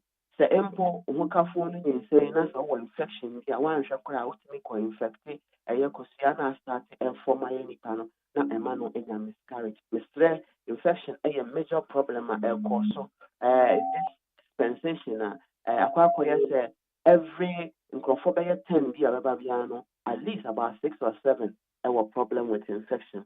Ɛno nti na C4C ato ne bo ase ɛkyerɛkyerɛ mu this whole week na yɛnnɛ yɛsua sɛ nneɛma bi a wobɛtumi ayɛ a ɛbɛboa na wonya infection no. Ebi ne sɛ wobɛbɔ mmɔden anom nsuo bebree. Epaakyɛw nsuo ɛboa ɛsiane sɛ kidney no hia nsuo na ɛtumi aboa yi ɛfi afiri nipadua no mu. Nti wobɛ nsuo no kɔ soro a ɛboa yie pepaapa. Bɛbia no mu mmaa so sɛ bi wokɔ baabi so a na wowie a mpepa wɔ ho from ɛyɛ wɔkyi ɛmma w'anim. Meka a mekyiri sɛ ɛnuanom bɛte aseɛ. Pepa wo ho firi w'anim ɛkɔ wɔkyi ɛsiane sɛ ebi wɔ hɔ a na a little bit of feces no any bacteria no around nti betumi akari omo akọ ɛyɛ wo ba no kwan no na kakra ɔde ki wɔ hɔ a na ɔnante kɔ nipadua no ɛyɛ a creams ne feminine nneɛma a yɛtaa de hyɛ yɛ ase so mmoa koraa mesrɛ naturally yɛn nuanom mba no ase no ɛyɛ acidic nti ɛwɔ sɛ pH no yɛ about 3.5 to about 4.5 pH nti sɛ wode nneɛma bi hyehyɛ w'ase bebree a na wo reduce to acidic content na ɛyɛ more of alkaline base yɛn nuanom mmarima ɛho nsuo no so ɛyɛ more of alkaline nti acid ne alkaline hyia na ayɛ neutral na balance nanso sɛ wo alkaline no ɛyɛ acid no ɛkɔ fam a mmoa ɛtumi ɛko mmoa no asɛ mmarima ho nsuo no a ɛreba no na ɛtumi ama hɔ no nso ayɛ prone to infection nti bohu sɛ bibi kakra kɔ hɔ apɛ na afei no wonya discharge bi na afei no ɛhɔ no kekaw na afei ɛhɔ no ɛhyehyɛw nti mɛsrɛ sɛ yɛbɛbɔ mmɔden a na yɛntotɔtotɔ nneɛma mfa nhyehyɛ ase the best way ne sɛ wobɛto bo ase na wawɔhye ɛmfa wo nsa koraa ɛnkɔ hɔ nsuo no atumi wɔhye no kama ɛma wo ɛmfa sɛmina biribiara koraa ɛnkɔ nhyehyɛ hɔ sɛ wo nsa mpo na wode kɔ hɔ a make sure sɛ ɛyɛ so clean enough a ɛbɛtumi apepa na ɛnkɔfa ɔhaw biara ɛmmerɛ wo naturally yɛn nuanom ba area no ɛwɔ nneɛma bi a ɛtumi fight all this infection nti sɛ wode nneɛma kɔkɔ hɔ bebree a na ɔma n'ahoɔden no aba fam ɛmfa johnson so sɛ bi ɛnhyɛ wo ho nkyɛ bebree ɛno nso so ɛmboa blada no ɛma blada no ho no ɛba saa bacteria no nya kwan bebree ɛkɔtena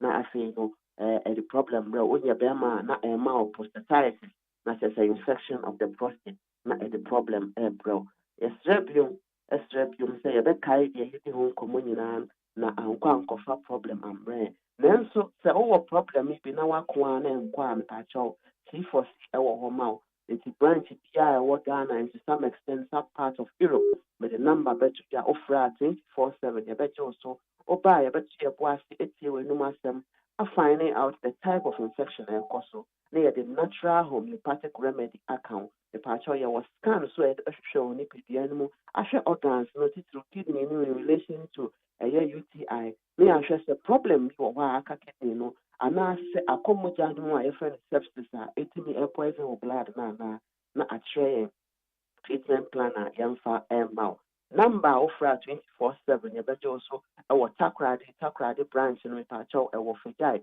opposite Fagyae May Sport hɔ a ɛnyɛ yɛra kwan koraa ɛwɔ kwan no ano pɛɛ wobisa drivers ne mate no nyinaa mobɛkyerɛ wo hɔ bɔkɔɔ afei so sɛ wowɔ ɛyɛ Cape Coast anaasɛ Central Region a yɛwɔ Agona Odobin branch kɛseɛ paa wɔ hɔ yɛsan so ɛwɔ Swedro on the Swedro Road no so branch kɛseɛ paa so ɛwɔ hɔ na Green Hill ɛwɔ Cape Coast Green Hill opposite Addison Square Garden ɛhɔ so ɛna Cape Coast branch no ɛwɔ a wowɔ ɛyɛ Ashanti Region ne ne bɔtɛn mu a mepaakyɛw wode w'ani bɛkyerɛ ɛgye so kwamo Fitamu Junction hɔ so branch kɛseɛ paa wɔ hɔ a yɛyɛ adwuma Mondays to Saturday.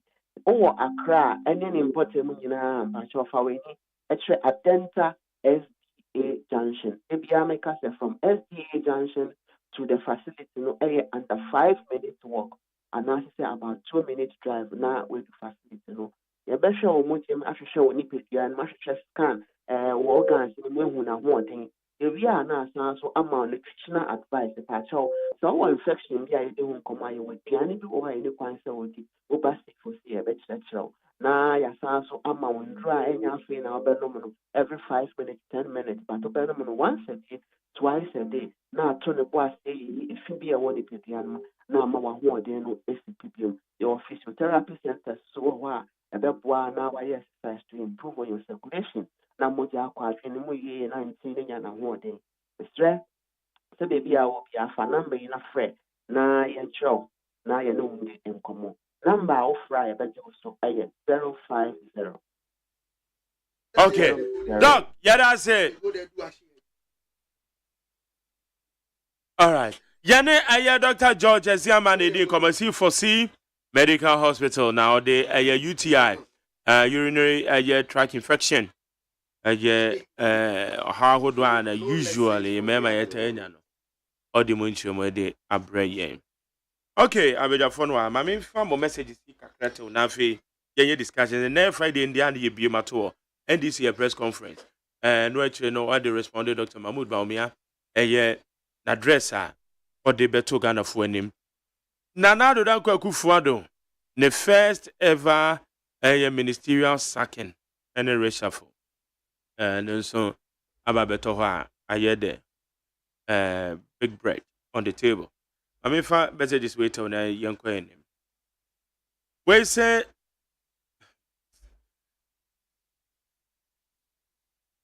okay, I'll say regards to Dr. Mahmoud Bawumia, incoming president 2024. I'll say Nana Addo and NPP government and Dr. Bawumia 70 points agenda and reshuffle of ministers is giving the NDC nightmares of organizing press conference to attack Dr. Mahmoud Bawumia, talking about his credibility. Meanwhile, in their era, without any global crisis, they went to IMF for policy credibility, which frozen employment for 8 years, 3 months, 8 years, 3-month pay policies, cancellation of teachers and nursing training allowances. Richard Amasama said, McJerry, good morning. Thank you so much for thanking me yesterday. John Mahama has issued a stern warning to the MPP regarding the questionable contract agreements, including the PDS, SML, the JAPA contract, among others. He pledges that under his leadership, every corruption scandal will be thoroughly investigated. Richard Amasama, Pamjo messages and the will be a metraso. But to say, what the interma before it's in a crime, really struggling. May struggle, papa. It's a mentima message in India, I'm on fan chemi. Where's McJerry? Good morning. My name is Ameke from Amasama. The good people of Ghana has tasted democracy between two parties since 1992.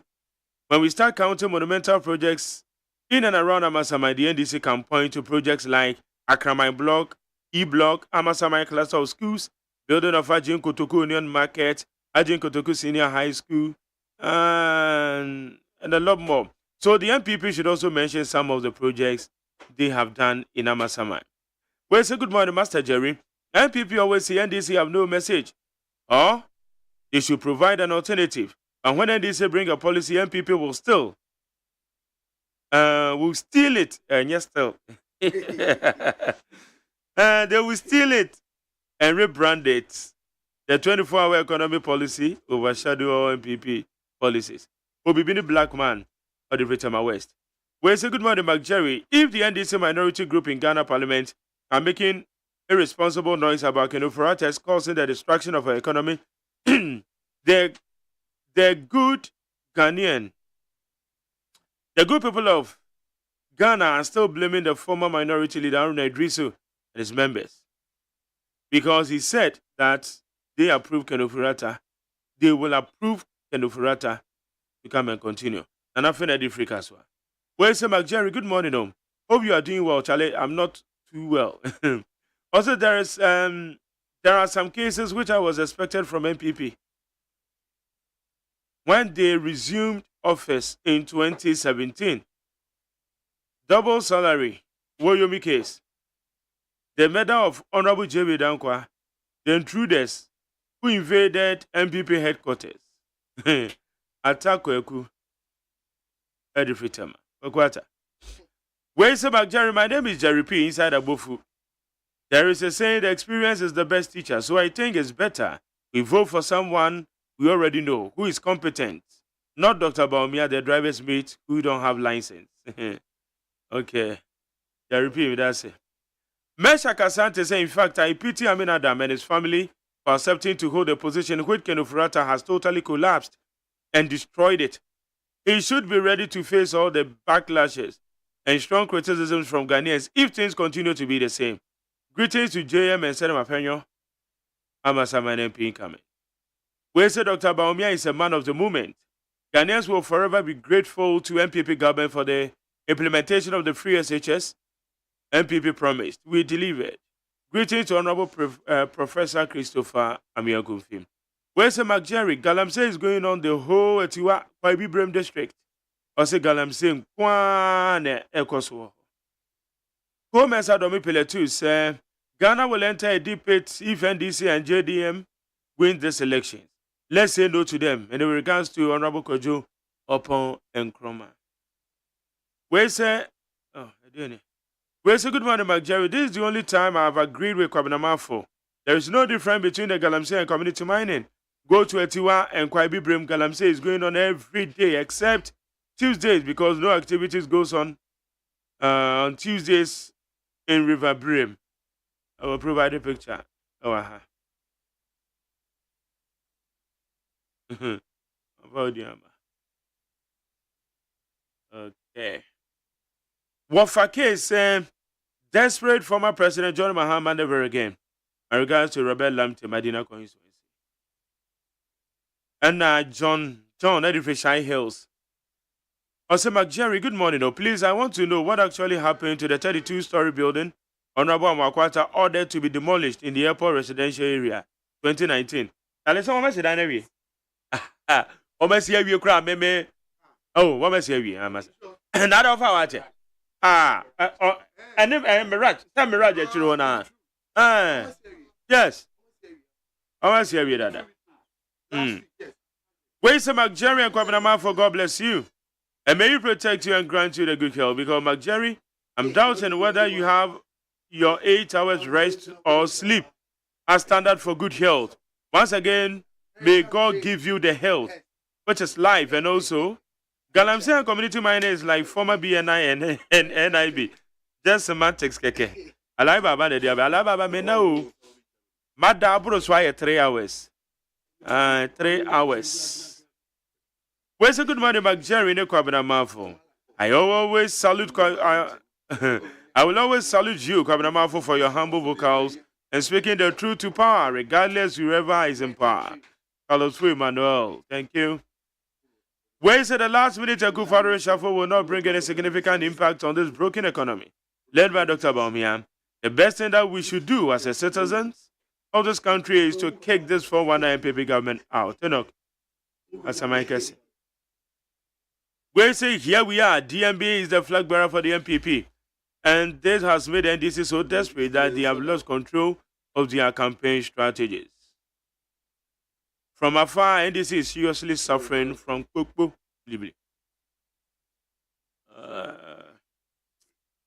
In fact, we can where the community mining has come to stay. And all that the government need to do is to manage it well so that it won't escalate and destroy our communities. Where see, why are you allowed your guy to just speak anyhow? Oh, I didn't know. Bright, to the free Belgium, Bright, attacking into mankind.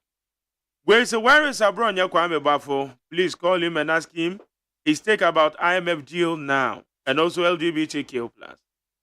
My Fenipa, Kwakusha easy. If you will let Kwabena to continue, hey. Yo. Yate. Yeah, some okay, remember with your phone and come kakra. Easily, me watch here to say. Jerry, me ado me na way. Me ado mboko. Jesse Wako. Mark Jerry. Yes, match. Mark Jerry me jo so me chia Nit FM etifo ne ahwefo a omo here on Facebook and the president of the republic, President Nana Addo Dankwa Akufo-Addo wakopie mu e wo Munich, omo ye Munich Security Conference. Ofi ho a obeba Addis Ababa, omo ye conference and then ochina on 37th AU Summit, Michiano, and the hard-working vice president of our time, Dr. Alhaji Mahmoud Bawumia, and Chebia Nyame Adoma, Onobe President of the Republic. That's the next to lead on 7th of January 2025. This year election is about issues. It's not about Kasa Bebre Dabi. Omo Kasa de, Omo Nkoso no Omo Kasa.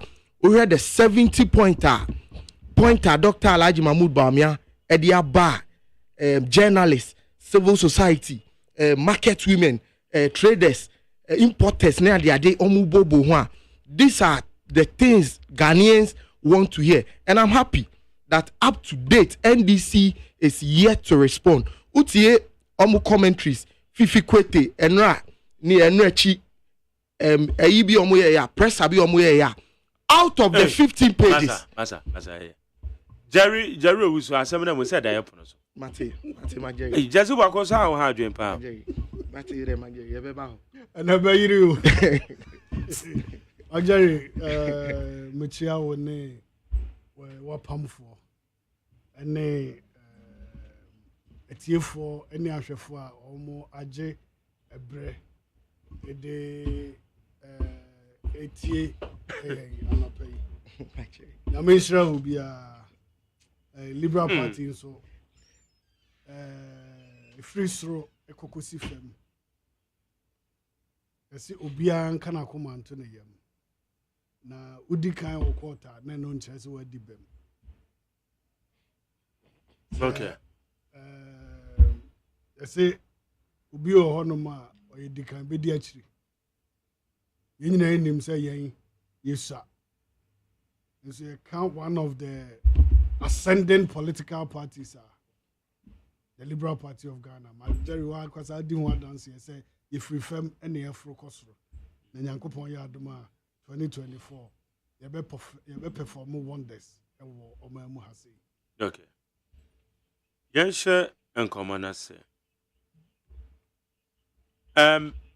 Friday is someone money so week away is a message say the Mampanyin the reshuffle, one of the biggest stories APA NDC press conference, minority stake on the reshuffle and the matters arising. Ekoso. Leslie, my mention something free. The whole rules of the AGYEMAN say he who comes first begins. Number first. Last week, we were told Dr. Ezekiel Waha, you did the same thing. So are you breaching your own rules? What's about Dr. Ezekiel? Dr. Ezekiel. They said they are but some one Jesse Wakuni real. No, only the kind can remember. Meaning that will be a mummy no. Only the kind.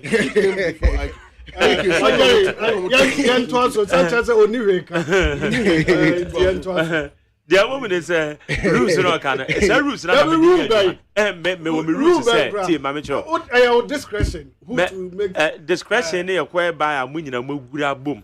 Yes. Yeah. But said nipa ne ba edi kan ba betena ho a. Na say wo ba sisi na me be start free so I say I'm not being fair to that person because baba betena delay. You mean say we are fair. You are fair to Kingsley and Maliba. Kingsley Fanny na when we na dey. Obakaso ni he ka dey. Kasa ne uncle. Aban we wa yes say. Because what can have we nya be fufran ka bi. Yeah, we keep quiet. Kasa. Aban na yes nkofobia obo placard to stop smoking. Obi on bo placard say stop smoking na we shara no. You know what's the oh yeah, so akwabi na kan asem some sensational picture bi also oh yeah onom George na obaso shi wi ya usmani ye wawa omini na wusi edua na mudi say Jerry ne babia bi nim no oh abanya was already claim before us no Jerry asem na oka na eyawo Jerry also about there Jerry wusu apel or reclaim so oh yeah na wo hye jot na wo ba num wi a so mane wawa na mu na wusi edua na mudi mani ekoto abrenti bi ni motimi nsa nifa so a etifo if you know daily graphic e dia ba na front page is it part of the discussion Manika Sampacho de Manika are you the one regulating the program Bepacho Kasa I say forest reclamation kick off abai o reclaim forest no o Texas adansebo man adansidie ne amane ebo a free ground se ba no say afi na galamsey na topa mu aso de ne sa shawo ni afi no wasi dwom. This is the government we are talking about. Credibility. If you lack it, you lack it. And there's no way you can have it. Jerry, and you know credit. Say NDC under President Mahama a free total employment in this country. And you know credit. MPP serial callers and no more testers, they should check their facts right anytime they want to make a commentary about issues any idea about and how those matters were run in the past. In any case, a 2023 budget and I can for real takobo money say a binary free total employment in the public sector. Yeah, a buy into me for public sector. Ubia would yeah no kwa a binary the observation of obnoxious taxes. A good numa. Ya Ghana for business community no. Adia saying people capital are dying out. Government cannot employ, private sector too cannot employ. Until anyone wants unemployment skyrocketing in this country. They should get that vaccine right anytime they want to make commentaries about Nyoma Umunim. Talk about the worst performing government, MPP are buying. NDC had nothing to do with it. Last Wednesday, the General Secretary and the CEO of the National Democratic Congress, the most responsible political party in Ghana, which has saved this country for the last 30 years, giving half of that period are your former government.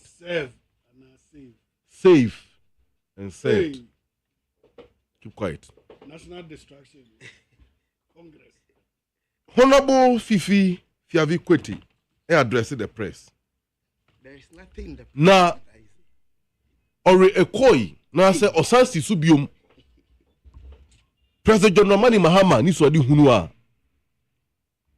building the Ghana tour or building the Ghana we want tour ekoso ya so far wabon tour wa mantem beye dubako aka beye enum no odin tour bo no akwawie ensem waka bi enye sununko frinia okaye on the 15th May 2023 abra NDC amayoku no eyi ni se omaye ye baro dani na wontu franka ema NDC ensema President Mahama ekaye no mame sansi subiom tew asemwe ordinary no didi no disem ekwawie ewo University of Professional Studies, that's University of Development Studies, Tamale Campus, Northern Region, and our Kansas same way. Or same, ladies and gentlemen, and the millions following us from Ghana and across the world. Before I take my seat, I wish to reiterate some of my commitment to the people of Ghana. I want you to remember them so you can hold me accountable. I will keep each of the promise. I will keep each of the promise when I assume office on January 7th, 2025, God willing. Number 1, restore stability and inclusive growth in our economy and rejuvenate almost the collapsed banking sector. Undoubtedly, Mampine Kufuor Bem near 24 traditional banks and Juma. Over 420 microfinance companies are no more within the system. I don't know what Ghana for. Momu sika and sika dijwa. Ya bojo di fo jetre, and the first to me sika, and the boy bushia, and the chichel of mine. A John Boninti, a Kufuor Begunina. Led by Ken Ofuriata. Data of the same. Heritage Bank. Boni Omoye Yina say. The majority shareholder of that bank, Honorable Sedu Agungu, yes, so case or court, and he owned me own a bank in Ghana. Clear violation of the laws of the country. And of course, the principle of presumption of innocence as stipulated by Article 19.3 of the Constitution of Ghana. Also, I will ensure that Ghana never suffered the deadly haircut yakumuno or Beyamra, in the future. No minister for finance and no government will have the free space. So Bob Busia no Bob Busia memo minus the Mampine Kufuor New York no Foriata and on one kasa mu ayeno ewia. Wakasa manfosika da bank. Yemfa paso nsim ntwitwa emfa mbo omo na asefa kotua omo ka. Na fe saben adwumanfo ketua po banti mintua. Endra me hwe video bi wa TikTok. National Service personnel almost for the past 4 months, about into Omoka.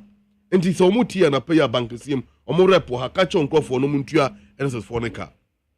Was it or prioritize the participation of the banking sector by the local businessmen or the local entrepreneurs?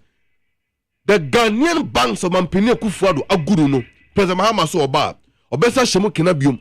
Now banks ye go more than your compulsion of buying fast go mono, or better return or they say license bium for them to begin their businesses. And not only the banks, but the fund management companies. And you go Munamabeka Data Bank. No, President Mahama saw it.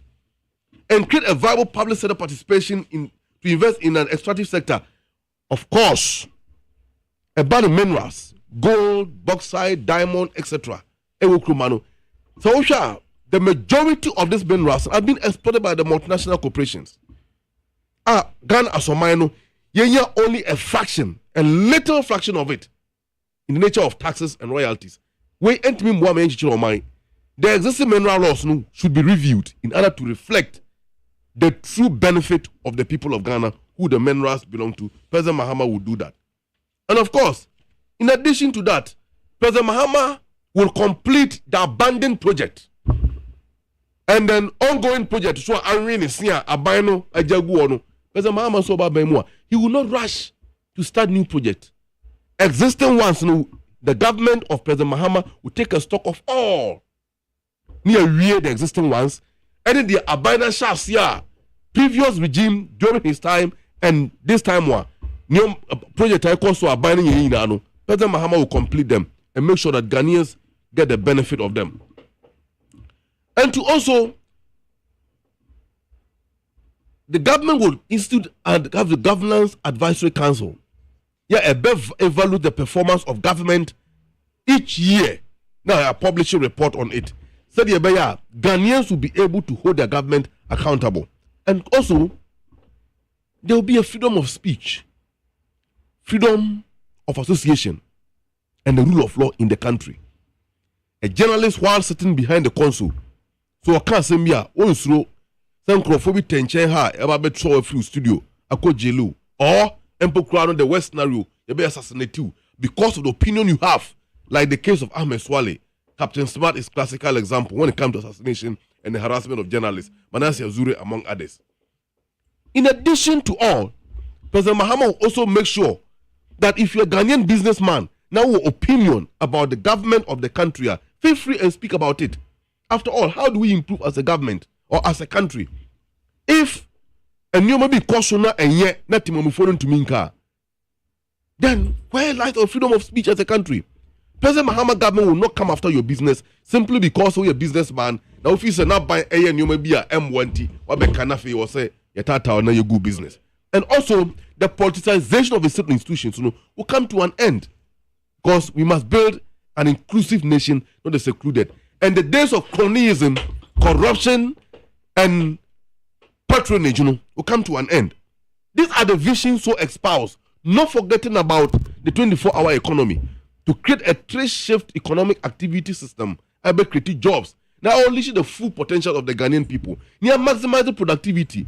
Now failure to me, I support the growth within the system. Okay. At the same time, establishing an airport, the cargo airport in Tamale, to promote how to export of agricultural commodities, particularly because the northern part of Ghana, an agricultural hub, and at the same time, building a new airport in Upper East region. These are the visions that President Mahama are carry along Ghana for a day, But you want me crown, the President Mahama is the Commission of Inquiry. I've been looking into the looting of the state land by the government, particularly the loot of the gas state lands. Ancrophobia, edit to me, a young client for I have for Sasia, or Moody to me.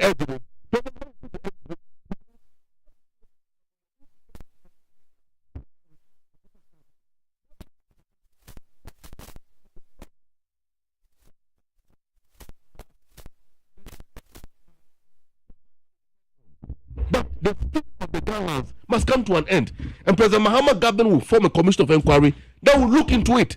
Now, as I see Jeffrey, got him for what? The government will return it back to the Ghana state. These are the visions President Mahama have espoused. And I think it's very laudable for us to all applaud it. Yo, Majari, may I say, Mami Sanchia, Ghana for Nit FM, a T4.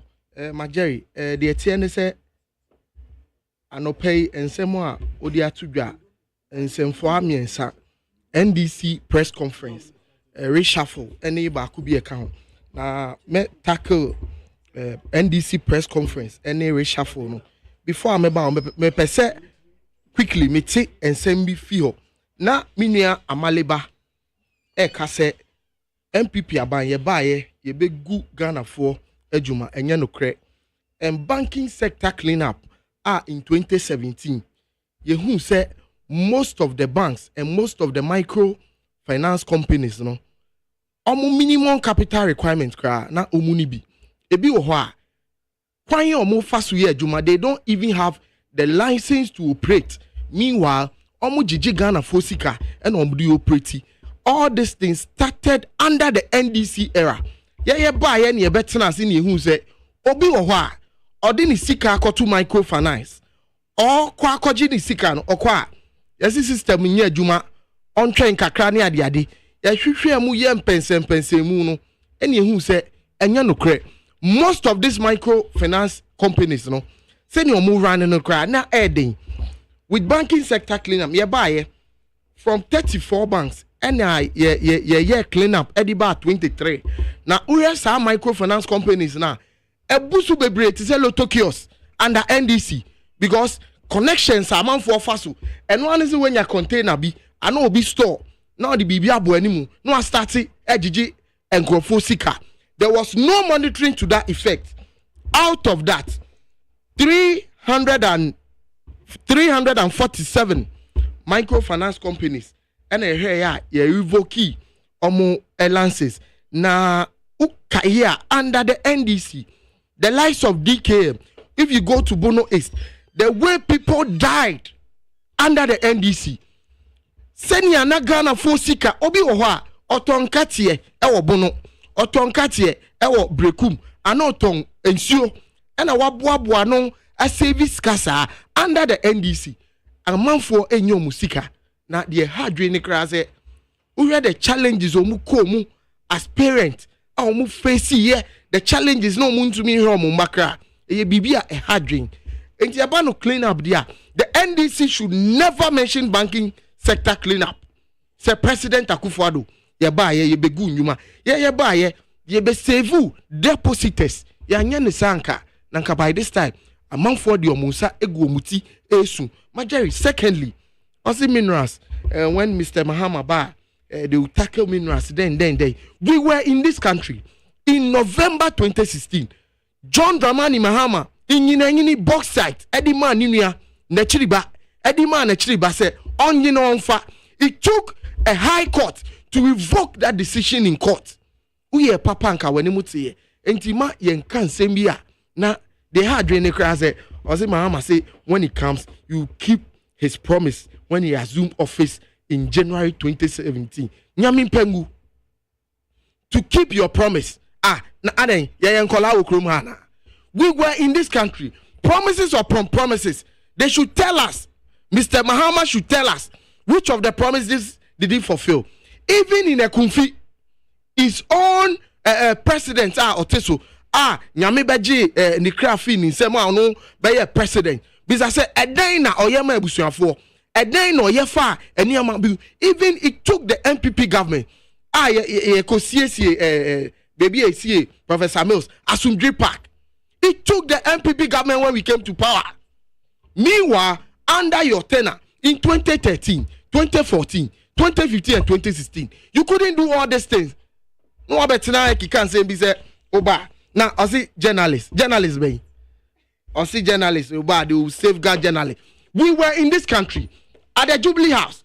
Standobe took recorders of journalists. Independence anniversary. Our Independence Square.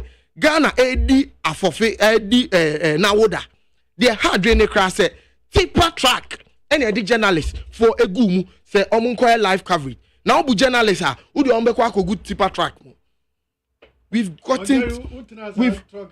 gotten to a stage say now tipper track na kakraka me hui ba na me Majeri. We've gotten to a stage say say NDC communicators omo betena say na omo kasa they should take Ghanaians serious. Na press conference omo ye fifi kwete press conference o ye utie nsem bi ekra o kan ba ku bi a meti ya twa me nzu mu say or say they will establish factories based on ecological areas. Udi battery moi. Yeah 1D 1F aye say yeah identify ebia uko kononwa ebia say a bro ana ebi a cashew ana body and a ho ye baby a factory now for ye de aye eniamaniama. Those things the MPP government has already started, and we are doing one district, one factory. We are already doing. So what is Mr. Mahama alternative policy to the good people of Ghana? Only policy be already by Ghana for. Now on free SHS and same be all kakrambi say this man obi a wire advert, series of adverts against the government when we were say yeba free ozi yen to me yet I've also review I've also say I've just say bosha esu say no bosha omu nim say omu to me yet and omo kan. It's about time the NDC, Mr. John Dramani Mahama, should take Ghanaians serious. Even their own chairman, NDC chairman, couldn't even explain the 24-hour economy to the good people of Ghana. Even the flag bearer himself doesn't understand the 24-hour economy. It is just a slogan. Omudi drink of assume. Now, as a chairman of a party, explain 24-hour that Amudi tumuhu to the good people of Ghana. Ube jina ho I say oh any fita for omo ye fitting omo electricity omo di ye adwuma. They say edu anopa dia they say kanea ne wo soro edu anwumre dia kanea ne wo fom enti omo be ye adwuma omo nya adwuma anopa omo be ye anwuma.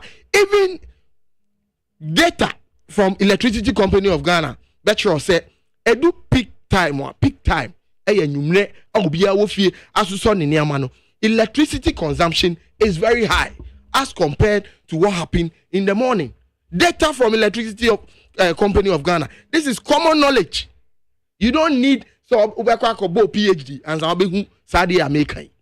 And the NDC keep taking Ghanaians for granted. I mean, they should tell Ghanaians what they can do. They say, Majeri, Ghana is a serious country. Look at what Dr. Alhaji Mahmoud Bawumia is telling the good people of Ghana. Look at the lectures. Dr. Mahmoud Bawumia, yeah. Any response, Afifi Kweti, Ebejina, 15-page paragraph. Out of 15 pages, only 2 pages spoke about the vision of John Dramani Mahama. Even with the 2 pages, you know, all what he said, we are even doing it. He just came to re-echo. Now, how do they take Ghanaians? 2024 election is about political record. It's about Dr. Mahmoud Bawumia as running mate, as vice president, and John Dramani Mahama as vice president and president. We all know the track record of John Dramani Mahama. Majeri, check data from Ghana Statistical Service. Good. From 2012, 2016, 2013, 2014, 2016, if you check the growth rate, every year be a drop. Every year, Tamu Mahama be a president, and I'll give you the data before I leave the studio. Every year, you drop in terms of growth. Economic growth, GDP growth rate. Data from Ghana Statistical Service. Now, Ghana for was when you come, you do this. These are all lies. All right, me that's it. This Nyabotre. Oh, me Nyabotre. Nyabotre, Majeri. Oh, there be our time is so me Nyabotre. Oh, Majeri. Jesse Wako. Majeri. For Nyanko. Mate, Majeri. See a besamba. Enti the American opinion is if you look at the vision of Dr. Alhaji Mahmoud Bawumia, who alternative bia NDC 4-day table. Na omunya kwenya say omu press conference no. When omu be yanka, na nka me advise omu say omu ntwemu no omu na. Okay, better say. Jerry? Jerry. Yes, sir. Acho amaleba ensem na o kan. And amaleba ensem na be kan na say so wo de wadwen. Say ono de bibi abeto no. Say Say John Mahama say nyamitua ye kana so sa be di Ghana for so bi ma. Bema Ghana banks na aye adwuma. They are twam nyina obesa mo license. Hey, na amali by idea. Boko. Bank. Omoji jisika. Peram eba afebayi. Magjari se wani Africa kra. Ram. Kane mampani JJ Rollins. Nene NDC. Unso omona a break it our record. Omona status business in Peram. Na penso. Omona status our business. And about things into say a gentle ewo NDC, second NDC no, from President Tata Mills and the President Mahama. Share. So we call bank. Now the onim so was kada honum. Now be kwa kudru honum. Na o yare. Na o pesika de akoto adru. Na bank e China no mu China o mu. Now at the end of the day o ma be ka choose is kenio. Mageri na papa. Baye mfie enson ana say mfie ayini. But what is obi akọ bank and nsanka ni sikada. Ono ani sikada bank. What be say okoye nsanka ni sika. Kane abanda da ye twamu every day na ate foforo. And it wasn't just the bank so. One more insurance for the floor almost. Papa ya need the account say go crest as one enso there insurance for ne bi nso de omo hu ji mu ana omo nso ya na usika kwa akoshi. Inti yete wo sesi ya obi asika enka bank no. Inti asomu nyoye ana. Na Mageri me transia na madwene ho se me kro mu ntonso adwuma ewo ho no me kentenwene kentefoi ahemache obete kro wa ya ahoma no omo sore anajo ebura ahoma na ahemache o ma start anwene eno so your friend 247 ni bia na say no your friend 247 Krobi ewo ayi ekwan so a wode ko ayi voter. Your friend belle copy. Company bi ani ho. Obi aboka a printed t-shirt. E di akwa akoma timamufo say mo nse 247 t-shirt. Kromo onum company ni ho. Wo mo ni dwuma ye. 247 ne de no mo kwa akoye. Mageri ya ti ya manyi mu. Cities a nyuma wo mo no ne dodo ayasan. So can kind even district capitals are. Say enu 270. 265. Yes. Into 265. Ano kranya ni nyina ampo na ai enyuma wo district capitals on mu. Into na kanema mpani John Mahama. Into ofo say senior man for yenkwala na. Into ofo say ye adwene adeda na. Ana hwe yenkura se na enkura so e draw so saying capitals no. Impo amono ye baka say aya district capital ho nti enyuma makomienu bi wo honom. Na no kra no enyuma na wo honom no. What are they producing?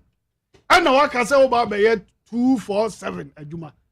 247 adwuma adwuma aye say ye produce ana production e koso ana demand say koso ana waka say adwuma na ekoba inti na 247 be ye adwuma na nkurase ayi bro be te say 1000 villages inti wo ye den wakwa ye 247 e wo bele kope John Mahama ye nuanom ayigbefo a waye wadwin say obedada wo mo no ye mpene ma na da ye nuanom ayigbefo because honom udi mampani ene mampani abede 8 years no wakosi adwuma bia wo honom ama wo mo it is waye wadwin say obedada na honom anoko gina yo say ya to obama na ya ma ne akwanya na wonko honeymoon ane na yire ne ma emfa ga na sika enkotra ba bi nkoje omani awu sa senior man for eyenkola ana ɔde ɔmo adwene edi agorɔ na yɛn nso yɛbɛkɔ so a ebie yɛn nuanom adwene mu sɛ baabi a wofiri no ɛhɔ yɛ kurase yɛ kasa as Ghanaians even yɛ ka decentralization ho nkɔmɔ a ɛwɔ sɛ yɛde nnwuma ɛba kuro biara so na yɛmisa John Mahama ɛne ne NDC sɛ saa honeymoon na ɔsi ɔkɔ no ɔbɛkɔ honeymoon for how long ɛna wa start sisi factories for how long ɛna factories na tumi produce nneɛma atumi ama yɛ saa 247 adwuma yɛ a wɔkɛn adabe ne NDC ni bi kosi ayɔ sɛ I engage about 170 companies ɔmo ne ɔmo ba bɛ na mbisa sɛ companies ne bi ne deɛ yi wantimi ammo 170 ne mu baako sɛ ɔka kyerɛ yɛn a yɛbɛkɔ akɔka kyerɛ ɔmo sɛ mɛma ɔmo mfa ɔmo ho nhyɛ 247 nim ndada sɛm sei mbrada sɛm sei ada na yɛ ha yɛ ho saa ada na yɛtena sɛ ɛma obi akwanya sɛ watimi aba bɛdi Ghana so pɛ yɛn na so anim deɛ watimi yɛyɛ a Ghana for deɛ abufuhyɛw pamo no ɛnna wadane ne ho ai hanbɔfo na mama yɛrɛ mfi sɛ a decorated monkey is still a monkey the old John Mahama we knew emra na Ghana ha igya dam no ɔno anasa sɛ wadane ne ho hanbɔfo ntie nkɔnkɔdi na chibiom mama obia entra sɛ ma John Mahama ndisivi ne da na yɛ nua no ayɛ gbefo di jokopɛ hwan ni na no factory ba na wɔ hɔ no ma oba obeye 24-hour economy a ebi be so fifi kwatesi ofiri nogopo factory be na wo ho wo ye general secretary a wonka wo di amanyoko ya nim ka ba pre impuntu aba wo area no dem pa na motimi aye at even no MP o honom wantimi amma factory ba ku say amma ho yenya no ma igbefo atukwan aba begun kran a mo betimi aye bibi o machi hwe unim se Majeri unim se ade abeboa pa ai adokodoko de unim se niti wo voter region omo pa na wa igbe tofi Ghana ha tribal bay na wa tofi ai igbe tofi ai wa igbe biscuit confectionaries. And so NDC from JJ Rawlings up to John Mahama couldn't even think of getting a factory like that. And kayade omodi sa omoniama no ahwedia ne bantene ade no ebe ye saniama we ama yetimi aguro ama ya export it. They never thought like that. And now to one more baba dada before biom say ya be 247 meanwhile mo ankasa munim say a honom factory ba kokra ni ho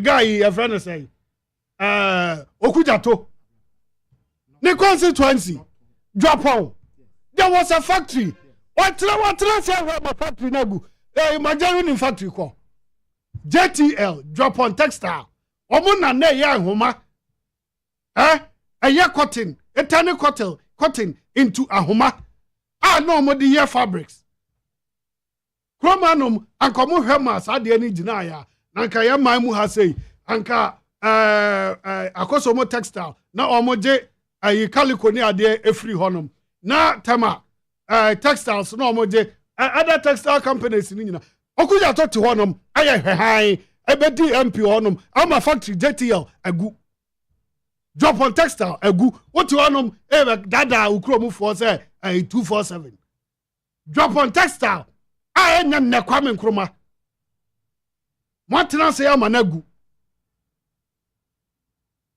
entino sa kwatre kwa eka so be fra wontoma no atie ni din adada na ya bramo ni adada NDC adai Ghana ya mu bone ban afrisa mu pani eya ku ana Ghana ya hunto ya efa confirm say oja mu ediba civilian rule ana ya namusa na dada ene bukata na niema basa sa na mu dia ma na Ghana entimi nkoda nim I some agenda. I can't say one district, one factory. And this is for Ramo. Biadi, I can be Biafanya Juma. Now, me have one exam bank. Or more penny for that sort of one. A high, a mask can was in Crawford Baba this canal, or more FR in factories. I'm going to bring Chelsea or Mundi Yesika May. Now, I pray so one day there will be somebody who will wake up, rise up, and then fight to reclaim our monies back. And at the chief executive officer, I was a mra and say up to now. Obiaba Jessica, that is a 5 million, 4-point-something million. Sell the year factory. No, I did. Okay. Better say Jerry Owusu, General Secretary, Liberal Party of Ghana. I'm about OBB. Of course, we want some back. We want some camper. 2 minutes. Oh, well, last 2 minutes in there, wow. The production team, we review what I will. 2 minutes, uncle. Or more, we review your collapse and crowd or much you understand. Jerry, what kwanya ko hwem kwa. See, me fafi we you. Jerry na wo kana me. Wo, Jerry Owusu Apau. PPP General Secretary. 2007. 2007. Beba, keep quiet. Okasana mtiama. Keep quiet. Obomidin. Wo Jerry Owusu. What do you throw her? My friend, keep quiet here the time na yeduma. Japan Textile faces collapse 18 July 2007. No could you talk black or your MP on. Shame on you. Now, just what confident. As for someone can you as for someone can you know about NDC and all of you see, very shocking that a rented political agent will come and sit on radio and attack an opposition and not the government. Please, can I continue? Can I continue? You have attacked the NDC. Also on your rent. Oh, you're rented. Oh, how can you? Okay, well. So,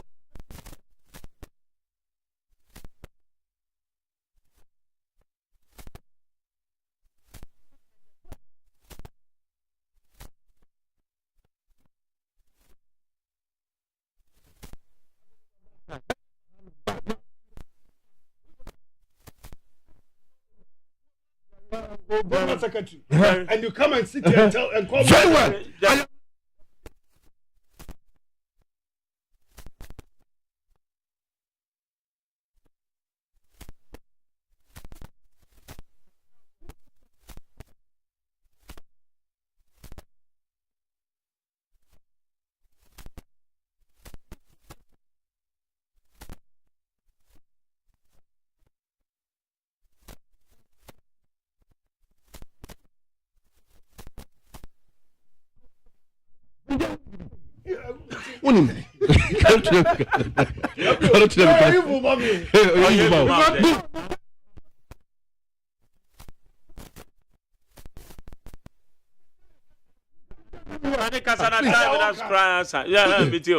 Jerry, just about the banking sector cleanup.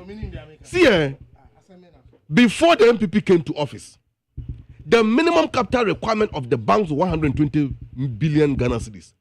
Muberezi at the 100 Muberezi 400 billion. 400, yes. And you ask the bank to capitalize within 1 year. Meanwhile, some of the banks, particularly Dr. Indum, the GN Bank, and the Gold Coast Fund Management Company, I later on, how do you call it? GGFC, later by Gold Coast Fund Management, because of the merger of Gold Coast Securities. Or you insist, say, me the Sikama contractors are my government. The government need to have a car. I will get more than the money you are asking for me to recapitalize. That 400 billion, Mayor, did you provide the money? Did you pay contractors? You intentionally refuse to do it, and you ask the bank to recapitalize. Meanwhile, for the penny Japadie book. When you go to page 3 of that book, say they collapse the banks simply because those banks, have a political leading to NDC. And then the man forced the bank to be to say Prudential and others to recapitalize. Why didn't you do that? It was a deliberate plan and a grand scheme to collapse the banks. That's Nigeria. I said, what you see, what kind of payer? Why me? One pa? They kind of first. Hey, we can't see DKM. What's the entire DKM here? Nigeria. You could tell story what happened by Adom FM online. Okay. May 13th, May 3rd, 2017, DKM victims protest against Kintampo South DCU nominee. It's story now. No. Please. Can I continue? Can I continue? I'm saying the collapse of DKM. What are you saying? Fine. Don't worry. What are you saying? Oh, TSM low. What are you saying? Oh, keep quiet and listen to me. Keep quiet. 2017. The nomination of Mr. Alex Jan. Oh, can I continue? No. Can I continue? Oh, me pacho. Any good near cow. But that time they did not decay. Good. Fine. See, where you chase them? Yeah, that to watch you. The nomination of Mr. Alex Jan for the position of District Chief Executive, DC for Kintampo South, has received condemnation from across the section of society, mostly the victims of the microfinance, including DKM and God is Love. Yeah. Who was it? He was the manager. Now, on an air manager. Yes, of DKM. NPP surrogate. Say Jerry. Abrewa iradi ehwelani ehunu. Na de achi de kosumina so na abrewa jana ai. Okay, so the point you want to establish is yeah. NPP but on an air manager. I didn't for fast call we ebeye no. Omo DC. Ademtia. This is a story you say me boy. This Alex Jan was part of Nkrofo BNI for Echiwamo. To me, some appointees of President Mahama did him a greater disservice. They did him a greater disservice. Because this kind of characters, come on, Ravel and Salma Ghana for who no cray woman. Because this MPP surrogate will not get a chance to come and sit here and speak the way they are speaking. Shame on you. That's what you say. Majeri, I'm say, Minu Amaliba, Edu baby. Or your analysis on your betray. Now on reading more about Bibia Oka. Now what Hana Oka banking say ni. Among four Omachuro Monkwade Kasa Enfahon. Among four generators a kuomo dear Unka Hansem. Now Hana Kuku Bibi who can't say Yan Juliana. Now oh Pacho. Sir and Tro. Na mudi ye adwuma no sa ne ma na twam sa entro na mudi ye adwuma mu kan krofo tibom mu akoka we wa ha mu gina makoka we wa ha sa entro no etwam edu empensempense bia we are in the time say ese ye 30 pace ema ye nuano mu a omo ba political scene no ese ye 30 bibi to ho say ye ba no politics a. It's about fact. It's about evidence. It's about fact checking. It's not about just spewing lies and saying anything for political gain. And that is what Dr. Alhaji Mahmood Bawumia has introduced in the political arena. Look at the NDC communicators. All of them, after Dr. Bawumia spoke, none of them offered, say, hey, Dr. Bawumia can say, sa flat rate, yeah, the 20 feet and now 40 feet. Container bar. Hey, Dr. Bawumia obeying say, none of them, even we never had those arguments. All the argument, Dr. Mahmood Bawumia the two jano. Yan see Bakukra say NDC the alternative aba. Yomoka papa no trantro. And that has been the nature of one more the alternative no so they should tell Ghanaians a proper alternative. Majority, they should tell Ghanaians. They should tell Ghanaians. And this is what we are expecting as an opposition leader. And up to date. Amaliba betina no di atua. Sami Jenfi kotena no wakadi ope. Tamo Dr. Mahmood Bawumia kasai. Look at NDC gurus start here. Na Felix nama Omanibo amanama Sam George nama we nama Erika J nama we nama ni nyina enkosiaga. None of them. One person, Kasa, from the academia, from the market women, from students, from everybody, etnasi, etie, asemwa, ebeboa Ghana. Until the aye catchere Ghana for anope the trust that they have in Dr. Mahmood Bawumia, they should continue and they should believe in the vision and ideology of Dr. Mahmood Bawumia. Na Ghana ebe krabeshe. Jerry. Jerry Kasane Ankona was where the Jesse Wako, where didn't win it. Where didn't win it? Gaza. Why interior minister? I'm Jerry. Minister. Gaza. Jerry. Yɛbɛkɔ so akai Ghana for sɛ remember yɛ remfi yɛ ho na sɛ NDs MPP aban ɛnyɛ sɛ den koraa na we shouldn't waste our time say yɛbɛkɔ akɔfa NDC aban aba because yɛn nyinaa yɛnim deɛ ɔmo timi yɛ they have been given Ghana's fortune for 16 years and we all know ɔmo tenure the omo ye e de say Ghana enti no memma yen immu ye ho abonfia ye ma Ghana hanom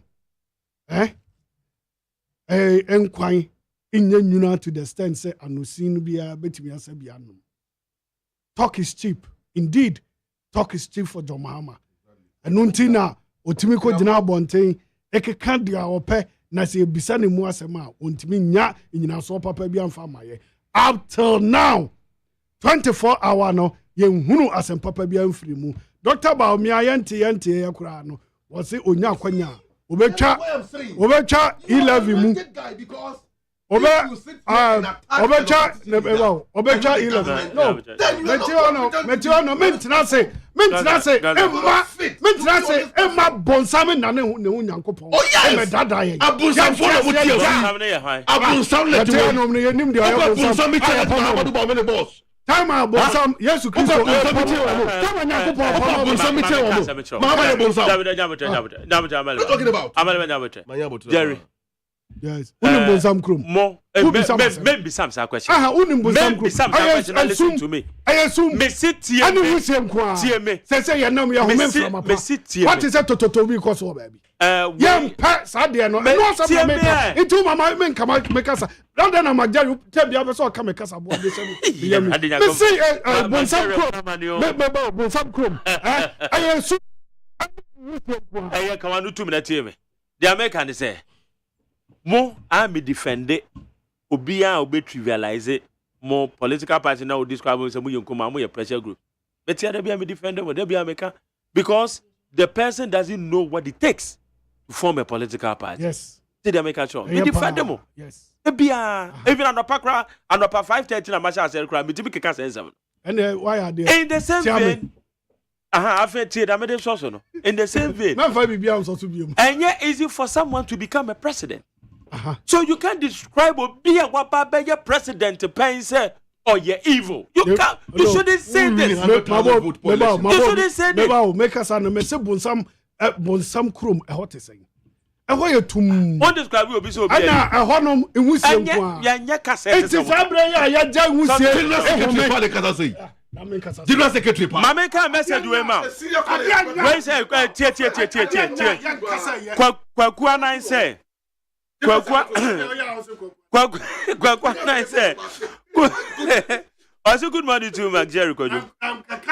I sometimes find some of these your political analysts like Jerry from the LPG very infantile and not logical. Hey, is this guy well cultured about the Ghanaian politics and the dynamics?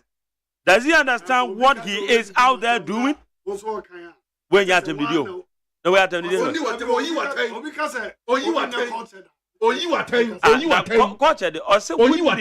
na culture near there. And I culture that him. As I when you work culture, they just say, we need to tear. Yes. Oh, okay, and mammy you couldn't. Oh, you are telling me. Men a man to bro for that.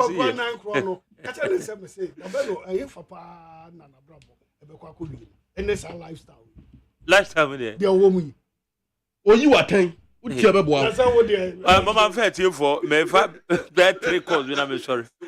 0302243540 0302257902 and then Friday young going me 5 few calls. Martin. Hey. Tell it to young. Yeah, me that say.